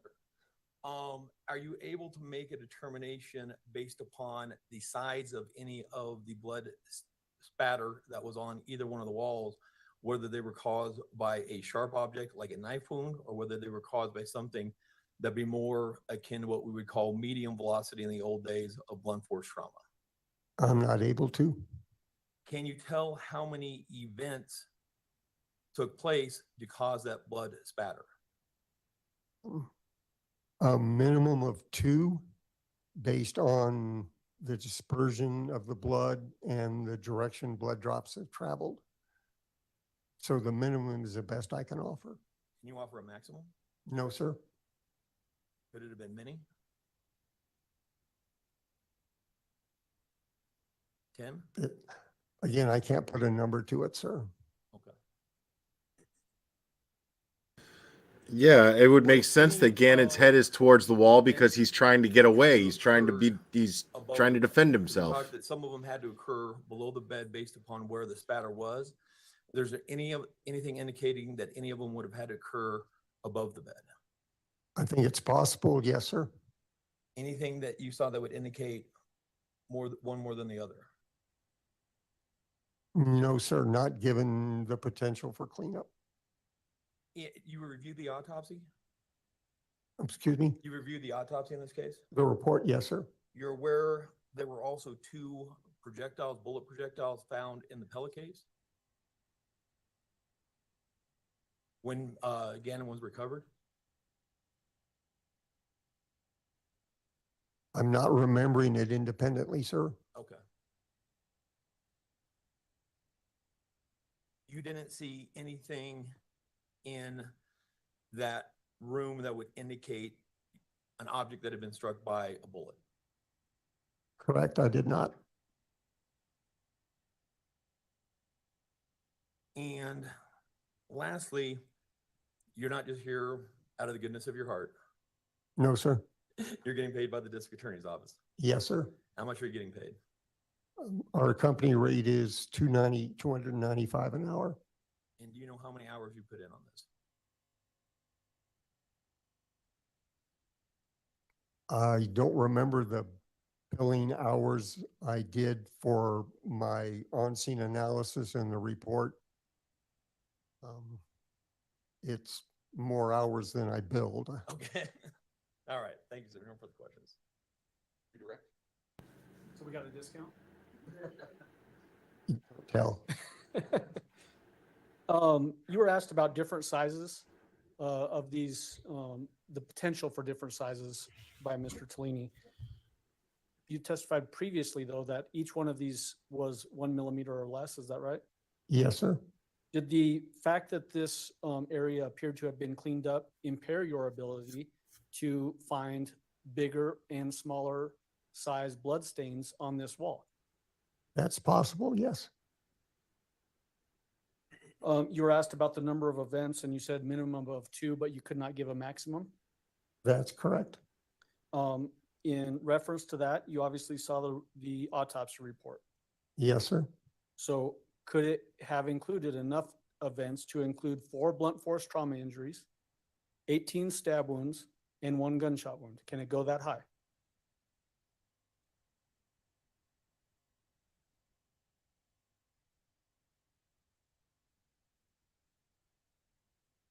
It's possible, factoring in that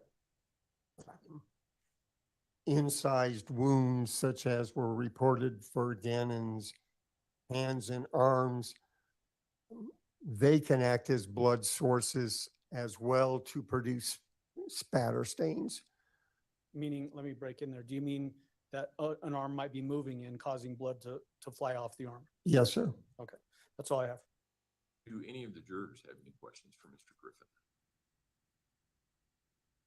No, all right. I mean, 295 an hour is his company rate. It doesn't mean that Thank you, that's what's going in his pocket.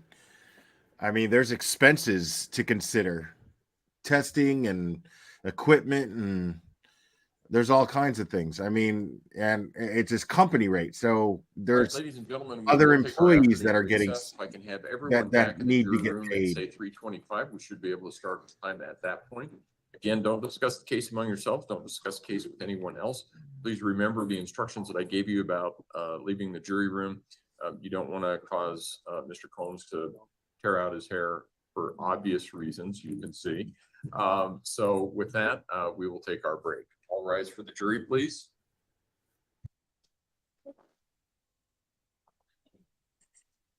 That's why he was specific in saying that our company rate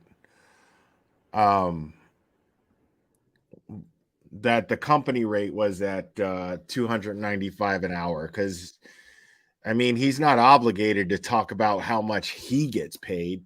That's kind of crazy, you know? I mean, nobody else up there has to talk about how much they're getting paid and what their last paycheck was.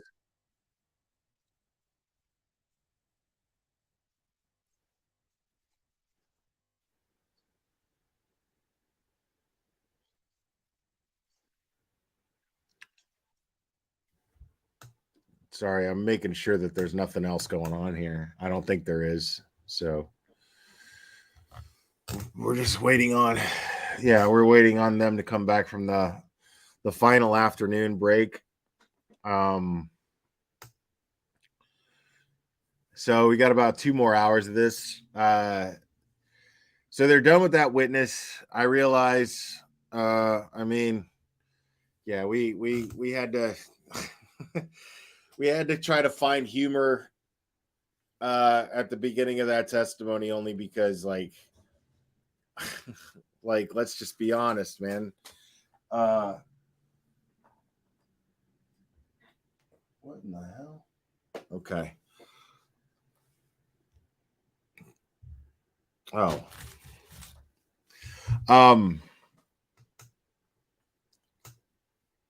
I mean, everybody came back from lunch.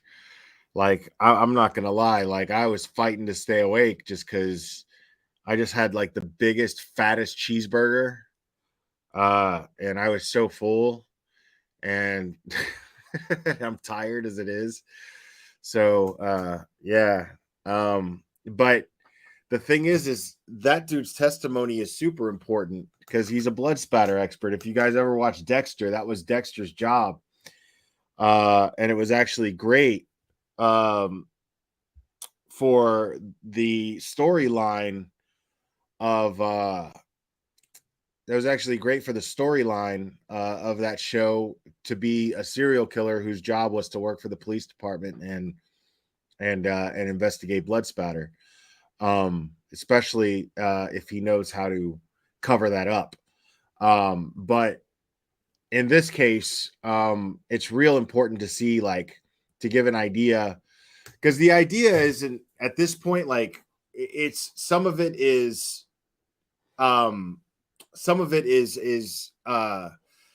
establishing, obviously, the and a lot of it actually is establishing exactly an understanding of how the crime actually took place, what happened. But a good reason for that is to show the jury that this boy was brutally murdered. And it was done with malice and overkill. You know, to say that she all of a sudden snapped and then did this, it doesn't add up. One could say that once she actually got started, a mechanism snapped and triggered in her head, and then she kept going when she didn't need to. That's possible, but it's obvious that she was trying to set something up. Something else set her off to where she decided, and at least this is my opinion, something set her off to where she at least was planning something. I think personally, my theory has nothing to do with a candle. I don't think the candle has anything to do with anything. I think she did the candle and tried to use that as an excuse. I believe she was coming up with all kinds of different possible scenarios to plan this and make it look a certain way. She just couldn't stick to one. She was just really sloppy in her planning. I think that she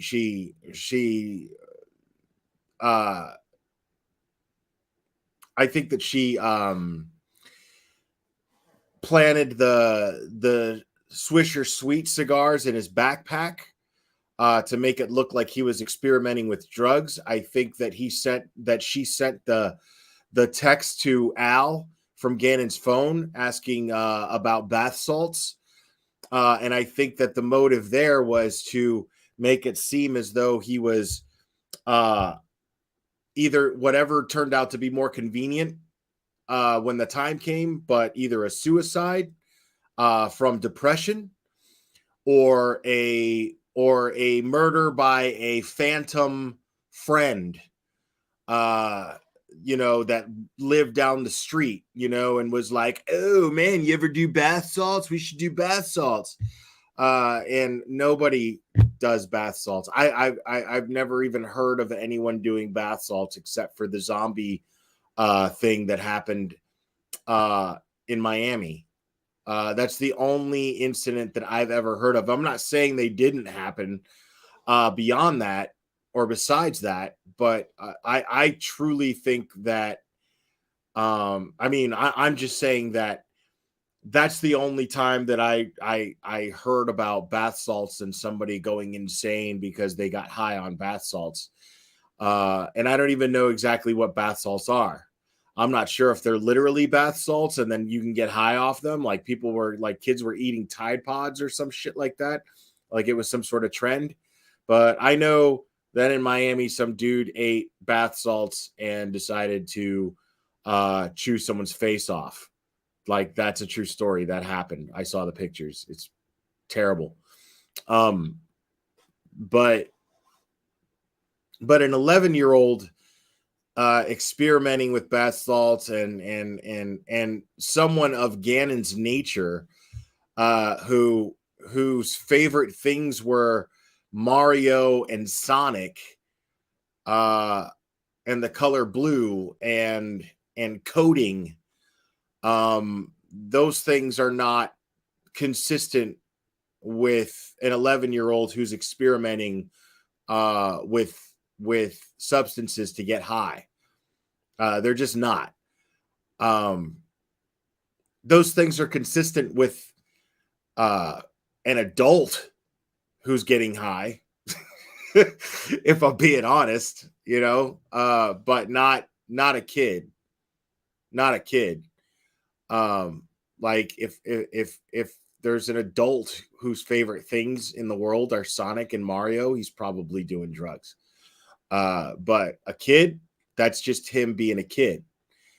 So I don't see any possible, or at least likelihood that Gannon was even depressed. There's nobody but Letitia's stories that are indicating that Gannon was depressed. Harley lived with Gannon. She testified that there was nothing of the sort. Him yelling and screaming in the street, I hate my life, I hate my life. There's no body or no doorbell footage of that. There's nothing to indicate that Gannon was anything but a troubled kid. My theory, what I think happened was that Gannon, being 11 years old and having stomach problems and having issues with with going to the bathroom in his pants, she was somebody who lacked the patience to deal with the child with those kind of special needs, and lost patience with him and lost her temper and said, I don't want to deal with this anymore. I've got to figure out a way to get rid of this kid. That's what I think happened. Simple. That's my Occam's razor explanation right there. He was a kid with certain special needs because and it's crazy because what this blood spatter expert was explaining, the way that he described how the blood and how he ended up on the floor and whatnot, that's consistent with a kid whose nature is to fight. We know that Gannon's a fighter. We know that he has a fighting spirit, because he was born 1 pound 6 ounces and his family was told that he was gonna die. Like he wasn't gonna survive. and that if he did survive, he would have all of these physical ailments that were going to that he was basically going to be handicapped. None of that happened, you know. Now maybe the stomach thing has something to do with that. And it's possible that the stomach thing could be maybe it wasn't necessarily a stomach problem. It could have been a psychological issue, and maybe he was psychologically troubled as far as dealing with his parents' divorce, him remarrying somebody who is self-centered and doesn't give a shit about anybody but herself, having an older sister with a massive age difference who's not really his sister. I mean, there's all kinds of things that could have very well psychologically affected Gannon, and it's not that rare for a kid who's dealing with these psychological troubles to wet the bed or poop their pants, things of that nature. There's a lot to deal with. Some kids cope with it in their own way. But I'm not even saying that because I don't know. I'm just saying these things are this issue that Gannon had with pooping his pants it doesn't seem like something that somebody of Letitia's character would have very much patience for. And I could see her basically trying to come up with some plan to get rid of him. I mean, because think about it. If she's a neat freak, right? If she's OCD, as her daughter described her as, always cleaning, and then you've got a kid running around with poopy pants, and he's 11 years old, far too old to be wearing a diaper or anything of that nature. She's not going to have a lot of patience for that. She's working her ass off to keep the house clean and make sure that there's no smell. You know, the house smells nice, and then you've got a kid with poopy pants running around and smelling up the house or whatever. She's not this person with her type of character. She doesn't seem to have the patience for it, and B, the maturity to have the patience for something like that. So he was a good student, Meep. According to Gannon's parents, according to Al's testimony, and according to Landon's news interviews, well, I wouldn't say interviews, but statements to the press, Gannon was a very good student. True, Cherry, but she didn't clean the scene very well, but she was also under a lot of pressure to clean the scene and do it under wraps without anybody else seeing it and covering up the fact that she was cleaning blood. So, and blood is not an easy thing to clean up. And I don't think that she ever even thought that it would get as far as these forensic experts coming in and testing for blood. I don't think that she ever thought that it would get that far. She was basically just trying to appear, make it appear like there was no blood. Kind of like at the towards the end of Pulp Fiction, where they hire Winston Wolfe, the Wolf, to clean up Marvin's brains from the back of the car, because the gun accidentally went off in John Travolta's hand and blew Marvin's head all over the car. They had to just clean up what was visible and cover the car up with sheets until they get it to the wrecking yard, and that's it. I think she was planning on a quick to the naked eye cleanup like I said, to that would fool the naked eye. I think that that's all she was going for, and then go for the deep cleaning much later, or at least as soon as she could later on. Anyway, but she was going for whatever she could for police to come in and just kind of take a look around, and so. But as far as and yeah, she wasn't OCD with her hygiene. Now, I mean, me personally, like if you saw my bedroom, you'd be like, dude, how the fuck do you live like this? But I shower like 3 times a day, sometimes 4. Like hygienically, I'm very, very clean, but I'm a slob, like I will take off my clothes and throw it across the room and not give a fuck. You know what I mean? So, one could say I'm obsessive about my body being clean. Like if I drop a deuce, like I'm not using toilet paper. I go and take a shower. I can't stand even the thought, the idea of any fecal matter being on my ass. I can't stand it. Drives me crazy. So I have to take a shower. I have to. So, I mean, but my room's a mess. Kitchen's got to be clean and my body's got to be clean. That's how I am. Everything else, whatever. Whatever. But that's just me. Everybody's different. So to say that she's a clean freak as far as the house goes, and her body being gross and her hair, who knows? Maybe she's vain and she can't stand the way her hair looks and the volume of it after she washes it with shampoo. Obviously, shampoo and conditioner will change the texture of your hair and make it look a certain way, and it's different.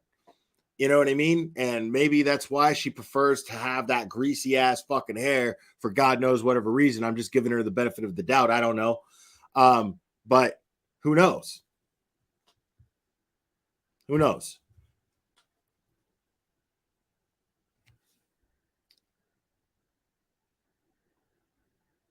Right. I mean, everybody's different, man. Everybody's different. I'm just saying that blood's not that easy to clean up. Blood's not easy to clean up at all. Blood's probably the hardest thing in the world to clean up.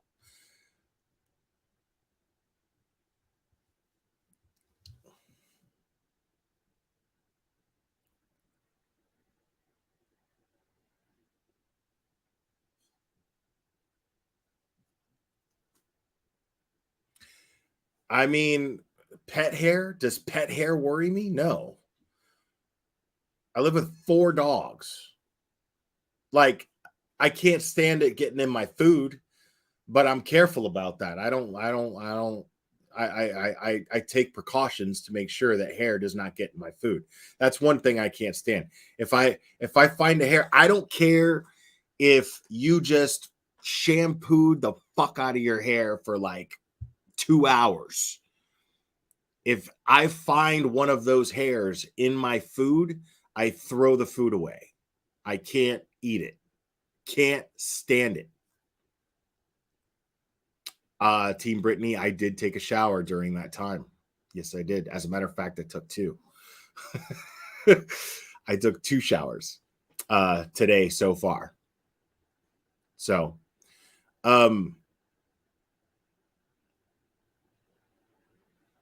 but yeah, no, I'm not. Yeah, I can't stand hair getting in my food. But the thing is, there's hair all over my bed because Panda likes to sleep in my bed sometimes. It's just there's some things there's nothing you can do. You got 3 huskies and you got Panda.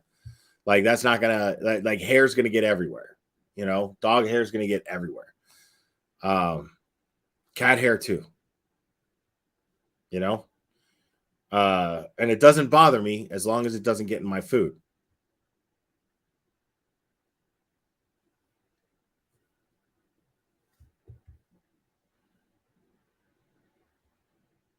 Yeah, that is the grossest shit in the world, dude.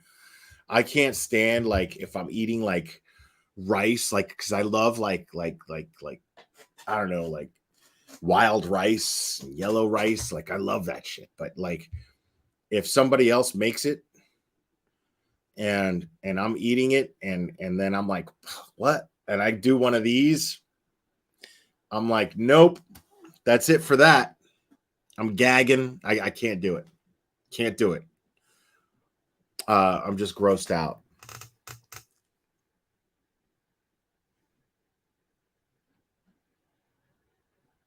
Yeah, well, the Huskies are shy. And I don't have Panda. Panda's not shy, but she doesn't feel like being down here. Sometimes she comes down here and sometimes she's just sitting at my feet. But I'm going to have to set something up. The idea is to set up like something right under the jersey to where Panda can sit. Because I know people ask about her a lot, and she used to sit with me in camera shot for, all my lives before I moved. And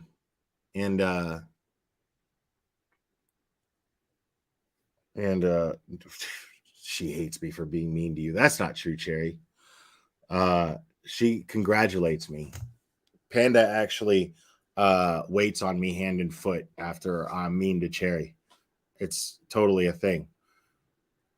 Like Panda will put on a tuxedo and demand that I call her Jeeves while she serves me tea and crumpets and congratulates me on how good of a job I did in treating Cherry like shit.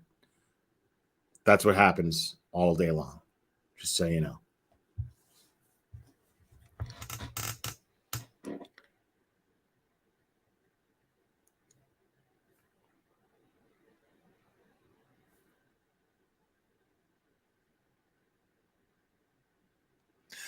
Deepak, that's part of the reason. Yeah. Like if I'm in a relationship with somebody, especially if I'm dating a girl with long hair, I'm usually cooking.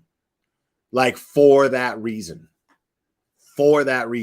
Like that's the reason why I'm cooking. Because I mean, I'm not going to be like a tyrant and make you wear a hairnet. You know what I mean? So I'll just be like, I'll cook tonight. You relax. I'm cooking. That's usually what goes down. That's how that happens.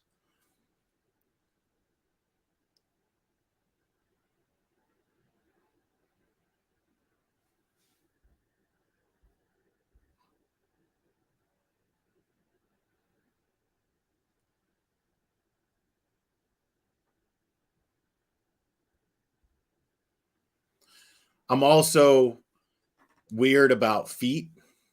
I hate feet. Like, I don't care how clean they are.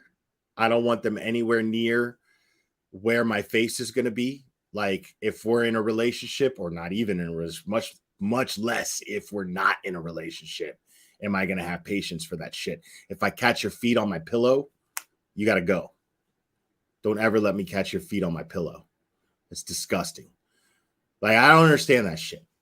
I don't understand how people can be, walking around barefoot all over their damn house, and then they get in bed and then like put their feet up against their pillow and watch TV like this on the other end of the bed. And I'm just like, dude, what are you? Get your fucking feet off of the pillow. Like, I'm not laying my head there. What's the difference between me laying my head there once you've done that and me just like licking the floor? What's the difference? That's gross. I'm not doing that. Y'all are crazy. I don't care how fine you are. I don't care. I don't care if you've got a vagina that rivals the pleasure of a sunny day.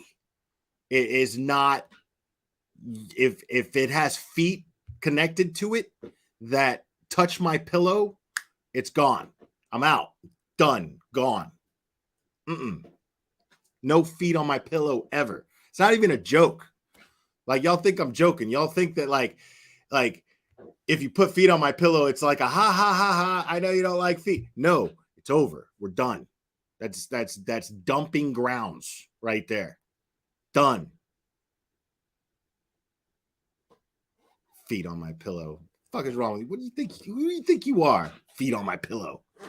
Putting your feet on my pillow. What the fuck's wrong with you?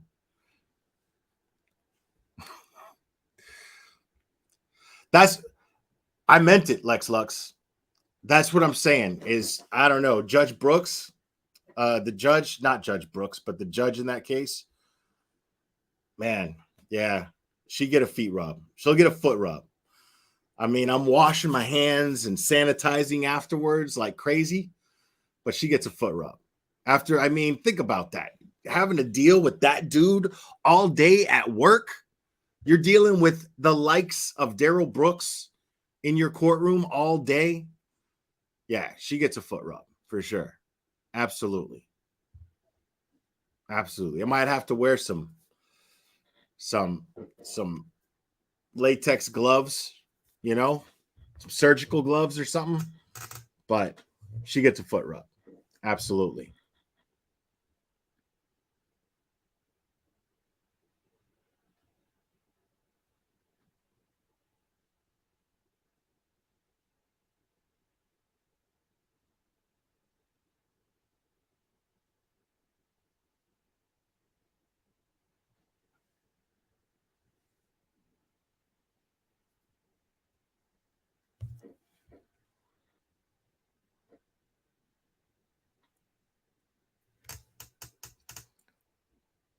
No, court's not back yet.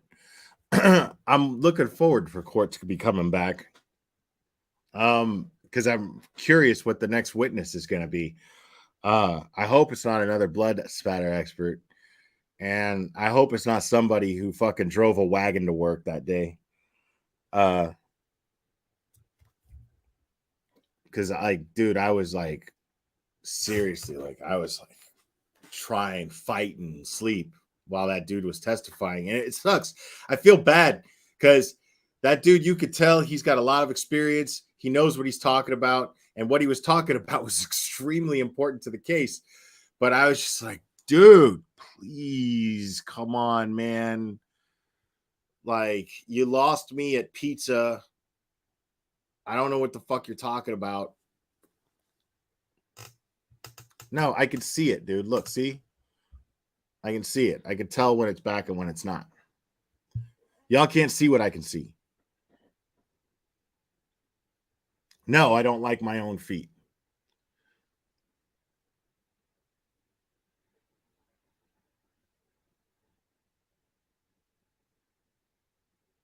Dude, I don't understand people who like bite their toenails. Like I bite my fingernails.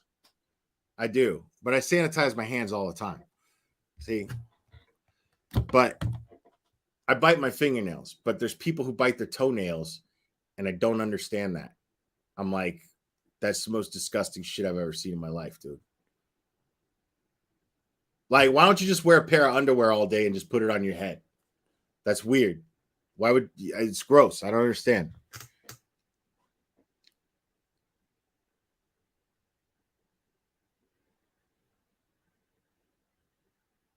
Yeah, no, I'm not drinking wine from Italy from people stomping grapes. When I saw that episode of I Love Lucy, I was like, that's nasty. I was like, that is disgusting.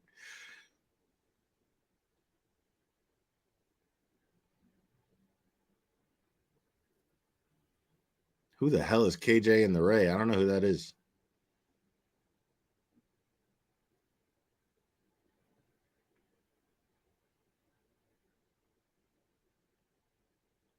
See, that doesn't bother me. The crooked toe, you got a crooked toe like it's Shallow Hal. That's cool. That doesn't bother me at all. As long as it doesn't end up on my pillow. Give a fuck what your feet look like. As long as they don't end up on my pillow.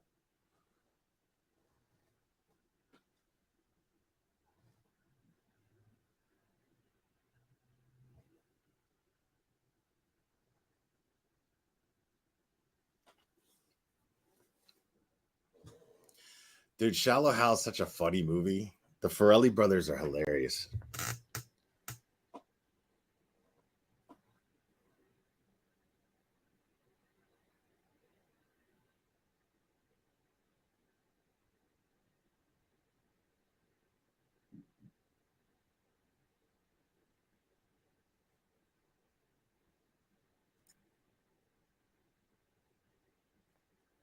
See, Aaron Murphy, that's when the pillows go on the chair.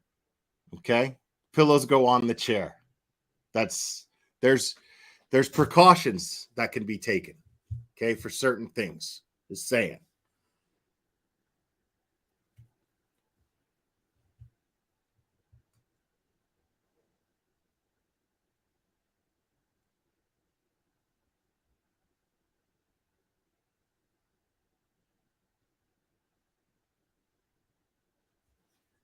Still waiting on the news, y'all. See?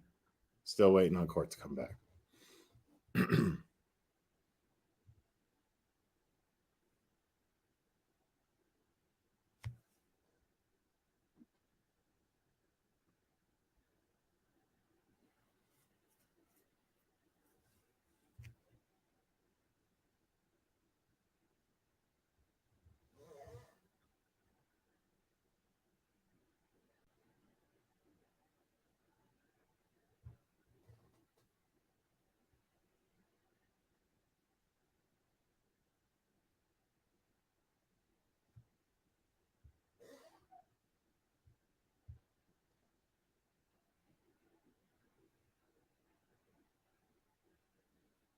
See, the songbird, I feel that.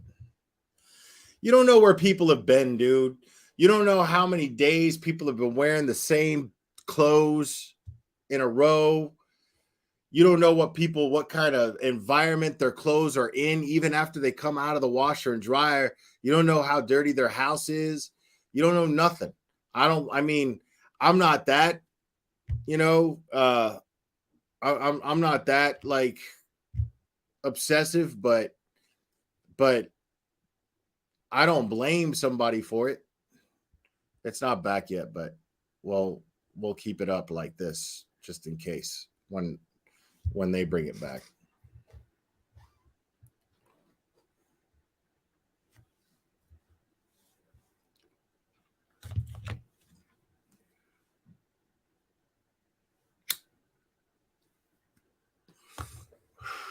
Yeah, that's a little obsessive. Shampooing the carpets every time, And I kind of understand making people take off their shoes when they come in your house.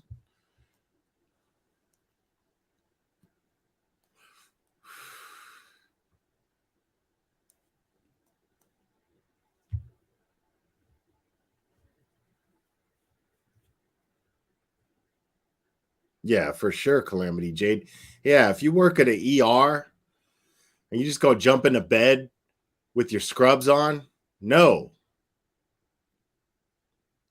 You're just gonna jump in my bed with scrubs on after you've been working with sick ass people all day, people bleeding and shit.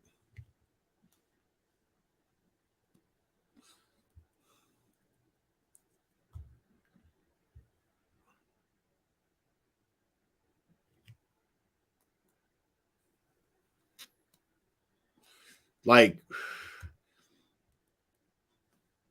yeah, like if you walk into a tattoo shop and it doesn't smell like cleaning products, you need to walk out. Like, there's like a tattoo shop, like you got to think about what happens with a tattoo, right? Like the way a tattoo is, those they're not technically needles, they're actually pins, but like a tattoo machine, it's going so fast. So, and it's like digging into your skin. Like when they're like doing shading, they're going like this with the machine, vroom, vroom, vroom, vroom, vroom, vroom, right? And it's just like, you can't see it with the naked eye, but the ink, if you see like an ink splatter all over that person's gloves, or like that's also like plasma, that's blood. Like, even though you can't really see it with the naked eye, that's blood and plasma and shit flying off of somebody's body onto the floor, onto the cabinets nearby, onto everything. Like, yeah, tattoo shops have to be like immaculate.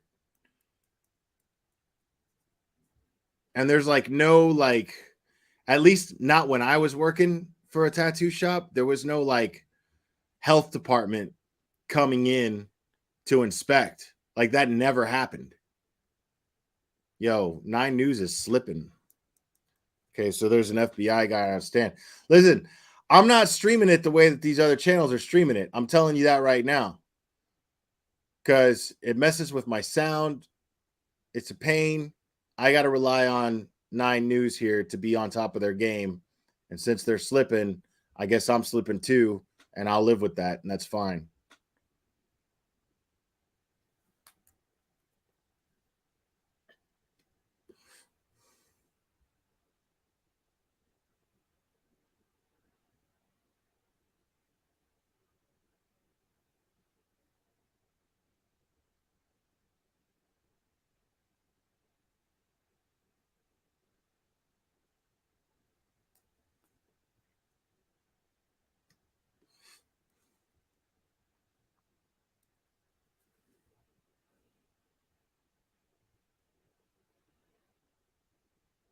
Yeah, I got it. Thank you.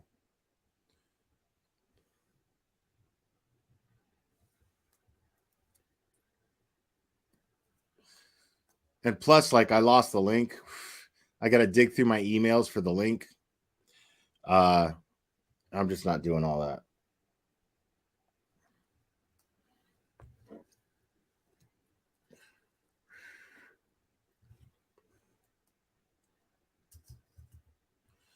A car park collapsed in New York City. Yeah, hepatitis, all that shit, man. Like, yeah, you got to watch out for that stuff.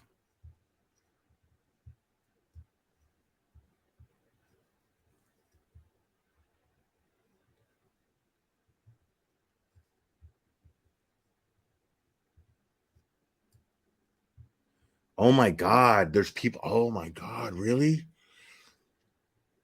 Oh my God, that's terrible.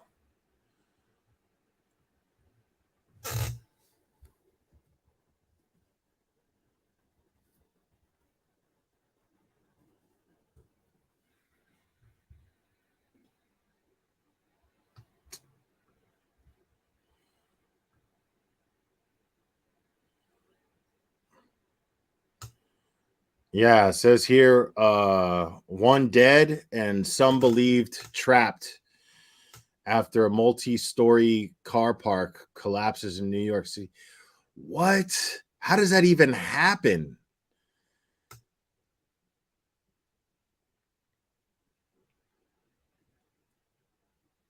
That's what happens when you don't hire licensed contractors. You got to have licensed contractors, man. Like, that's crazy. That could happen anywhere at any time.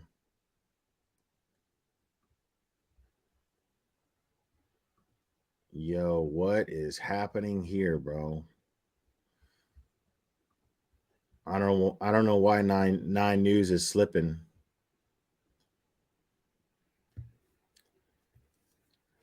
Oh yeah, you can't be a Jets fan in here.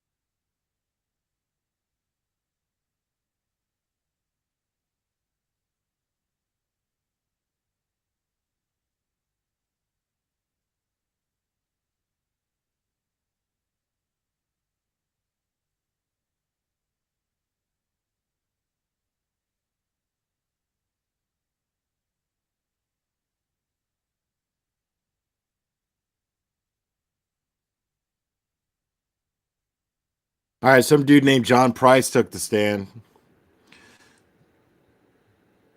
Good afternoon, sir. Will you please introduce yourself to our jury and then spell your name for the record? Detective John, spelled Jon, Price, Price. Mr. Price, what do you do for a living? I'm a detective for the El Paso Mr. County. Price, what do you do for a living? For the El Paso. I'm a detective for the El Paso County Sheriff's Office. How long have you worked for the El Paso County Sheriff's Office? About time. 21 years. What sort of roles have you held in law enforcement? I've worked in the jail. I've worked on the road as a patrol deputy, and I've worked as a detective. How long have you been in your current detective role? 6 years. What sort of assignments have you had as a detective? I've worked in sex crimes, financial crimes, and currently as a homicide detective. Okay. What was your assignment back in January of 2020? I was a homicide detective. Did you get involved in the investigation into the disappearance of Gannon Stout? Yes. How did you get involved in that case? I was assigned to primarily be at the searches of the house and also the vehicles. And later on, that kind of morphed into tracking some of the physical evidence as well. How many times did you go out to the house at 6627 Mandan Drive? I believe it was 5 or 6. Okay. Thanks, Amy. Appreciate it. Each time you would go out to the house, would you use new information that was gained through the investigation as a reason to go look for potentially more things in the house? Yes. You mentioned that you also got into some vehicles as well. Is that right? Yes. What vehicles did you have a chance to search vehicles? Which vehicles? I was a part of the search of the Tiguan and the Jetta. Okay. And what information did you have as it relates to the Jetta? Whose vehicle did you understand that to be? Harley's. Harley Hunt? Yes. And in the Tiguan, who did you understand that vehicle to be? The defendant. We're going to hear from other witnesses at some point in this trial, but did you search with people from the FBI, the Tiguan? Yes. Okay.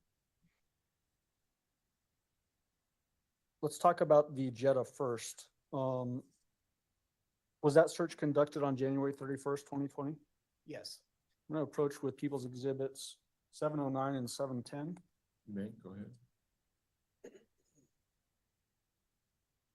Please take a look at People's 709 and 710. And let me know when you're done looking at them.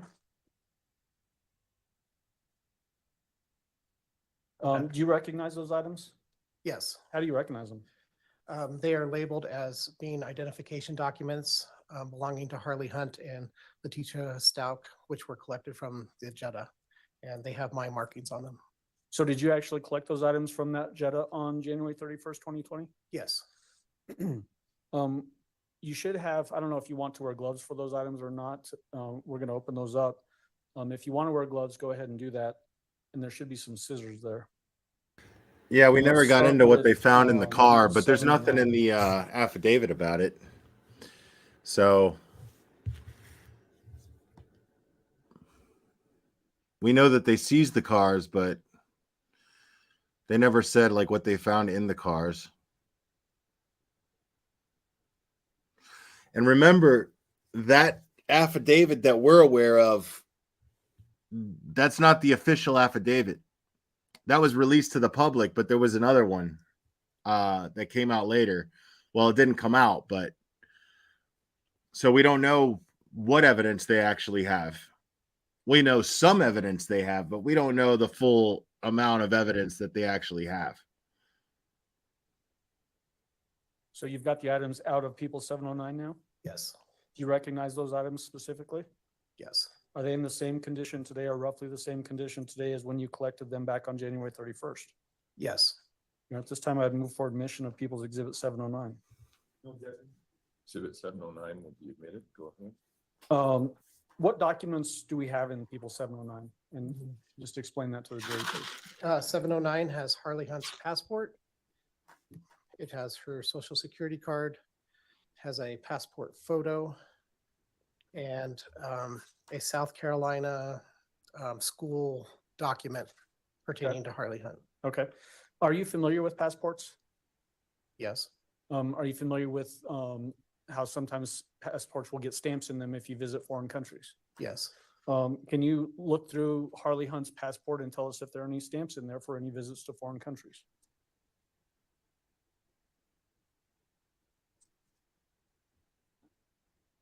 I bet you there's not. I bet you the passport. There is a stamp for Jamaica, December Oh. 14th, 2017. Okay.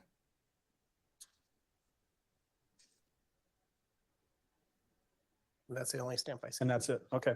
Go ahead and remove the, or I'm sorry, replace those documents back into the evidence envelope.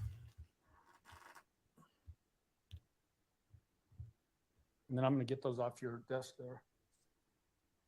While I'm doing that, if you could go ahead and open up 710.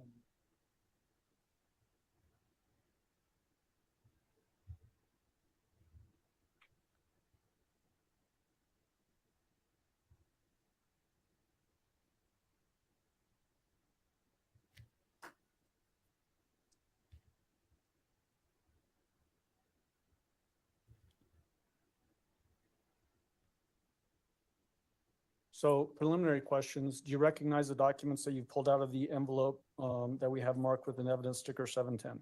Yes. Are they in the same or substantially the same condition today as the day you collected them back on January 31st, 2020? Yes. Your Honor, at this time, I move for admission of People's Exhibit 710. Defense? Objection. Exhibit 710 will be admitted. Go ahead. What items do we have inside of People's Exhibit 710? 710 has Letitia Stout's United States passport, has a passport photo, a security public library card with the name Tisha on it, a social security card in the name Letitia L. Harden, a social security card in the name of Letitia Harden Stout. I don't want you to read the social security numbers, but is the social security number the same on both of those documents? Yes. Okay. I think this is from a cruise, kind of a spending card from a cruise in the name of Letitia Stout. Marriage certificate between Letitia and Albert. A photocopy of the same marriage certificate.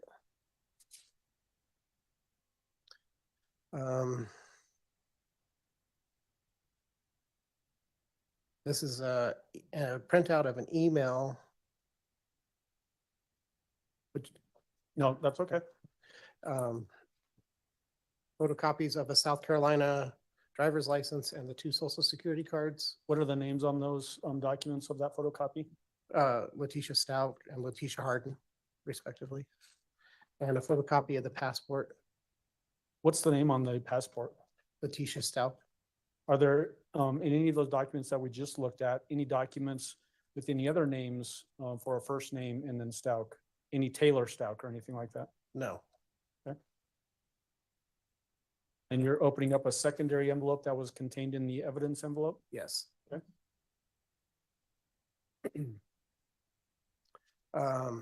Just a general email. A letter from the Federal Bureau of Investigation to Letitia Stout. Yeah, MEEP, generally A kids are in the North 5th or Carolina 6th grade at age 11. Birth certificate for Letitia Stout. A verification of K-12 educator experience form. What is there a name on that one?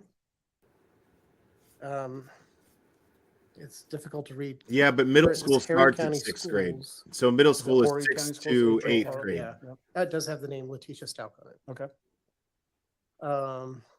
A infant child CPR certificate in the name of Eugene Stout. Okay. A behavioral health consultation information form. Okay. An appointment reminder form for Letitia Stout. A American Red Cross infant child CPR form for Tisha Stout. A medical report for Letitia Stout and a second page of that. Okay. Go ahead and put those items back in that secondary envelope, and then I'll ask you some follow-up questions.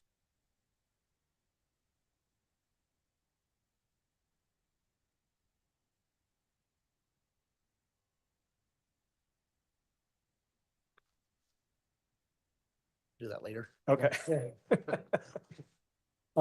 Any documents in there that would that were addressed to or belong to a name on them with Maria Sanchez? No. Okay. Accessing the passport that you have there for Letitia Stout. Okay. Again, looking for stamps for visits to foreign countries. Are there any stamps in Letitia Stout's passport for visits to foreign countries?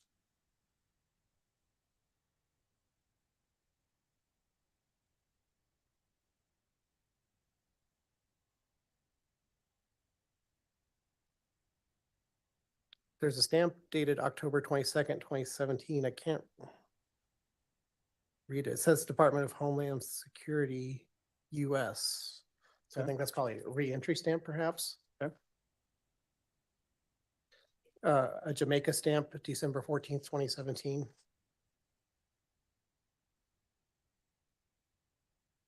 Mexico stamp, July 24th, 2018.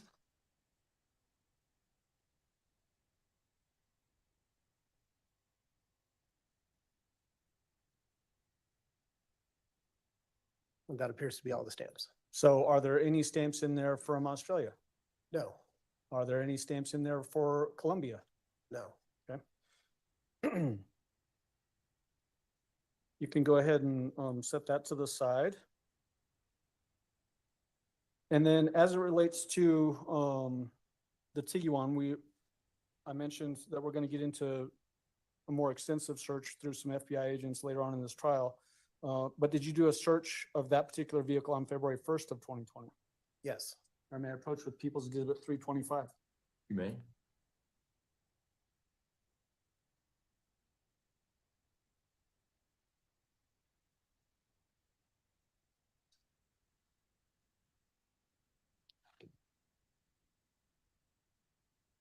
Have you had a chance to look at that item, 325? Yes. Do you recognize it? Yes, it is labeled as a receipt from the Colorado Springs Airport dated January 28th from the front passenger seat of, and it's cut off there, but I know it's the Tiguan. Okay. Is that an item that you actually seized from that Tiguan search on February 1st, 2020? Yes. Will you go ahead and open up that envelope, please?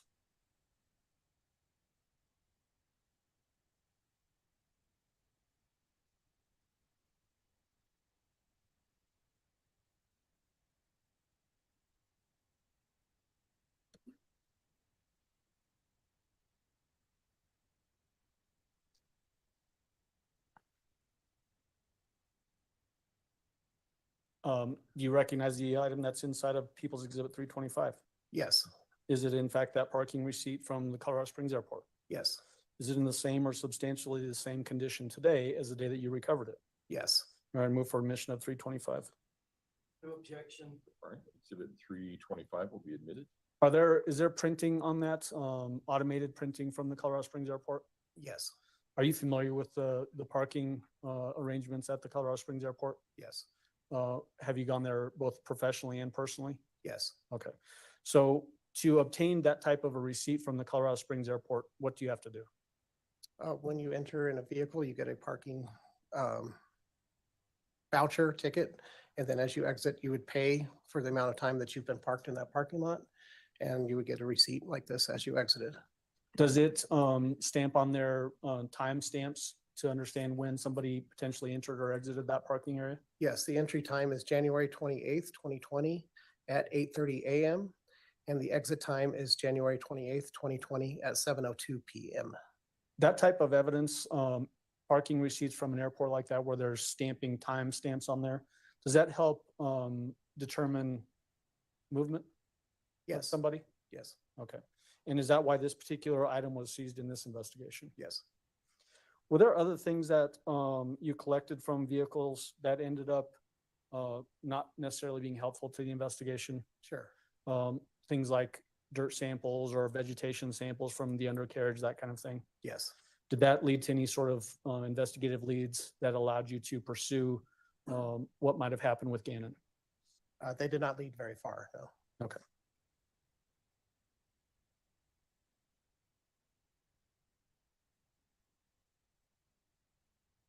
You have just a moment, Your Honor? You may. That's all I have, Your Honor. Thank you. Cross-examination. Mr. Cook? Yes, Your Honor, thank you.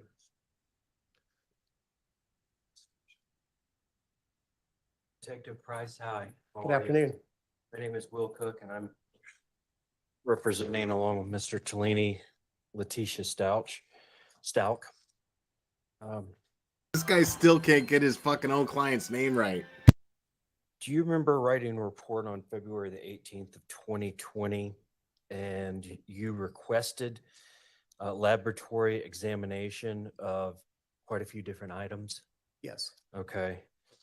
And it looks like I'm looking at 15 different items that you requested to be tested. DNA profiles were requested to be developed from those items. Do you remember that? Yes. Do you know if all the testing was done and completed ultimately on those?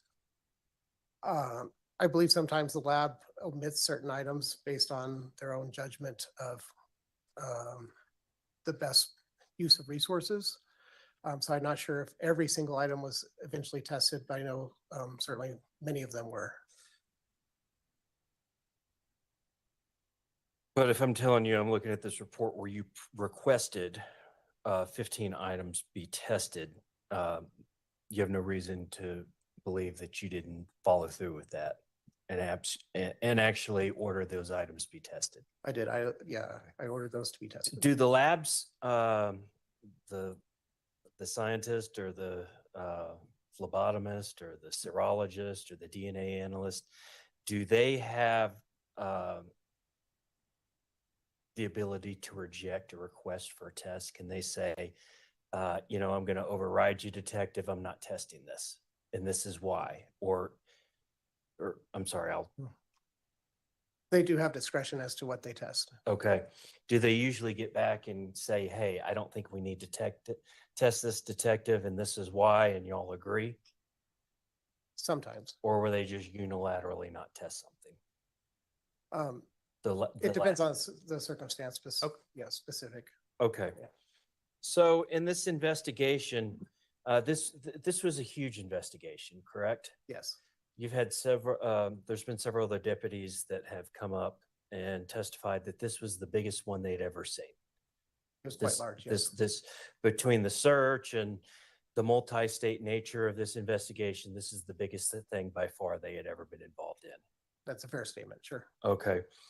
And in fact, you collected air filters from a Kia Rio, cabin air filters from a Kia Rio, and soil debris from the wheel well of a Kia Rio. Is that correct?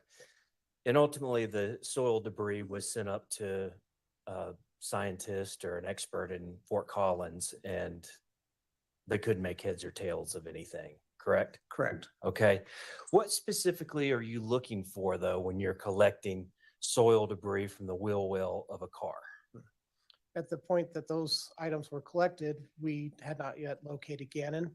And so we were looking for different soil and different vegetation, which might give us a clue where those vehicles had traveled to, and thus give us an idea of the travel patterns or where he might be located at.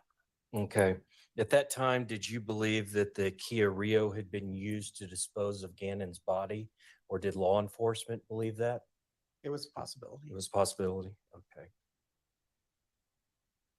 So yeah, I mean, it looks like no stone was left unturned. I mean, the engine air filter from the Tiguan, swabs of the undercarriage of the Tiguan, the Jetta that was driven by Harley. I mean, everything was swabbed, air filters were examined, everything was done.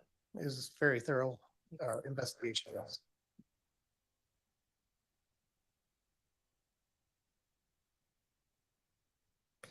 And what date was the Jetta and the Tiguan taken into custody or seized by law enforcement? Don't know that off the top of my head. I'm sorry.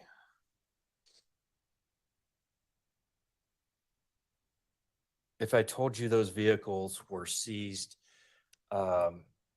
before the house at Mandan Drive was locked down or seized by police, would that sound reasonable to you? Yes. Okay. If I told you that quite a few days passed between the seizure of these vehicles, seizures of Miss Stauch's, the defendant, Miss Stauch's telephone, if several days passed from those events to when the house was actually seized and locked off, would that sound right to you? No, we searched the house on January 28th, which was fairly early on. Okay, but I'm saying when the house was actually seized The on actual February seizure. 7th, like nobody coming in going, we're putting up the tape. Okay, I agree with you on that. Yes. Okay. Why did it take so long if you had Miss Stauch on the radar, you had taken her phone, you had taken her cars, you had taken her daughter's cars, you had all this stuff. Why did it take so long to take seizure and control of the house? That's above my pay grade. Okay, I would have no idea. that wasn't your call. Yeah, I'm just a little fish. So. Okay.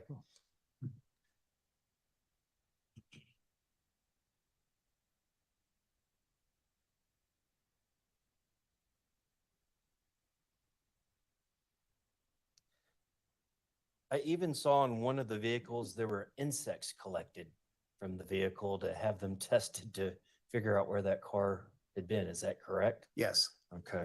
Don't see that a lot in an investigation, do you? First time I've ever seen it. Yes. Me too. Have you ever heard of a closed, and I'm talking about travel now, I'm switching. Have you ever heard of a closed loop cruise, as in a cruise ship? Personally, no, I haven't. Okay. And do you know in a closed loop cruise, you don't have to have passports? Yeah, sustained. Okay. Are you aware that on certain cruise stops, cruises will go around to different islands and stop at different places, that in certain cruises, you do not have to have a passport to get into the country? I've never been on a cruise. I have no personal experience with cruises. Okay. And did you know that? I mean, there he's were right. Cruise lines that will travel. I didn't the need a Caribbean, passport. The Bahamas, Jamaica.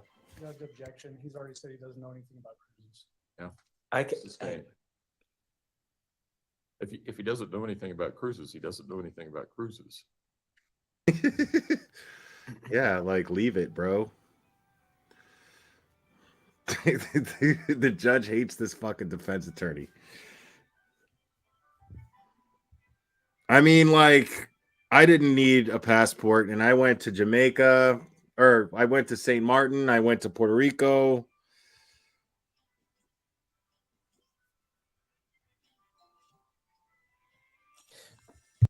do you know if passport stamps are required of US citizens going to other countries in all situations, or are there exceptions? I don't know. Okay.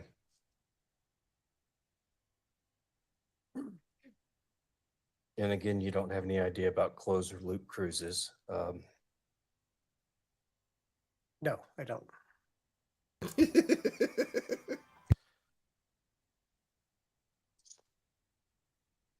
But what about loop cruises? Can I have You know just anything a about moment, Your Honor? cruises?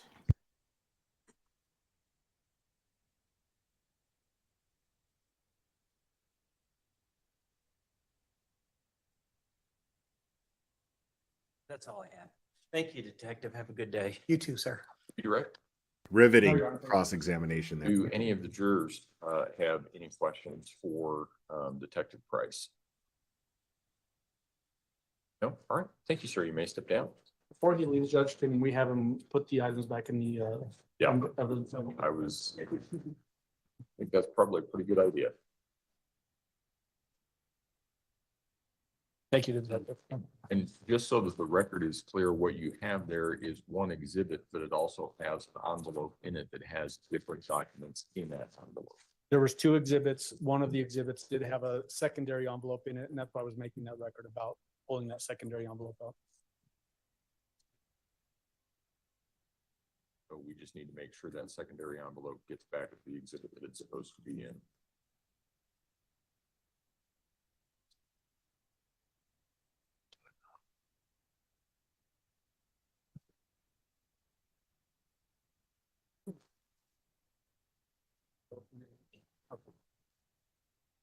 call, please. Put it on the table. Right. Prosecution, call your next witness, please. We would call Amber Cronin. And Judge, while we're bringing Ms. Cronin into to testify, we're gonna be playing some more of these recorded phone calls that we did earlier in the trial. There's, I think, 4 total. And I can tell you the length of them if you'd like me to. Please. So People's Exhibit 51, which was previously, hold on just a second, was previously admitted under Mr. Stout, is 46 minutes long. People's Exhibit 52, previously admitted under Mr. Stout, is 1 hour and 4 minutes long. Then we have a disc that will be admitted through Ms. Cronin that is 27 minutes and 44 seconds long. And then People's Exhibit 53 is another call that was admitted under Mr. Stout, but will be published under Ms. Cronin, 29 minutes and 34 seconds. All right, Ms. Cronin, if you would raise your right hand, please, ma'am. Do you swear to affirm the testimony about to give this man will be the truth, the whole truth, and nothing but the truth? I do. Go ahead and have a seat in the witness stand. Please watch your step as you step into the stand. And go ahead and have a seat. Mr. Allen, are we going to be using that easel? No, should I get that out of the way? I think Mr. Combs would appreciate it. Be hard to get out if we don't. Yeah, that'd be great. Thank you, sir. Let's see things here. I'll get this into the right. Okay. All right, Mr. Allen? All right. Good afternoon, ma'am. How are you doing? Very well. Will you please introduce yourself to the jury and then spell your name for the record? My name is Amber Cronin, AMBERCRONAN. Ms. Cronin, what do you do for work? I'm a special agent with the Federal Bureau of Investigation, How long have you been with the FBI? about 15 years. What training do you have that allows you to do the job you currently do? I went through Quantico, which is about 5 months, and then I've had additional training since then, periodic training. Do you also have education that you use to allow you to do the job you do? Yes, I have a bachelor's degree in criminology and criminal justice.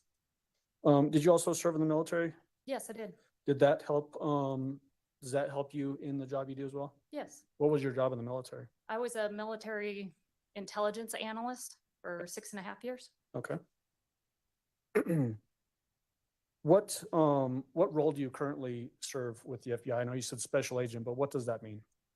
Specifically, I'm assigned to work all the crime that occurs at the Federal Correctional Complex in Florence, Colorado. Do you sometimes get tasked to help out with potentially other local crimes that occur here in the 4th Judicial District? Yes, as part of the Colorado Springs Resident Agency, we help out. Okay. What were your assignments back in January of 2020? I was assigned to the same working as the at the prison. Okay. Did you get involved with the investigation into Gannon Stout's disappearance? Yes, I did. How did you get involved in that case? It was El Paso County needed assistance, so they had asked the Colorado Springs Resident Agency, so we helped out. What was your role in that investigation? I helped out in multiple ways. I was part of the consensual calls that Mr. Stout had with the defendant. I am also a member of the FBI's evidence response team, so I assisted on processing a couple of the vehicles. And I actually traveled out to South Carolina for the arrest. Okay. During the time that this case was being heavily investigated, were there daily meetings, investigative driven meetings to just update everybody involved in the case? Yes, Did you attend those meetings? I did. Well, what was the purpose of those meetings other than just to update folks? It's so we could know what was going on in the investigation, new developments of what we were finding. Excuse me. Would investigators, detectives, special agents with the FBI come to those meetings and report whatever specific assignments they had, and then assignments would be made to act on those developments? Yes. You'd mentioned the consensual phone calls. What do we mean when we're talking about consensual phone calls? It was phone calls between Mr. Stouch and the defendant that were recorded. What was your role as that process played out? I was one of the people that was in the room while those phone calls were being made. So I was able to listen to the phone calls as well as at times ask Mr. Stouch to ask additional questions if we had questions. Would you have? Lady was like meetings this. With Mr. Stout prior to the phone calls actually occurring to give him tips on things to say or not say, that kind of thing? Yes. And then in the actual, while the phone calls were happening, sometimes you would either suggest things to him or pass notes to him to say or not say? Yes. Was another special agent, Johnny Grusing, also involved in that process? Yes, he was. Were those phone calls recorded? Yes. Your Honor, at this time, I would request permission to publish People's Exhibit 51. And I doubt we'll be able to get all the way through this. This is previously admitted under Mr. Stout, and it's 46 minutes long. Okay, and Agent Cronin, you can go ahead and step, what are you, do you have any? It's not during the phone call, Your Honor. Yep. Agent Cronin, you can go ahead and step down. It's not comfortable to sit there for that length period of time. So go ahead, Exhibit 51 has already been admitted. And Judge, would you like us to stop at about 10 till, 5 till, roughly? 10 till. Okay, we'll do that. People's Exhibit 51. And just for the record, Judge, People's Exhibit 51 is phone call from February 15, 2020 at 10:04 a.m.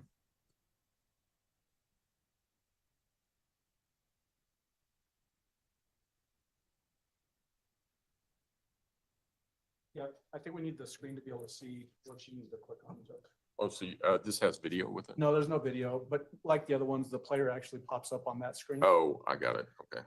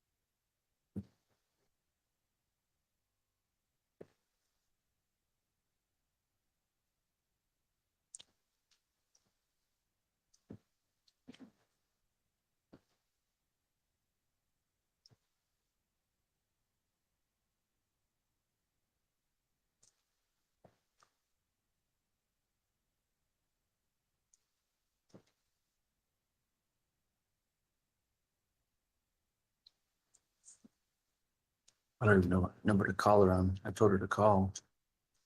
Guess I can try this when she's texting.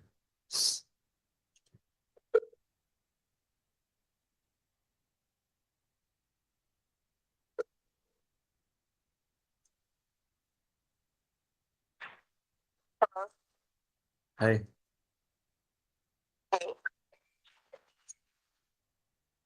How are you moving again?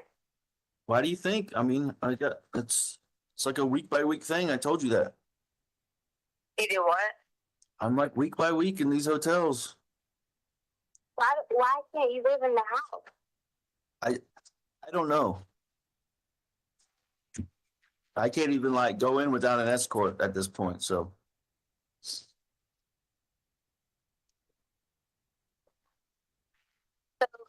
how are you paying for hotels?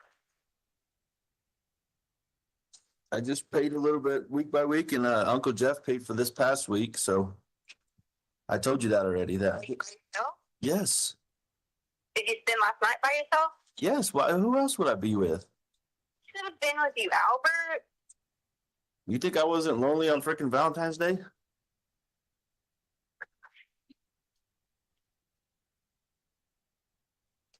Okay, to be with you. I've been begging to be with you.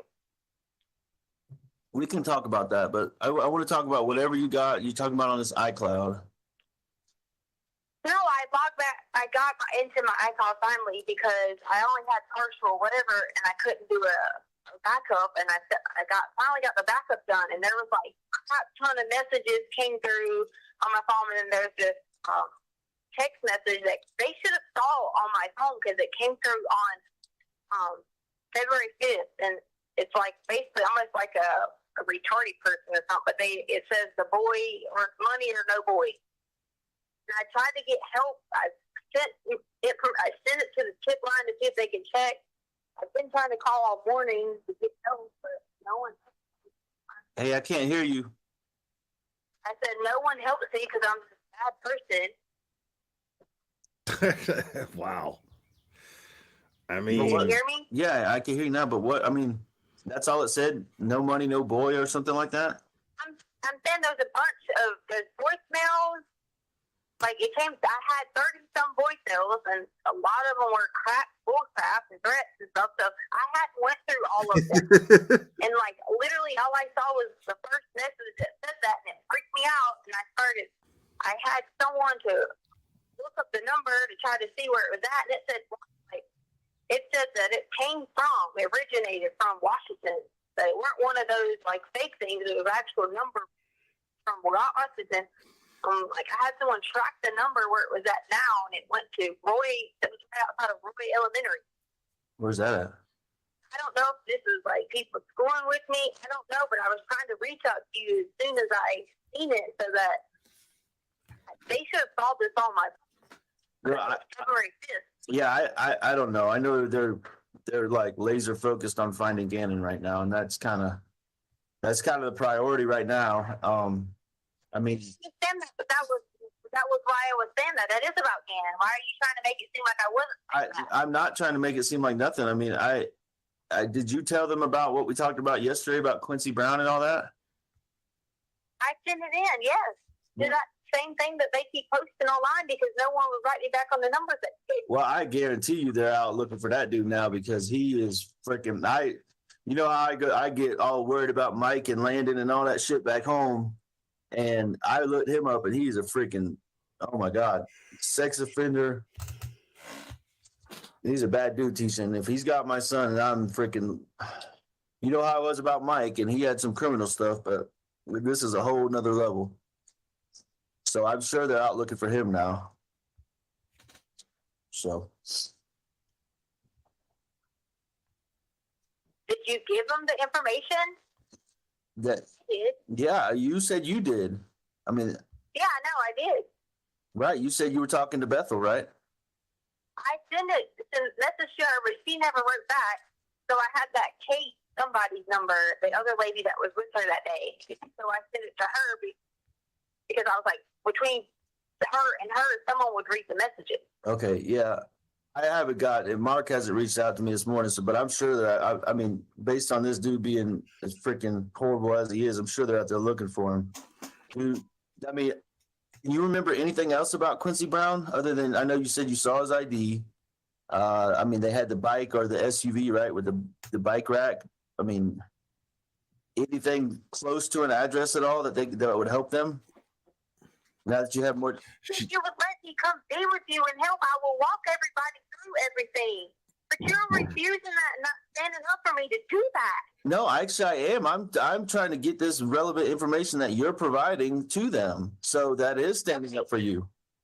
Okay, taking up for me too is also you got to understand, Albert, and this is not me trying to take away from whatever. Unless I'm like protected completely, this is it's just a whole crazy thing you got to understand, Albert. Well, help me understand. Begging you to tell you that I begged you to come stay with you. I've been like, hey, let me just stay with you, spend the night. That shit ain't got nothing to do with what I'm asking you. Everything. Stay on tap. Everything is just keep telling me no, and I hate being lonely, and I hate all this because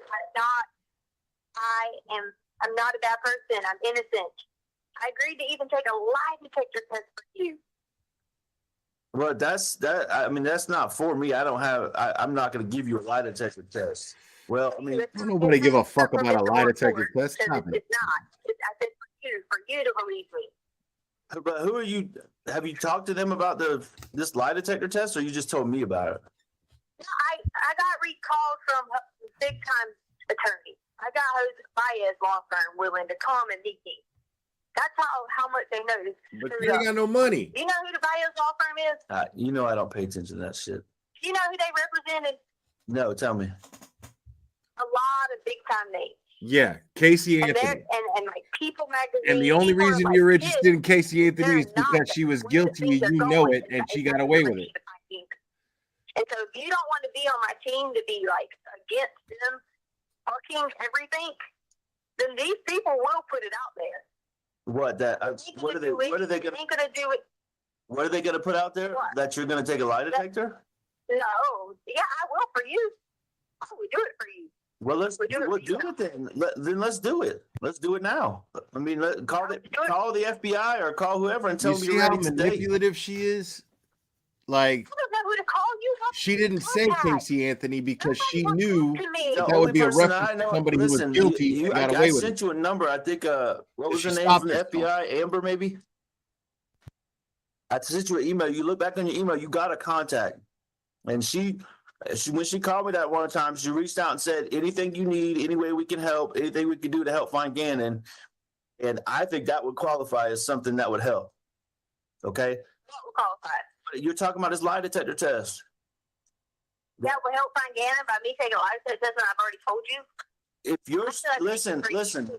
I know, but listen to me. Walk through this logically. You're smart now, okay? If you're saying they're barking up the wrong tree, okay, and that wrong tree is you, and the lie detector test will get them off of that tree and on a different tree, don't you think that will help? Yeah. Yeah.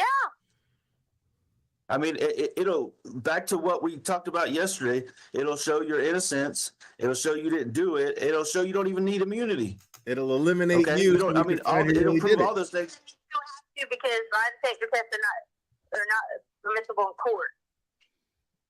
Okay, but I'm just trying to, you said you'll do that for me. Lie detector test does is what a person's saying to someone they're trying to prove to. Like people go on Dr. Phil and do it, places like that. Okay, all right. Hey, Tisha, listen. I'm willing to take the lie detector test. You brought it up. I mean, I'm willing to work with you or whatever. You can contact the FBI and do it. I'm willing to take that result for my peace of mind. But if you're gonna sit here and tell me it's not worthwhile, then why even talk about it? Right, why'd you bring it up? I said I wanted to do it for you. You're focusing on doing it for someone else. I'm trying to tell you I wanted No. It's not about me. It's not about you. It's about Gannon. Exactly. If they're barking up the wrong tree, for Gannon. babe, if they're barking up the wrong tree, this will get them on the right tree. Okay. Okay. So you need to reach out to Amber, whatever her name is. That's the FBI lady that I had talked to the one time. And you need to tell her whatever you're willing to do or not do. Okay. That's the only way I know to go about it. Guilty as fuck. So, but instead of me waiting on the lie detector test for me and you, I know that'll confirm it. Just tell me the truth right now.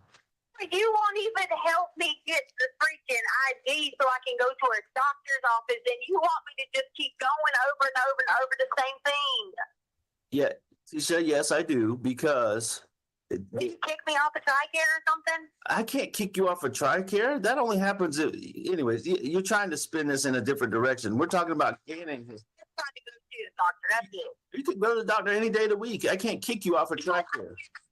They took all my stuff. I need an ID. You need the sponsor's social security number, and I know you know my social, so don't even play me, Tisha. Go on base Okay. without the ID. Well, if you got to go to the doctor that bad, go to the doctor somewhere and we'll pay the fee. Okay. That's I'm not gonna say that's irrelevant, but we're focused on Gannon right now. Okay. Okay, and we're trying to be with you to focus on Gannon. So I'm asking you to And guess what? We are talking together right now, so we are working together on this right now on the phone. Okay. come stay with you, and I will meet them to do the test and everything. See, she wants to make sure that the call's not being and that's what recorded. I've said the whole time. Tell me the same. Listen, She suspects the call's being recorded. No, She wants to meet in oh God, person. me. So lie detector test, and now it's still still not good enough for you, Albert? No, it is. It's perfect. That's what I want you to do, okay? Because there has been multiple stories, but tell me the story right now that you're going to tell on the lie detector test. That's what I want. You don't tell stories on a lie detector. I know. Okay. Do you want me to put you through that and ask you questions? I'll do it. Okay. Is the bike accident a true story? Did he fall and bust his head, or was his head already bleeding before you got there? Which one is it? Bleeding. I'm just asking. Was the bike accident true? His head already be bleeding. I don't know, because I've fallen off my bike 100 times and didn't bust my head bad enough to go to the 911, right? Okay, I'm just trying to sort through this. Is the bike accident true? Thank you, Lex Lux. Albert, I did not hurt you. I didn't ask you that, okay? Is the bike accident true? It's yes or no. This is a lie detector test right now. Yes or no? Somebody has Gannon, Albert. I need protection to help you. I understand that, and I'm trying to help you right now. Beat me. He will abuse me. He will hurt me, and I keep telling you this, and you're not catching the hint. Is the bike accident true? That's where we're starting. They're gonna protect me from him. We're good. Yes, you're gonna. If once you call Amber, you're gonna get the protection you need. I don't have a gun. I don't have a badge. Amber does, and she's the one that's gonna protect you. But you are my husband. I am, and as your husband, you need to respect that I'm trying to give you the best guidance I have, okay, and get you to the protection you're asking for. If you call Amber, she'll get somebody with you wherever you're at to protect you, okay? But why aren't you willing to do that? How am I going to protect you against people trying to beat you and kill you? Come live with you because you are my husband and you're supposed to provide for us a place to stay. Right. And I've done that from day one. So you're not going to question my ability to protect and provide you. So listen, hey, back up. You said you wanted to do something for me. No, I'm not answering any questions right now because you told me that you do something for me, and that's answer some yes and no questions, basically a lie detector. Be with you. I didn't say I you're going to mean, he's pressing her a little hard here, but why does it have to be over phone so you can record people and shit? see. So now I'm recording you. What you've done to me for 5 years is what I'm doing to you. That's projection, Tisha, and I'm not putting up with that. Okay? Nice. All right. Did you record me yesterday? No, why would I record you? I haven't recorded anything. What are you talking about? Was you coaching you what to say? No, I don't need a coach. I've done this for a living for 11 years, Tisha. I said I want to talk to you in person. All right, well, guess what? Your freaking sister's calling me. Tell her to leave me alone. What sister?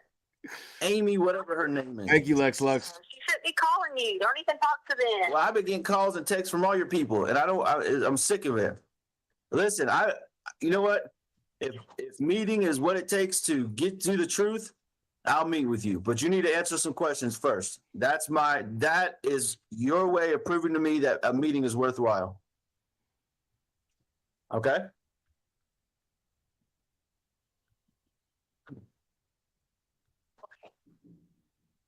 Number one. I got 3 or 4 questions, okay? Let's do Number it, one, bro. is the bike accident true? No. No. Oh. Is Quincy Brown true? Yes. Yes. Lies. So what happened? Okay, that's my next question. What happened to get Gannon to Quincy Brown? How did Quincy Brown get my son? Okay, it doesn't matter how many times I tell you, you're still going to call me a liar. No, You're not going to take That's the time not true now. to help me. That's not true. I've given you every opportunity to tell the truth, just like I'm doing now, okay? I haven't called you a liar. I've said some pieces of the story have been not true, okay? I'm not sitting here calling you names. I'm not putting you down. I'm asking for truth, okay? You said the bike accident is not true now. Fair enough. We're done with that, okay? What happened? We were going to get you a bike, though. That was true. Okay, so you were going to get me a bike. Fine. Okay, let's get past the bike. If the bike has nothing to do with anything, then let's just forget about the bike and the trip to the bike. Trying to be a cool mom, okay? Okay. To hang out with some friends. And I was just trying to be cool because I'm never looked at as being cool. So I told Gannon, hey, you can That's because you're an asshole. whatever, yada, yada, yada. That was supposed to happen on Saturday or something. He did have this friend that had a car, and I told him, your daddy said no. I told him that on Sunday or whatever day it was. But prior to that, he'd already said something to me about this, and I tried to talk him through the situation. So the plan was he was going to have a sleepover. We split both the beds together, yada, yada, yada, yada. That was just supposed to be the plan. I was just trying to be a cool mom. I just wanted to be accepted by Gannon for him to be like, wow, yeah, she's always kind of strict on us, but maybe she let me do a little bit that I shouldn't probably be doing. Hey, that's all. Yeah, but okay, that's It went downhill from there.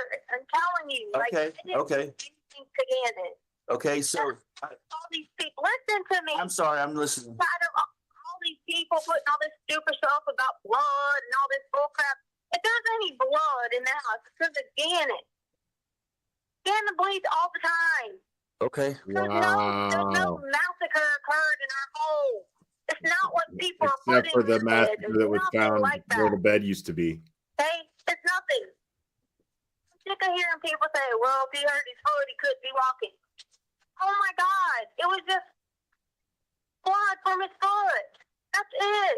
There was no like, he hit his head or bullcrap like that. I'm tired of all these conspiracy theories, and now it's in your head that you think that I've done something to Gannon in our house. Is that what you said No yesterday? conspiracy theories. We think it's just you. That is not true. There's blood there's just simply from what happened to his foot. And yes, I've already admitted to you that his arm was burned. Okay. He admitted that to you. Wasn't that bad? Did it have blood? Yes. And from where the candle was. But I did everything I could. So if you're asking about that part of it, you see, what y'all were doing is trying to take two different things. You're trying to think that just because I didn't abuse Gannon emotionally in no video, nothing. The whole point of that was he was so upset. It wasn't about, it was meaning I was going to replace the items for him. It was trying to be, okay, don't worry about it. It's a secret. I'm not going to say anything. I was trying to be cool.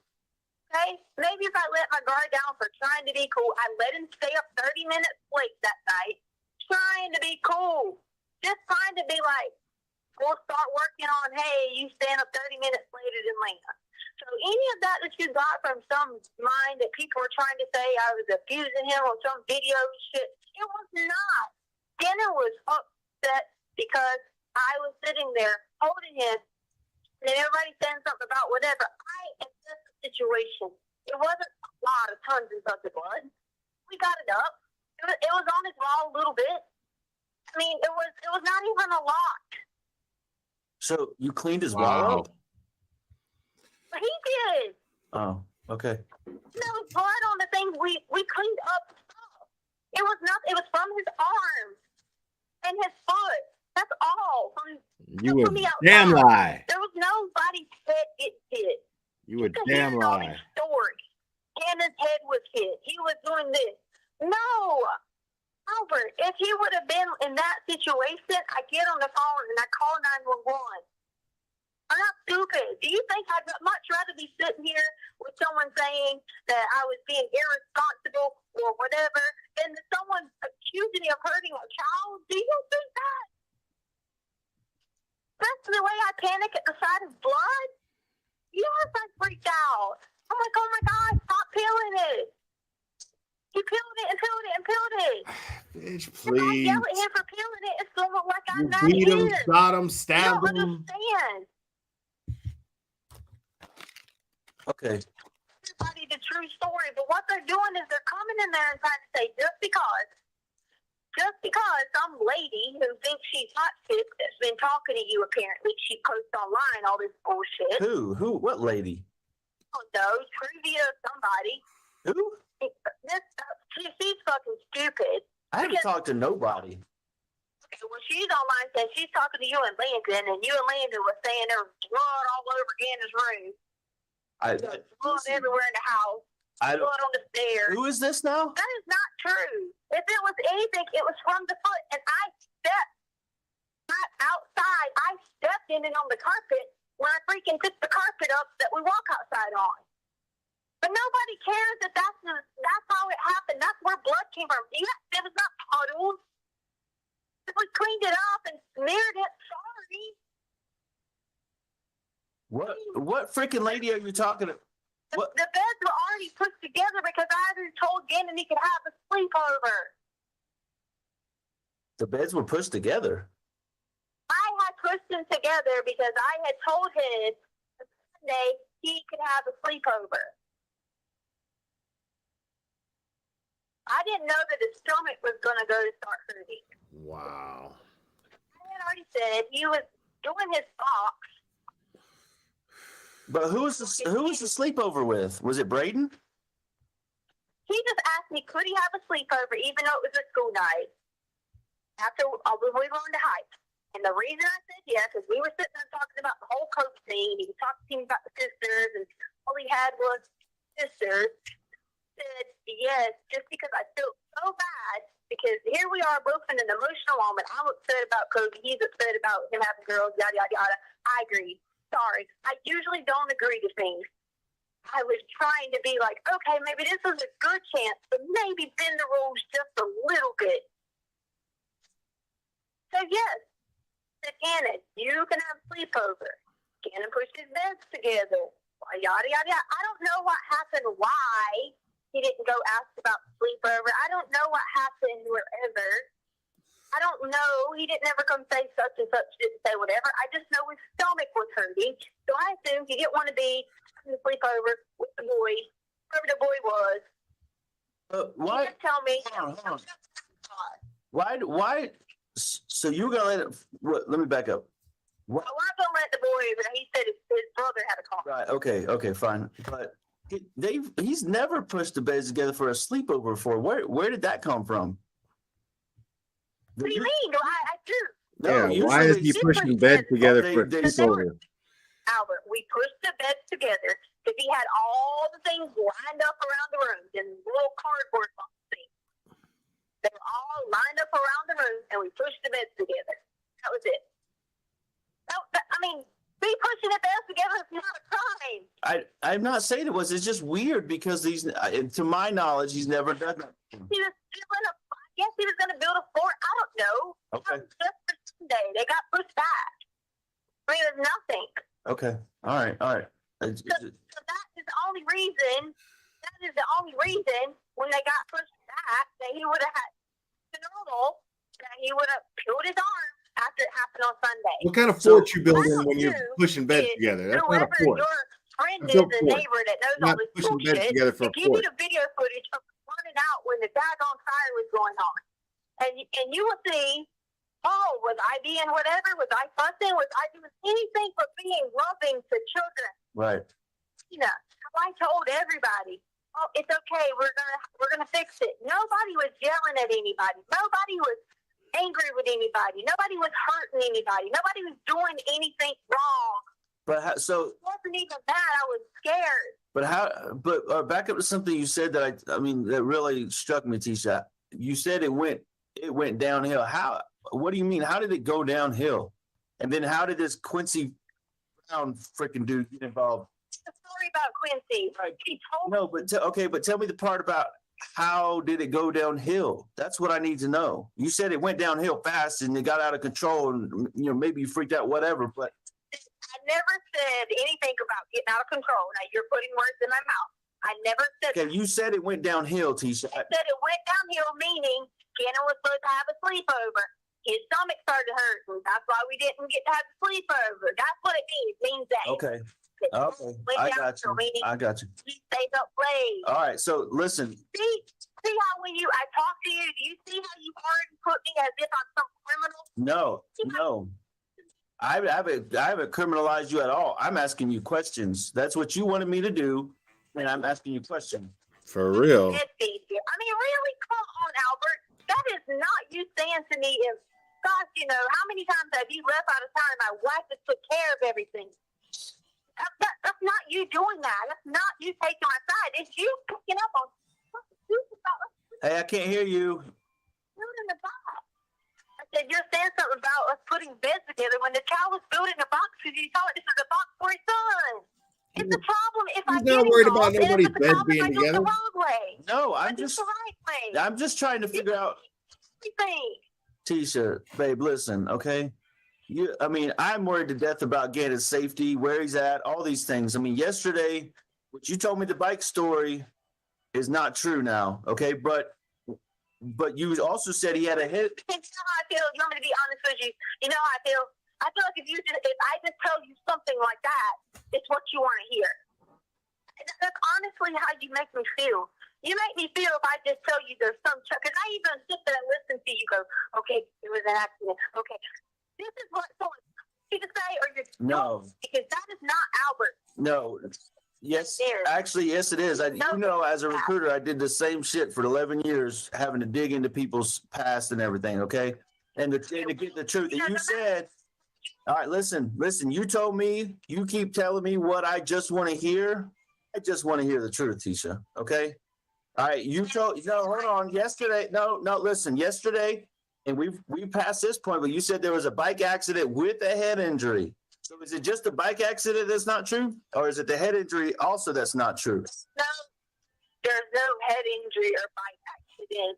I told you, I feel like Okay. you wanted me to say something to you. Okay, so now, what did freaking Quincy Brown do with Gannon? How did... Can I ask you something?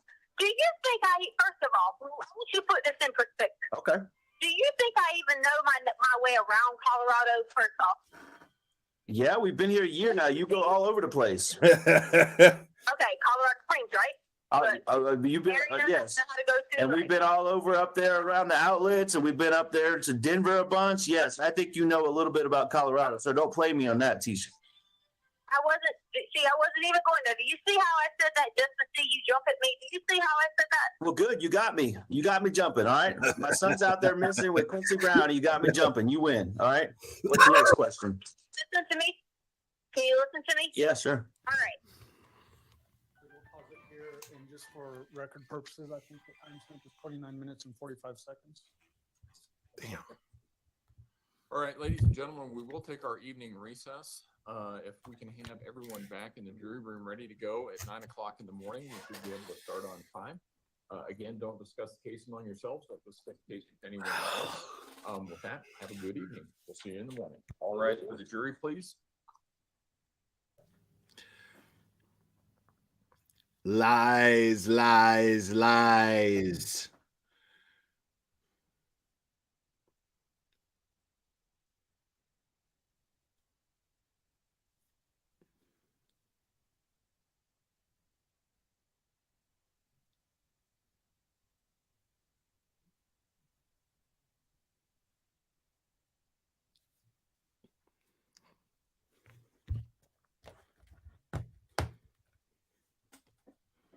You may all be seated. Record should reflect the jury has left the courtroom. Is there anything we need to take up outside the presence of the jury at this point in time? Prosecution? Judge, if we could approach. Okay. Uh-oh.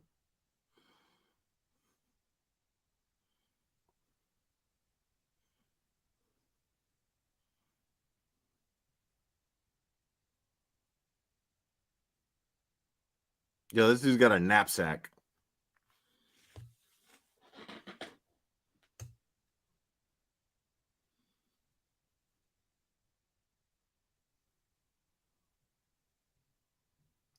She is a frumpy ass bitch. Look at her frumpy ass.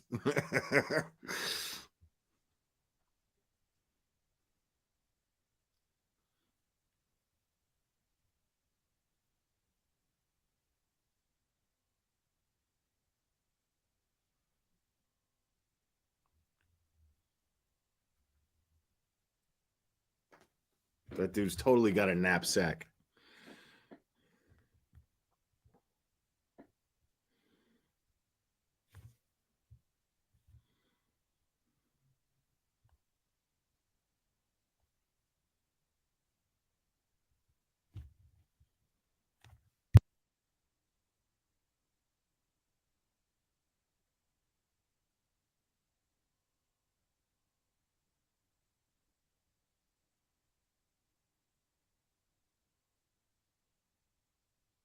That's true, Shannon. Indiana Jones has one.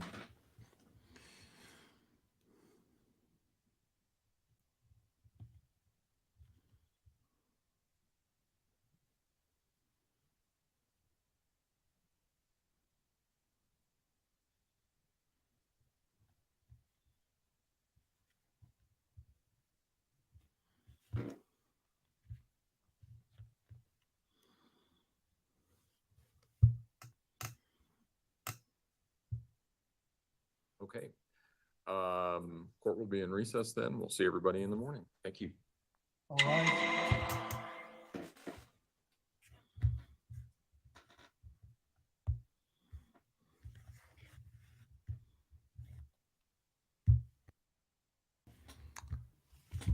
All right, I don't know what the hell that was about, but yeah, so we've got the phone call again. The reason why they're going over that phone call again is because the person, the witness that was recently called was an FBI agent that that was there. Like Al testified when that phone call was previously played, that there were FBI present as the phone call was being recorded. She is clearly one of the agents that was present. And now they're playing it again. And I guess they're, just to be thorough, they're going over the phone call so that they can ask her some legit questions regarding the phone call and what she witnessed and what role she played in recording that phone call and being present for that phone call. Was she like guiding him and leading with questions like, hey, ask her this? And, you know, like I said before, she was, you know, listening in and talking about, you know, keep her talking. Good. That sort of thing. Now, it's interesting to listen to it a second time because we know exactly what we're listening to. One of these days, I'm going to just go over that phone call again. Just to give commentary over the lies. I was a little more cavalier about commentating over it this time because we heard it before. But yeah, it's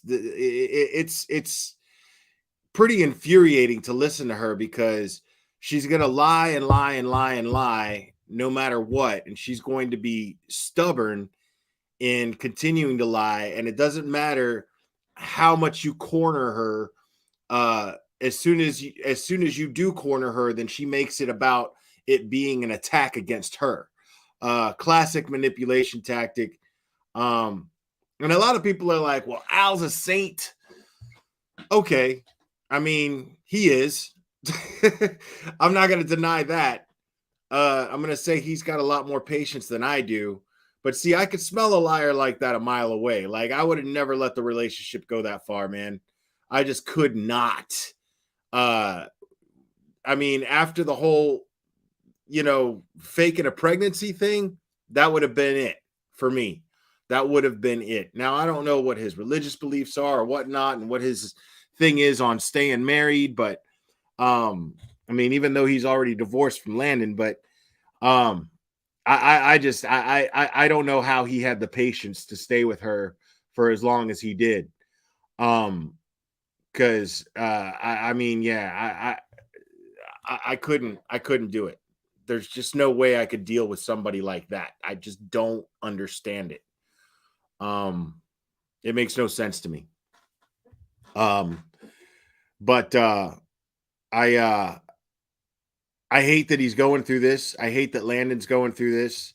I don't think there's any way to ever predict that she would be capable or anybody would be capable of that, especially when there didn't seem to be any evidence of abuse prior to this. So, I mean, I don't know.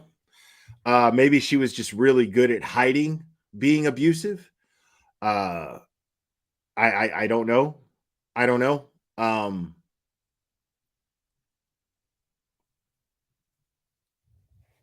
Yeah, what's up, Deets on the streets? Let's see. In my opinion, she's a true narcissist after watching Harley's testimony. There's a lot that goes into being raised by a narcissist and loving one. Yeah. So that's, I mean, I totally get that.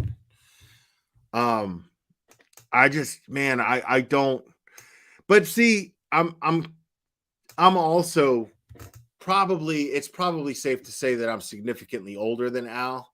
I've had a lot of experience with being with someone on a romantic level. Not a lot of long relationships, but that probably plays into why the second that I could tell that somebody's a liar, I'm out. I don't have the patience for that shit. I just don't. So is Al a saint? Yeah, I guess so. You know, I mean, I can't imagine no,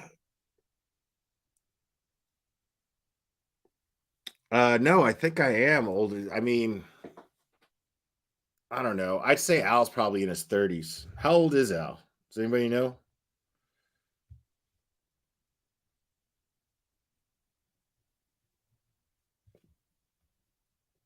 But yeah, I would not. Yeah, I couldn't do it. I don't have the patience for things like that. I just don't. I don't have the patience for that kind of behavior from anyone. I just don't.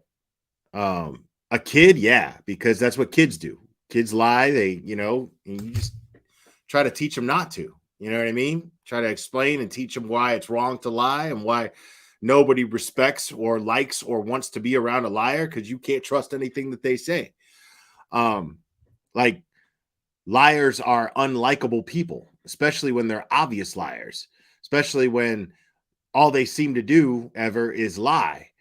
And she's somebody who's just has been described by everybody who's taken the stand so far who knows her personally as somebody who just never shuts the fuck up, constantly talking and all about herself. So, I don't have whatever Al has, which I guess you would call patience. I don't have it.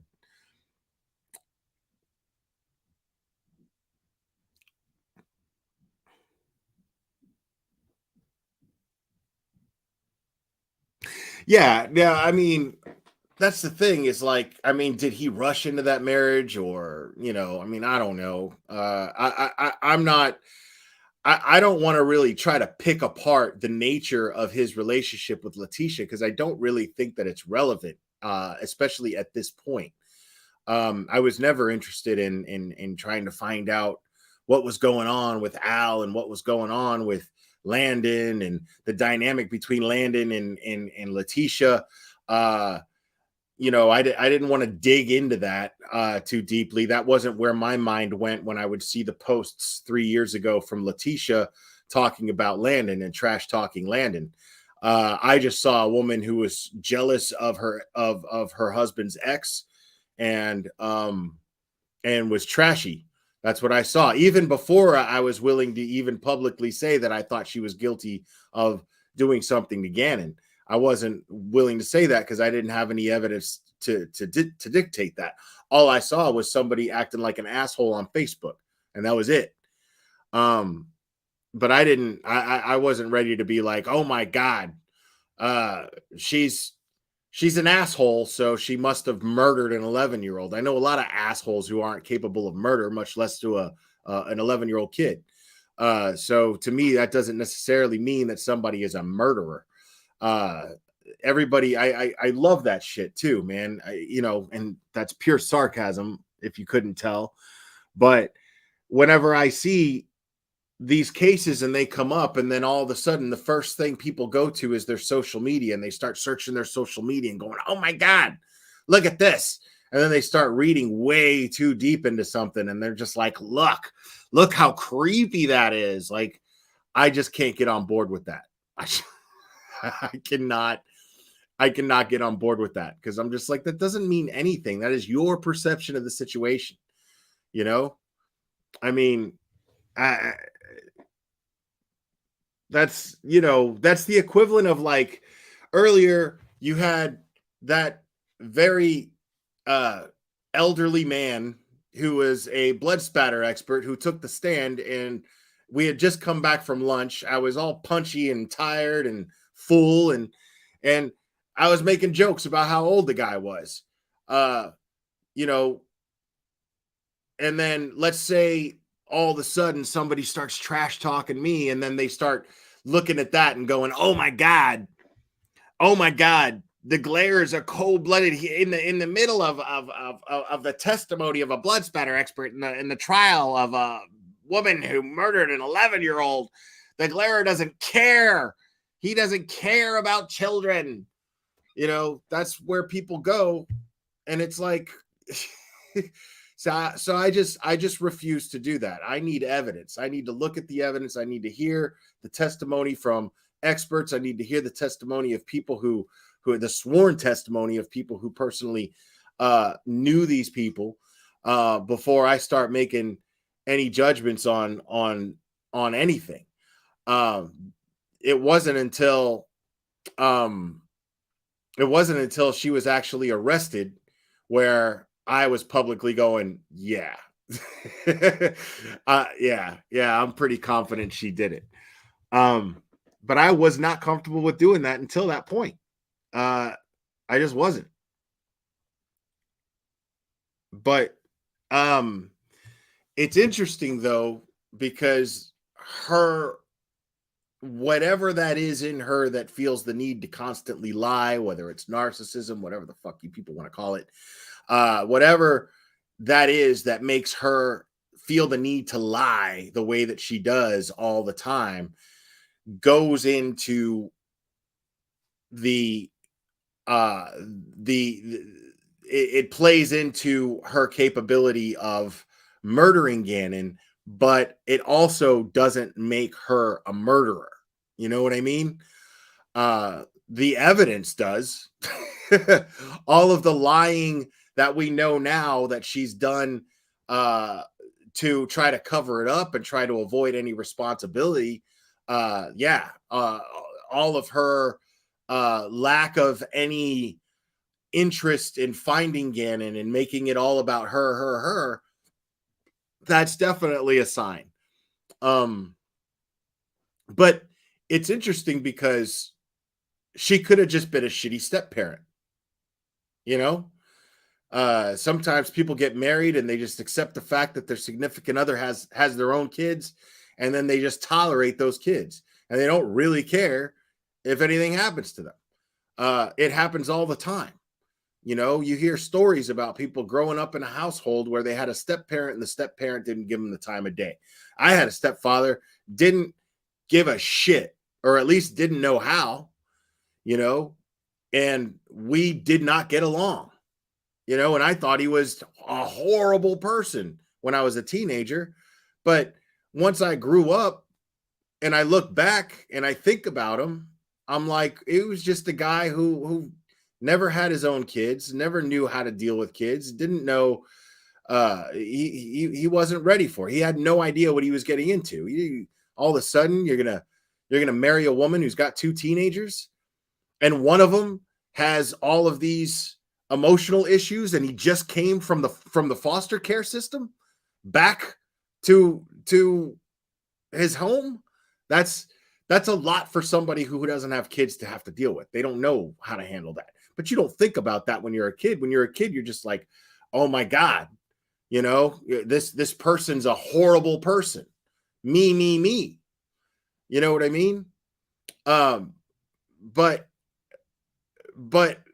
it doesn't mean that person was, it doesn't mean that my stepfather was this mean, abusive guy. He was just cold. He didn't know how to be, you know, he didn't, just because he didn't make an extra effort or even really know how to make an extra effort to have a relationship with me, it doesn't mean that he was a bad person, much less capable of murdering me as a child.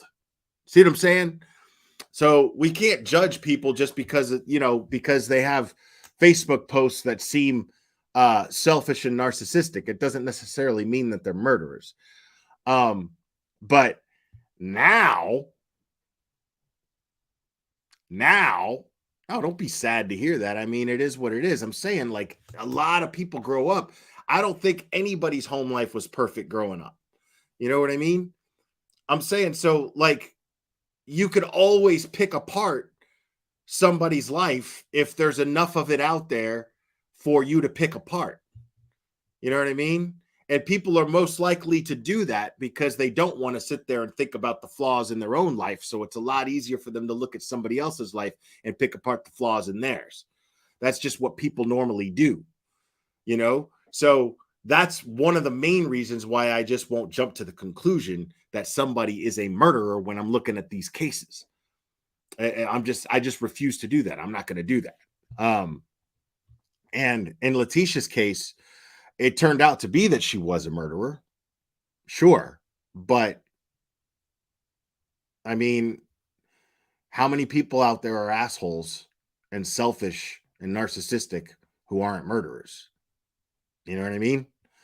Much less murderers of small children, as innocent and as bright and kind and caring as Gannon was. You know?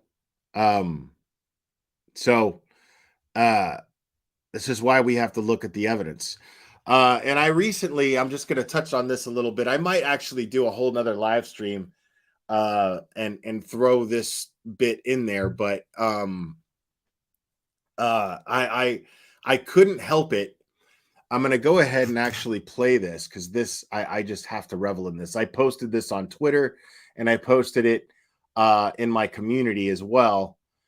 And because I clipped it and I posted it.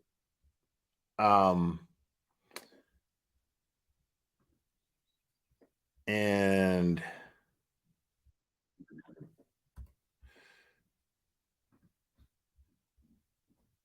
I found this to be very interesting.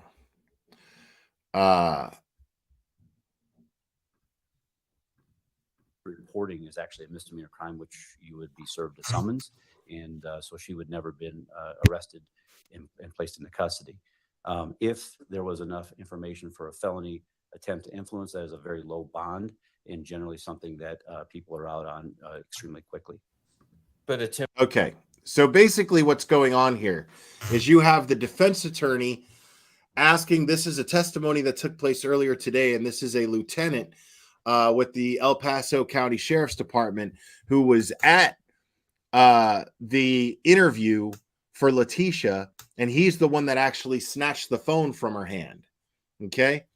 Now, this is a lieutenant with the El Paso County Sheriff's Department, and he's explaining the defense attorney, who is just astonishingly unqualified, so it seems. He asks this lieutenant why they didn't place her under arrest for the crimes that they already knew she committed.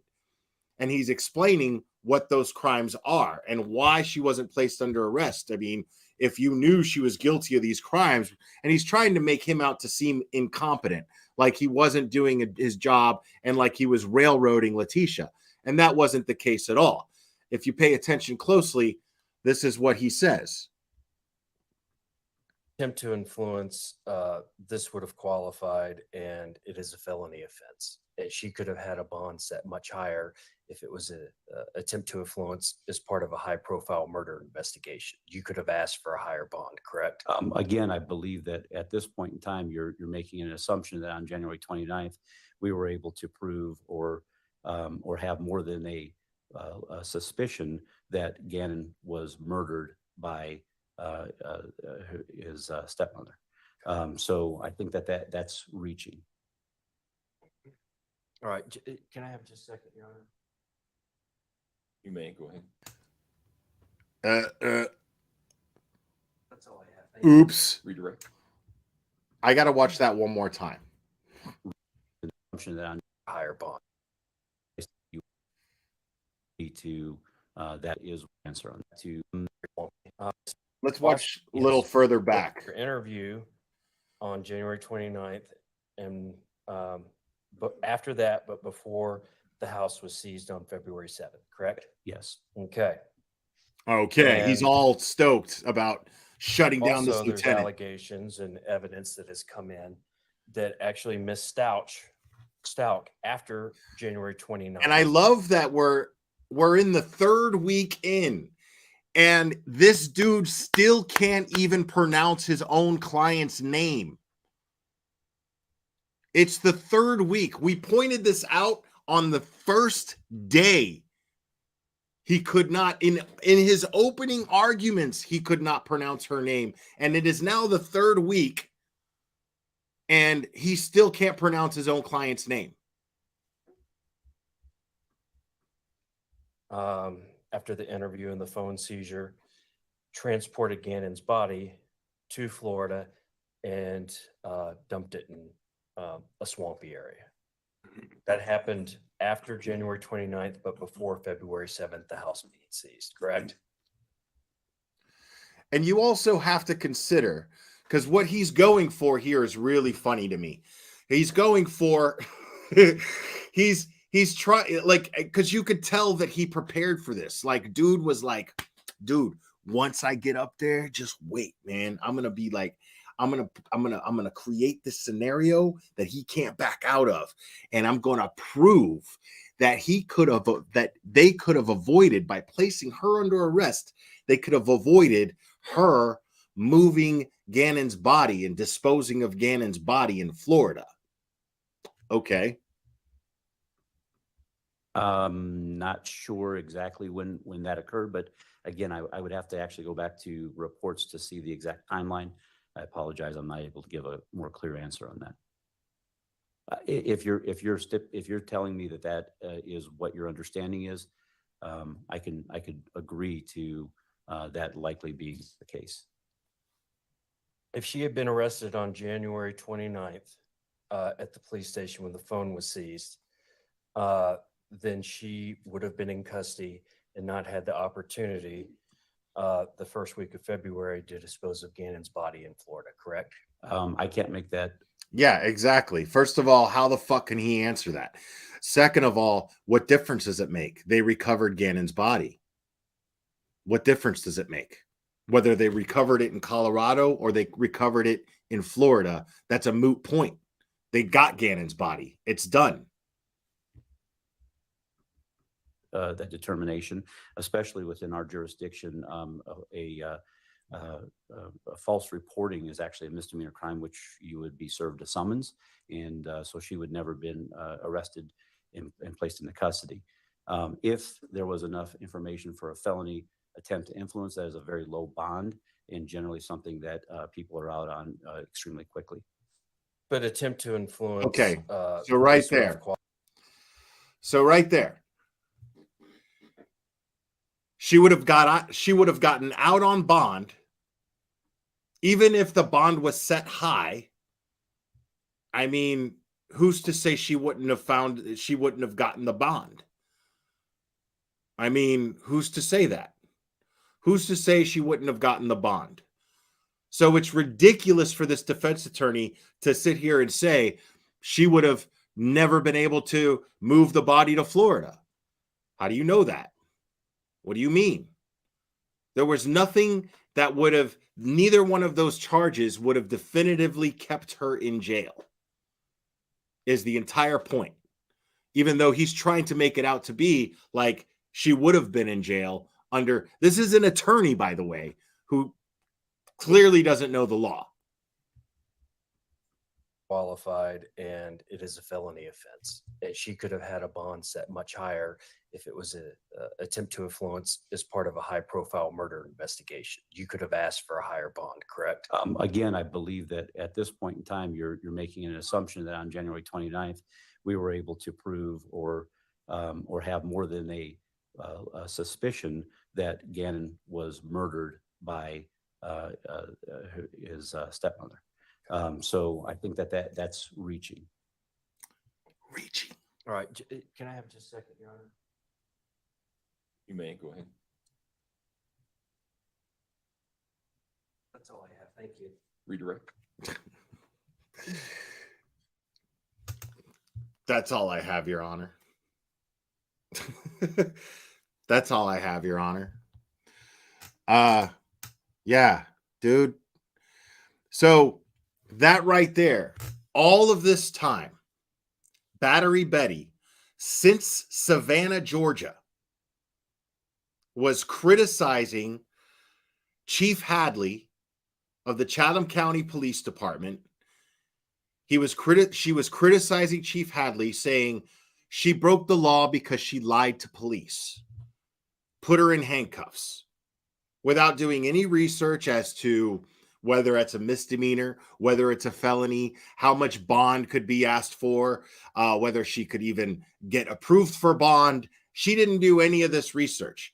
Instead, what she did was go out there and trash talk this chief through a bullhorn, yelling at the suspect's house, including her neighbors surrounding, yelling and screaming with this basically, with that,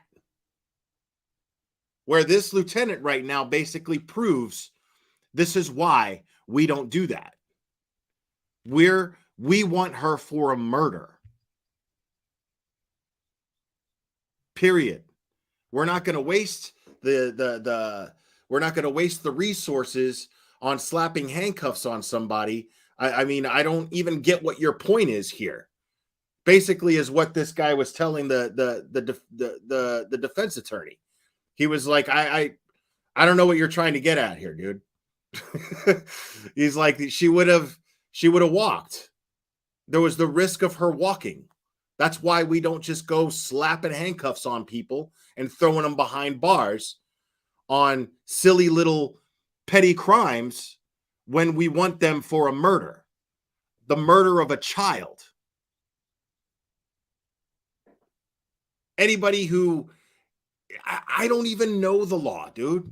I don't know what the fuck I'm talking about most of the time. I'm usually thinking out loud and just trying to exercise my common sense as best as I can. That's what I normally do.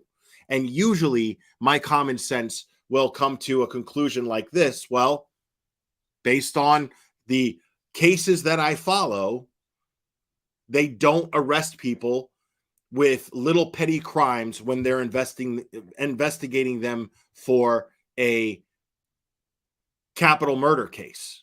Now, in Colorado, there's no death penalty, but when they're trying to get them for something and keep them locked up and they don't get out, they don't do that. But what they do is once they get that charge, that murder charge, they slap the other charges with it. And that's what they did with her.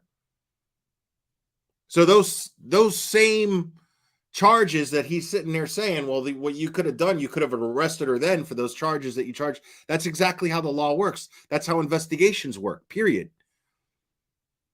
You don't waste time and you don't waste resources on petty little bullshit when you're trying to get them for murder and you're trying to get a family justice, when you're trying to get the public justice. Because poor Quentin Simon didn't really have anybody. He didn't really have anybody. He had his mom, who allegedly killed him, and his grandmother, who took custody of him, but then put him in the care of his mother.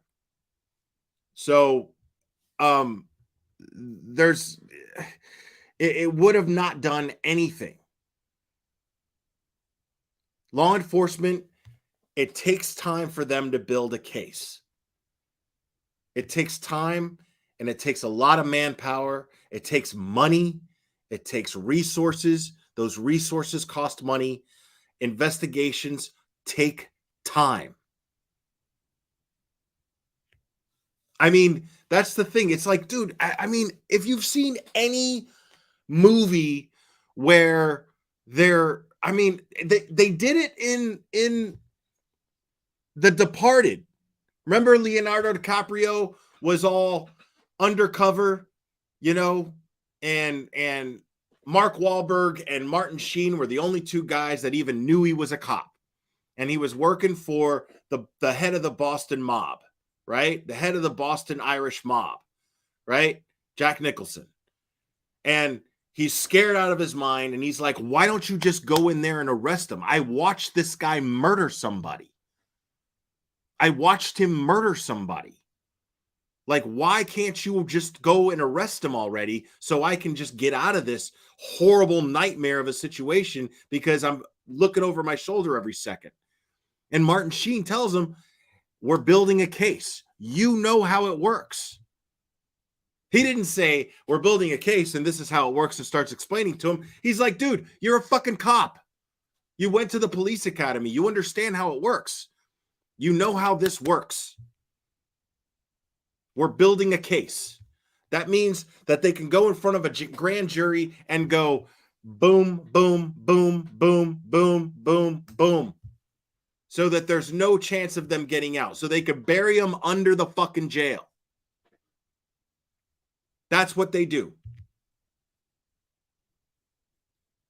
They allow them to operate so that they have enough evidence to put them away for good. The idea is to keep them off the streets, not just take them off so they can get back on the streets.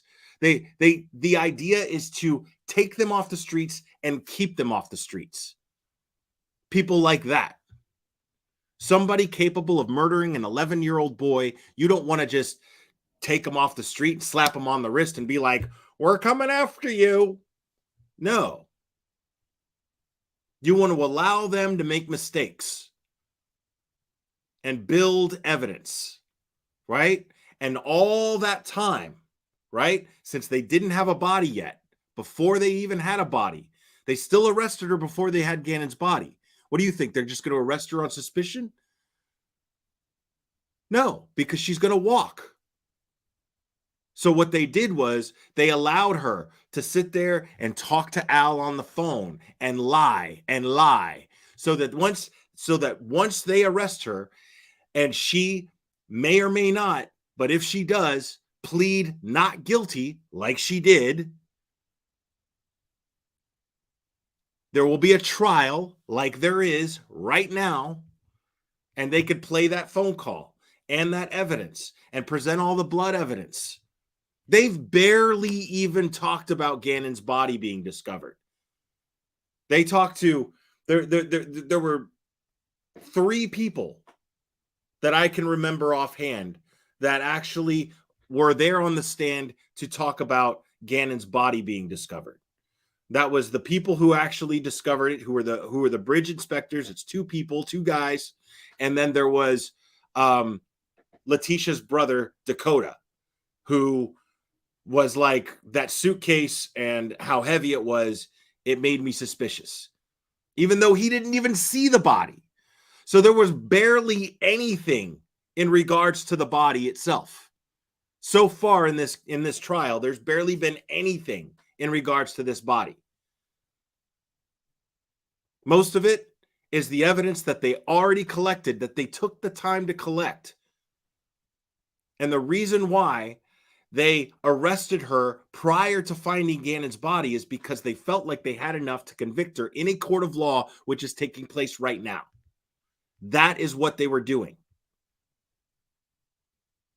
All of the blood evidence, all of the lying, all of the rental cars and running around, and it's all of this is to compel a jury to see that she is guilty, to prove to a jury that she is guilty, with no room for her defense to leave doubt.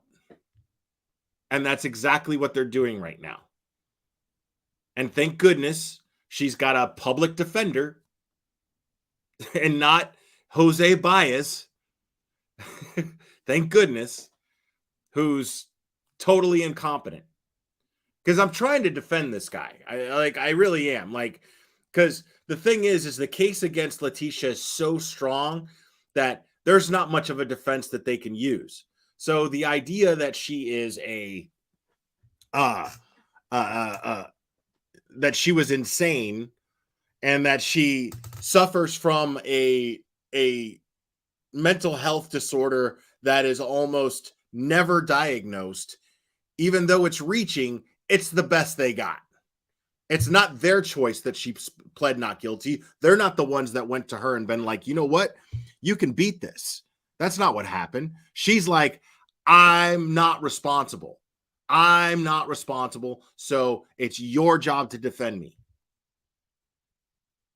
I'm not guilty, but you did it. You admitted that you did it. Doesn't matter. I can't go to prison, so it's your job to defend me. So these incompetent fools are doing the best that they can.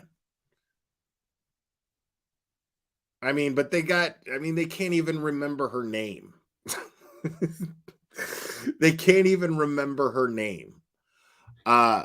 So yeah, Betty, this is why they don't just throw people in jail for suspicion. This is why. Guys, I'm going to go ahead and wrap this up. I will be back here tomorrow morning.